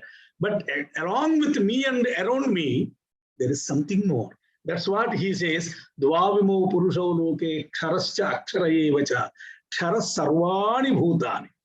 All whichever is born is a Kshara Tattva. Only Atman is Kotasthaha Akshara Uchyate. That is, the self is Akshara. And Uttama Purushastu Anyaha Paramatma Ityudahurtaha. From Kshara and Akshara also, there is a higher entity that is called Paramatma, that is called Purushottama, because he is above the Kshara as well as above the Akshara too. Therefore, he is called Purushottama. We should not lose sight of his existence, and we should always crave for his grace in all our efforts to improve our status and our efforts. Therefore, Panchamdasha Adhyaya, that is one take home point I could tell. Then Chaturdasha Adhyaya is again 3 gunas. Actually, it is started here only. 18th, we are coming top sheet or read his conclusive statement. 3 gunas are well explained in Chaturdasha Adhyaya. I draw your kind attention to one small point. Tatra sattvam nirmalatva prakashaka manamayam sukhasangena badhanati jnana yogena chagava. You underline the badhanati. Rajor agatmakam vidhi trishna sanga samudbhavam tan nibadhanati kaunteya karma sangena dehinam. Underline tan nibadhanati. Tamastvajnanajam vidhi mohanam sarvadehinam pramadalasya nidrabhihi tan nibadhanati bharata. You underline the nibadhanati. One and the same root Bhagavan Vyasa knows so much of the Sanskrit, but he didn't even change the root. Maybe Krishna also pronounced it the same, so he wrote the same. Therefore, all three gunas are only your bindings. As long as you are, okay, you may be great. If you reach the Sattva guna, you will be a Mahatma. You are called Mahatma, but you are again bound. You are not liberated. This is the greatness of, even for Tamasika, of course, is condemnable. Rajasika is tolerable. Sattvika is good, but it is also bandha. That's why they say punya is also a bandha in according to Hindu belief. Papa is also bandha. Even punya, we have to come over of both the punya and papa. First step is only to come out of papa to punya. That's only papa to punya is only an intermediary step. Actual step is to even go beyond the punya. There should not be dvandvas, no dvandva, no sukha dukkha. Bhagavad Gita preaches all these great truths. According to Hindu belief, you are bound by your punya karmas also. Similarly, the sattva guna, though sattvika prakriti is though very laudable, at the same time it also causes binding. Therefore, you have to come out of these three gunas. Then this is Chaturdasha Adhyaya, and Trayodasha Adhyaya I have noted. Idam shariram kaunteya kshetramityabhidhiyate etadyo vettitam prahu kshetrajniti tadvita kshetrajnanchapi mam vidhi sarva kshetreshu bharasha kshetrajnayor jnanam yattad jnanam matam mama. A beautiful statement. In a very small, medium and big kshetra, any living body, starting from insect side body to the Chaturmukha Brahma body, all are the bodies made up of several dhatus, sapta dhatus, and sometimes various kinds of dhatus. Compositions may be slightly different. All of them are sattva, rajas, or tamasic. But at the same time, there is a kshetrajna in everything. That is, God is all pervasive. He is there in all the kshetras. That's why Brahmayan Sarvabhutani Yantrarudhani Mum Ishwara Sarvabhutanam Hruddese Arjuna Tishtati Brahmayan Sarvabhutani Yantrarudhani Mayaya is also told in the 18th chapter, I believe. Therefore, we should understand that this gives us a worldly wisdom that there is no lower entity, there is no middle entity, there is no higher entity. Because if God is there in insect also, that is also equal to Chaturmukha Brahma. Strictly speaking, to develop this attitude, to look to this kind of attitude and aptitude, you have to cultivate the Sattvika Dharmas and pray for Lord's grace always. Mostly, I will come to the Dvadashadhyaya is really great adhyaya. It is called Bhakti Yoga, but I have some observations there. Again, here he reminds us in the middle. Dvadashadhyaya is in the middle. Mayyeva manadhatsva, mayi buddhim niveshaya, nivasishyasi mayyeva atavurdham nasamshaya. We have seen so many bhaktas who were living in him. Though they were grahasthas, some of them are grahasthas, some of them are sannyasins. No matter whether you are a grahastha or sannyasin, but you can live in Mayyeva Manathatsva. They were always contemplative and they were living in the God, not outside the God. They were eating, they were earning, they were doing. We have got so many such bhaktas like Tukaram, Namdev, and several hundreds and Bhagavan Chaitanya Mahaprabhu. And Mayyeva Manathatsva, Mayi Buddhim Nivesaya. This is the ultimate state to reach. But that's not that easy. Because again, Aham and Mama will be coming in the middle. Athachittam is what? The compassion of Dvadashadhyaya of Bhagavan is, it has no boundaries. He says, unable to do that, I will tell you next lower step. what it is. Athachittam samadhatum nasakkunoshi mayisthiram. If you are not able to live in me without any perspective, different sthiram, abhyasa yogena tato mam ichchaptum dhananjaya. Then you start doing some pranayama and hatha yoga and other abhyasas are meant to stabilize the mind. Meant to stabilize the mind. Even the stabilization also you are not capable. You are not capable. Abhyasepya samarthosi. See the God, how he compassionate he is. Abhyasepya samarthosi mat karma paramo bhava. Kuch, don't do anything. Go on doing my aradhana, my bhajana, my archana, and my cleaning of my temple. Such mama karma karu.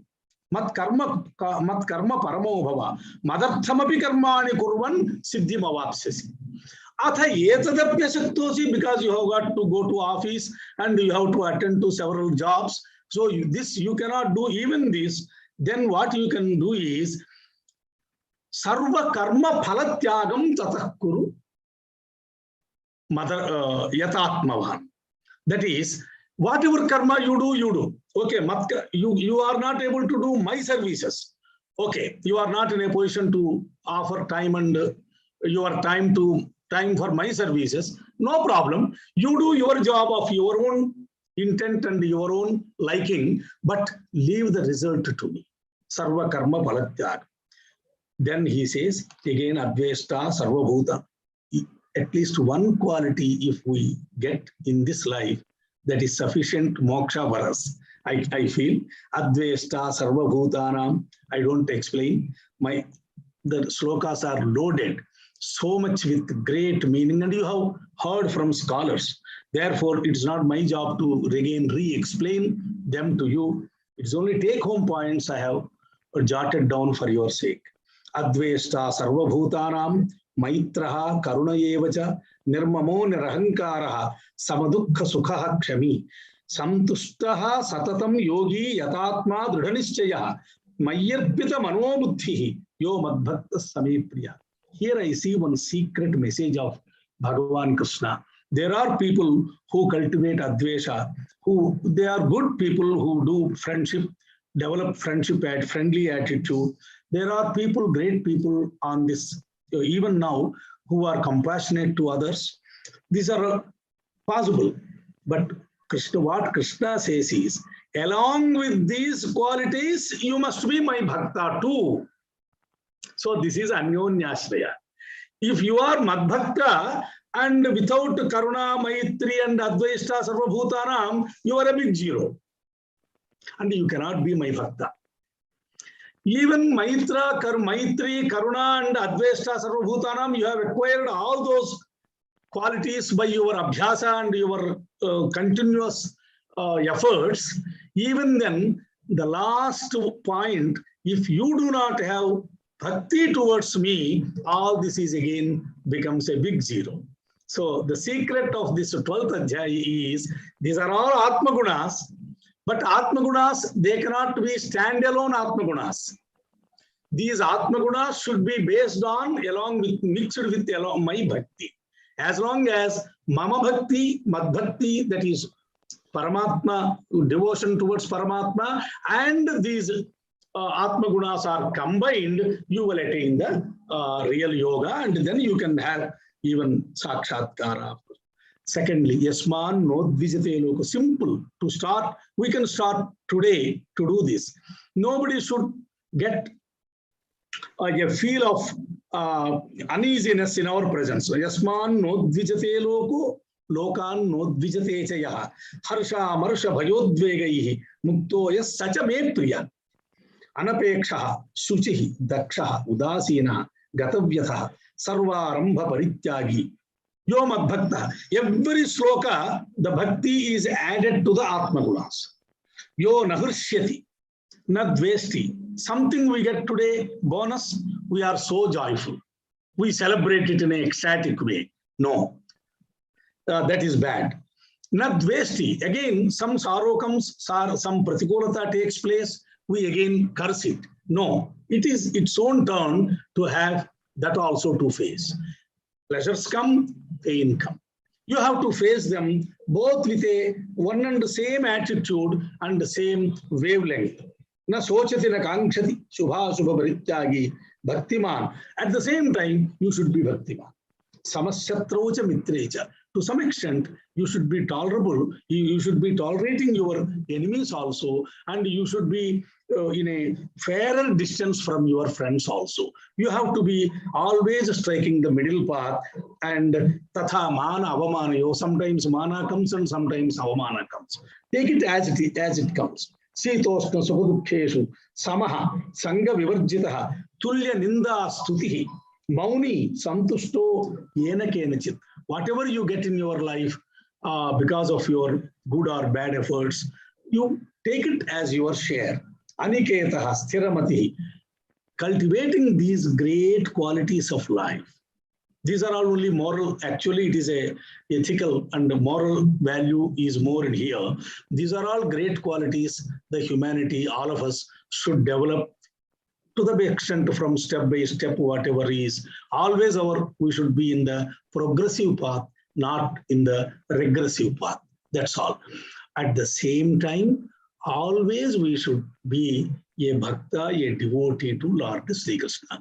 Bhakta, devotee to Lord Sri Krishna only, it is not 24/7 mantra japa and only sitting in a place. You can do. These are all the qualities. By great efforts only we will acquire them. So we have to do all our karma. We have to do all our prescribed actions and duties and responsibilities, discharging at the same time, keeping our mind and at the feet of Lord, and also giving away the results of all our karmas to the Lord. If we do this sadhana up to 12th adhyaya, these are the take-home points. 10 and 11 are class apart. Those two adhyayas is beyond our apprehension. They were beyond the apprehension of Arjuna too. So how can we feel it? Therefore, they are gone. And the first 6 and 8 are only Jnana Kanda. All this is possible, sadhana is possible only on the basis of your conviction, strong and perfect conviction that this is eternal and this is not eternal, this is real and this is mithya. And otherwise, if that conviction not there, all these qualities and all these steps of progress prescribed by Bhagavan appear to be meaningless, and we cannot progress without proper conviction. That conviction is needed for every small and big effort we do in our life. Therefore, Bhagavan has taken the first 6 adhyaya devoted for that, Atmana Atma Viveka. To put it in a very simple way, it is not that simple. And especially for Arjuna Moha, that is the first answer. He has lost the balance and thought, looking at Anitya Vastus as Nitya and Nitya Vastus as Anitya Vastus. Therefore, first he dealt with the gospel of first 6 adhyayas, and then from 12th adhyaya onwards, he has graced us, he has blessed us how to improve ourselves step by step and ultimately reach him. Every small and any person can start traveling in this path shown by Bhagavan, and let us hope we do such exercise, and we also invite the grace of Lord Sri Krishna to bless us, to lead us in the right path and to realize his abode. Thank you very much. At the end, once again, I compliment and express my happiness and congratulations to the team of Dr. Jenny Rathod and Dr. Pandaji, of course, and then B.M. Shah and all others. There may be several people involved in that. Everyone I compliment richly, and I wish you all a happy, healthier, and bright New Year, Vyavaharika New Year, that is 2022. And then let us start traveling in the path shown by God and try to reach him in this Janma itself, or otherwise at a later Janma. But I again thank Dr. Panda and Jenny Rathodji for having given me this great opportunity of meeting so many scholars and say a few words, which may be, I do not know how did you feel it. This is what I felt the take-home points of Bhagavad Gita. Dhanyavad. नमस्ते।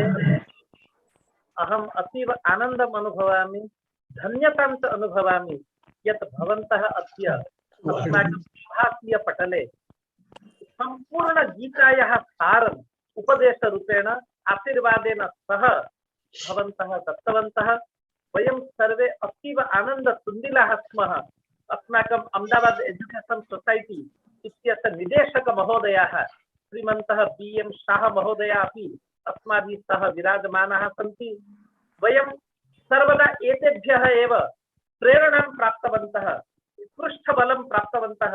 अतः 18 दिवसपर्यन्तम् अस्माकम् एषः ज्ञानयज्ञः पूर्णः अभवत्।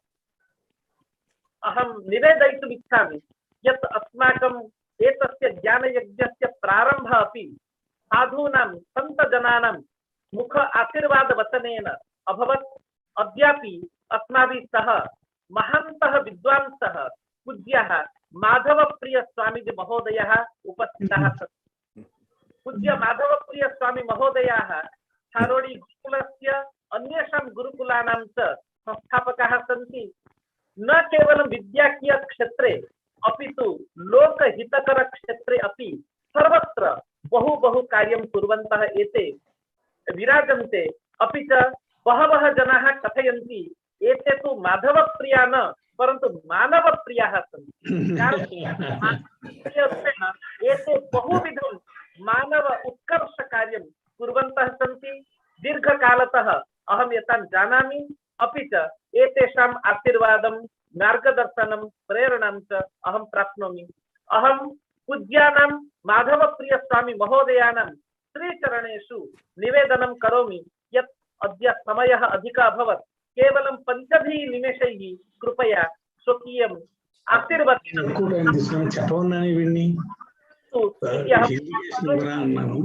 माधवप्रिय दास स्वामी महोदय। सभी को मेरा प्रणाम। खास करके जैनी जी और गजेंद्र जी को मेरा हृदय से अभिनंदन। अभी अभी पूज्यपाद कुटुंब शास्त्री जी ने कहा 18 days, 18 अध्यास, 18 योगास, 24 speakers. It's not small job. लेकिन पूज्य शास्त्री जी, आप जानते हैं हमारे यहाँ जो गज होता है मदमस्त होता है। हमारे पंडा जी तो गज भी नहीं है, गजेंद्र है। तो ये कार्य और सुचारू रूप से वहन कर सकते हैं। मेरा सद्भाग्य है, हमारे यहाँ गुजरात में सत्यनारायण जी की कथा होती है, तो उसका प्रसाद है ना, वो बड़ा मधुर होता है और वो लास्ट में आता है। तो मेरा सद्भाग्य है कि लास्ट में हमें पूज्यपाद कुटुंब शास्त्री जी के मुख से सत्यनारायण जी का प्रसाद मिला। ये मेरा सद्भाग्य है। इतने लोगों ने, विद्वानों ने विमर्श किया है। मैं सभी को वंदन करता हूँ। आप सब स्कॉलर्स हैं, मैं ज्यादा कहना भी नहीं चाहता, लेकिन अर्जुन की यात्रा हमारी यात्रा है। मैं नहीं लड़ूंगा, ना हम योक्ष्य, मैं युद्ध नहीं करूंगा। ये आरंभ है। और करिष्ये वचनम तः, ये विराम है। हम सब इस यात्रा में से पसार होते हैं।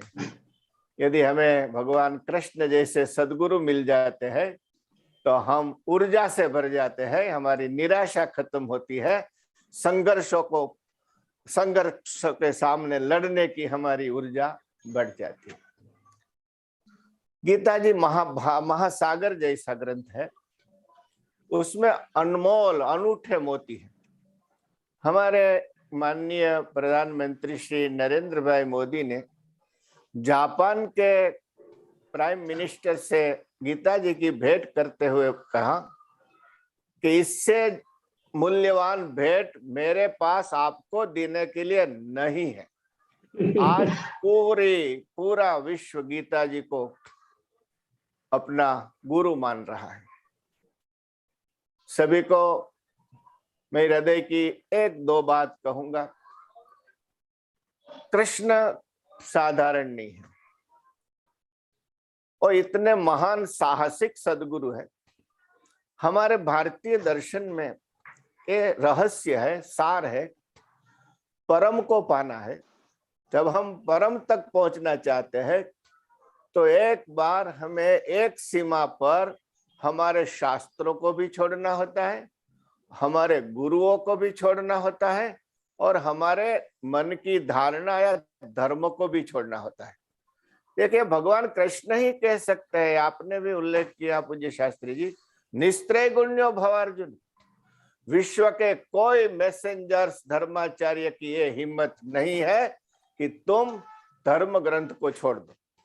यदि कहेंगे तो बवाल मच जाएगी। लेकिन भगवान कृष्ण कहते हैं छोड़ो इसको, निस्त्रय गुण्यो भवार्जुन। और अंत में वे भी बीच में नहीं आते हैं। मैं तुझे उपदेश दे रहा हूं, लेकिन तेरे भीतर एक सदगुरु है, उसके पास जाओ, उसको पूछो, तेरी अंतर्यामी से पूछो कि क्या करना है क्या नहीं करना है। लेकिन अर्जुन, मुझे मालूम है कि अंतर्यामी से बात करना आसान नहीं है। कितने कितने अवरोध बीच में है, तो तुम सहजता से उस अंतर्यामी से बात न कर पाता हो।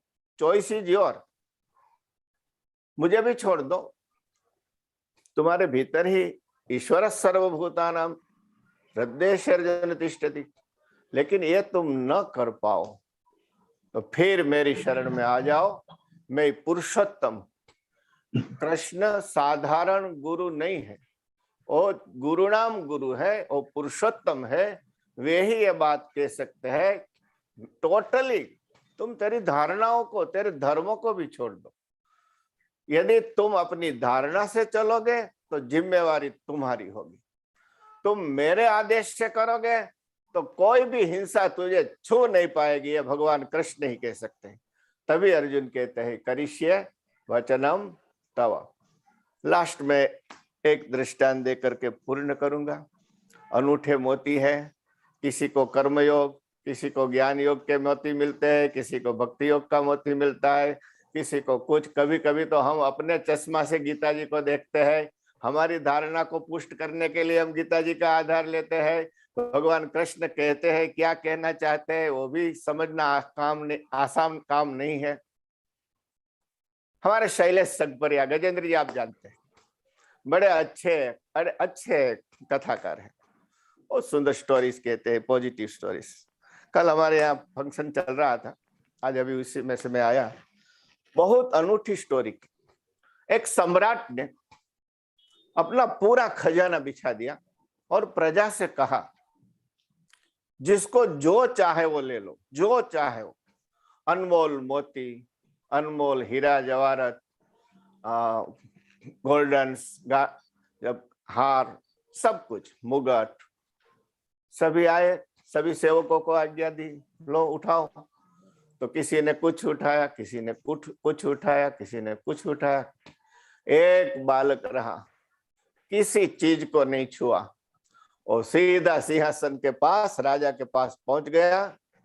अरे बेटे तुम जाओ, अब ये सारी चीजें समाप्त हो जाएगी, ले लो जो चाहिए वो ले लो। बालक ने कहा, मुझे कुछ नहीं चाहिए, हमें तो महाराज आप चाहिए, आपके बिना कुछ नहीं चाहिए। राजा खुश हो गया। जो राजा को पा गया उसको राज वैभव सहज ही मिल जाता है। करिष्ये वचनम तव।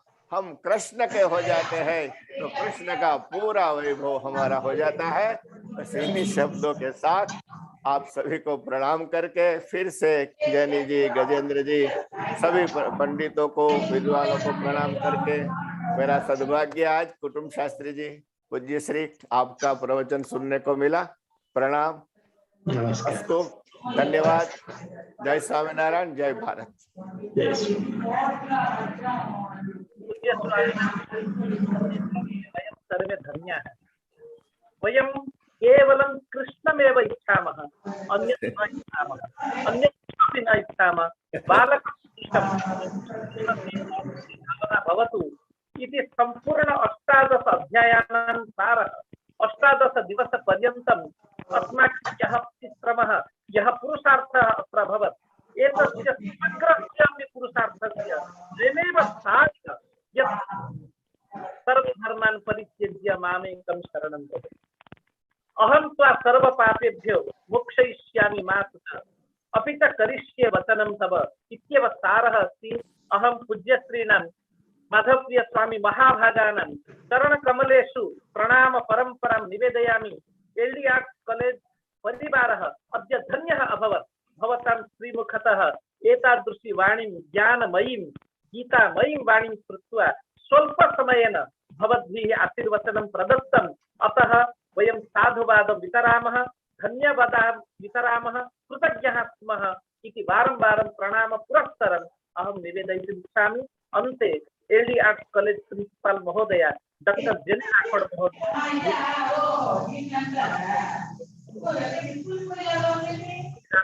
Principal एल्डीआर् Namaste.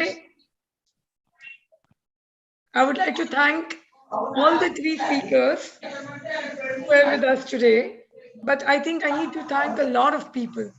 Before I thank today's speakers, today's guest of honor, I would like to thank all the various scholars and intellectuals who were with us during this entire journey of 18 days. They analyzed, explained, and made us understand each and every aspect of the Bhagavad Gita. We are indeed deeply humbled and honored to have been instrumental in carrying the message of the Bhagavad Gita across to the world. Speaking about today, yes, I would like to make some special mention of what I felt about the speakers who spoke today. Shri Arun Ranjan Mishra ji from Shantiniketan. His discourse was indeed extremely enlightening, very interesting, very informative. I would like to make special mention of Amog Leela Das. Amog Leela Das's session was so very invigorating. I've actually mentioned that in the chat box as well. And it's very interesting to learn. I know that B.M. Shah sir is very much with us. I would like to share this information with him that Amog Leela Das is actually being invited by IIM Ahmedabad.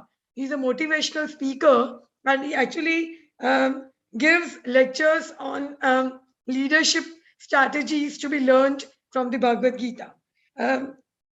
His discourse was so modern, his idiom was so modern, he's so youthful. And I think that is the kind of guru that we look for in this age. Young gurus who will reach out to the youth to carry the message of the Gita. I would also like to make special mention of Mukund Das ji from Texas University and Washington University. He was absolutely brilliant. I was very impressed with his clarity of thought. I said as much in the chat box. Professor Venkat Kutumb Shastri, you are the ultimate guru. I know that you have taught our colleague and our friend, Dr. Gajendra Panda. Now I know from where he has learned this. It's only a great guru who can actually guide a student. Last but not the least, I would like to also thank Madhav Priyadas ji, yes, who joined us on the spur of the moment and, gave us some gems out of the Gita.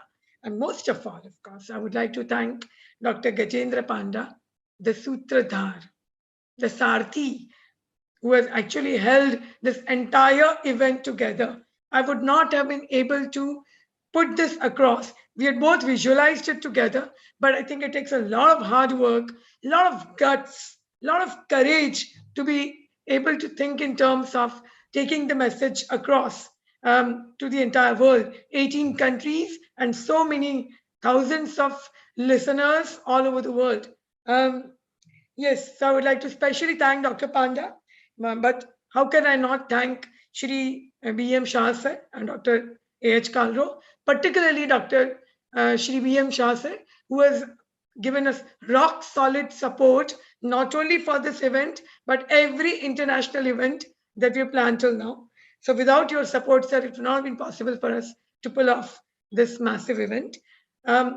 Last but not the least, now I would like to thank the entire IT team of Ahmedabad University. Had they not provided us with their Zoom platform, had they not been so patient with us, we would not have been able to take this event forward. Thank you. Thank you very much. Namaste. Hare Krishna.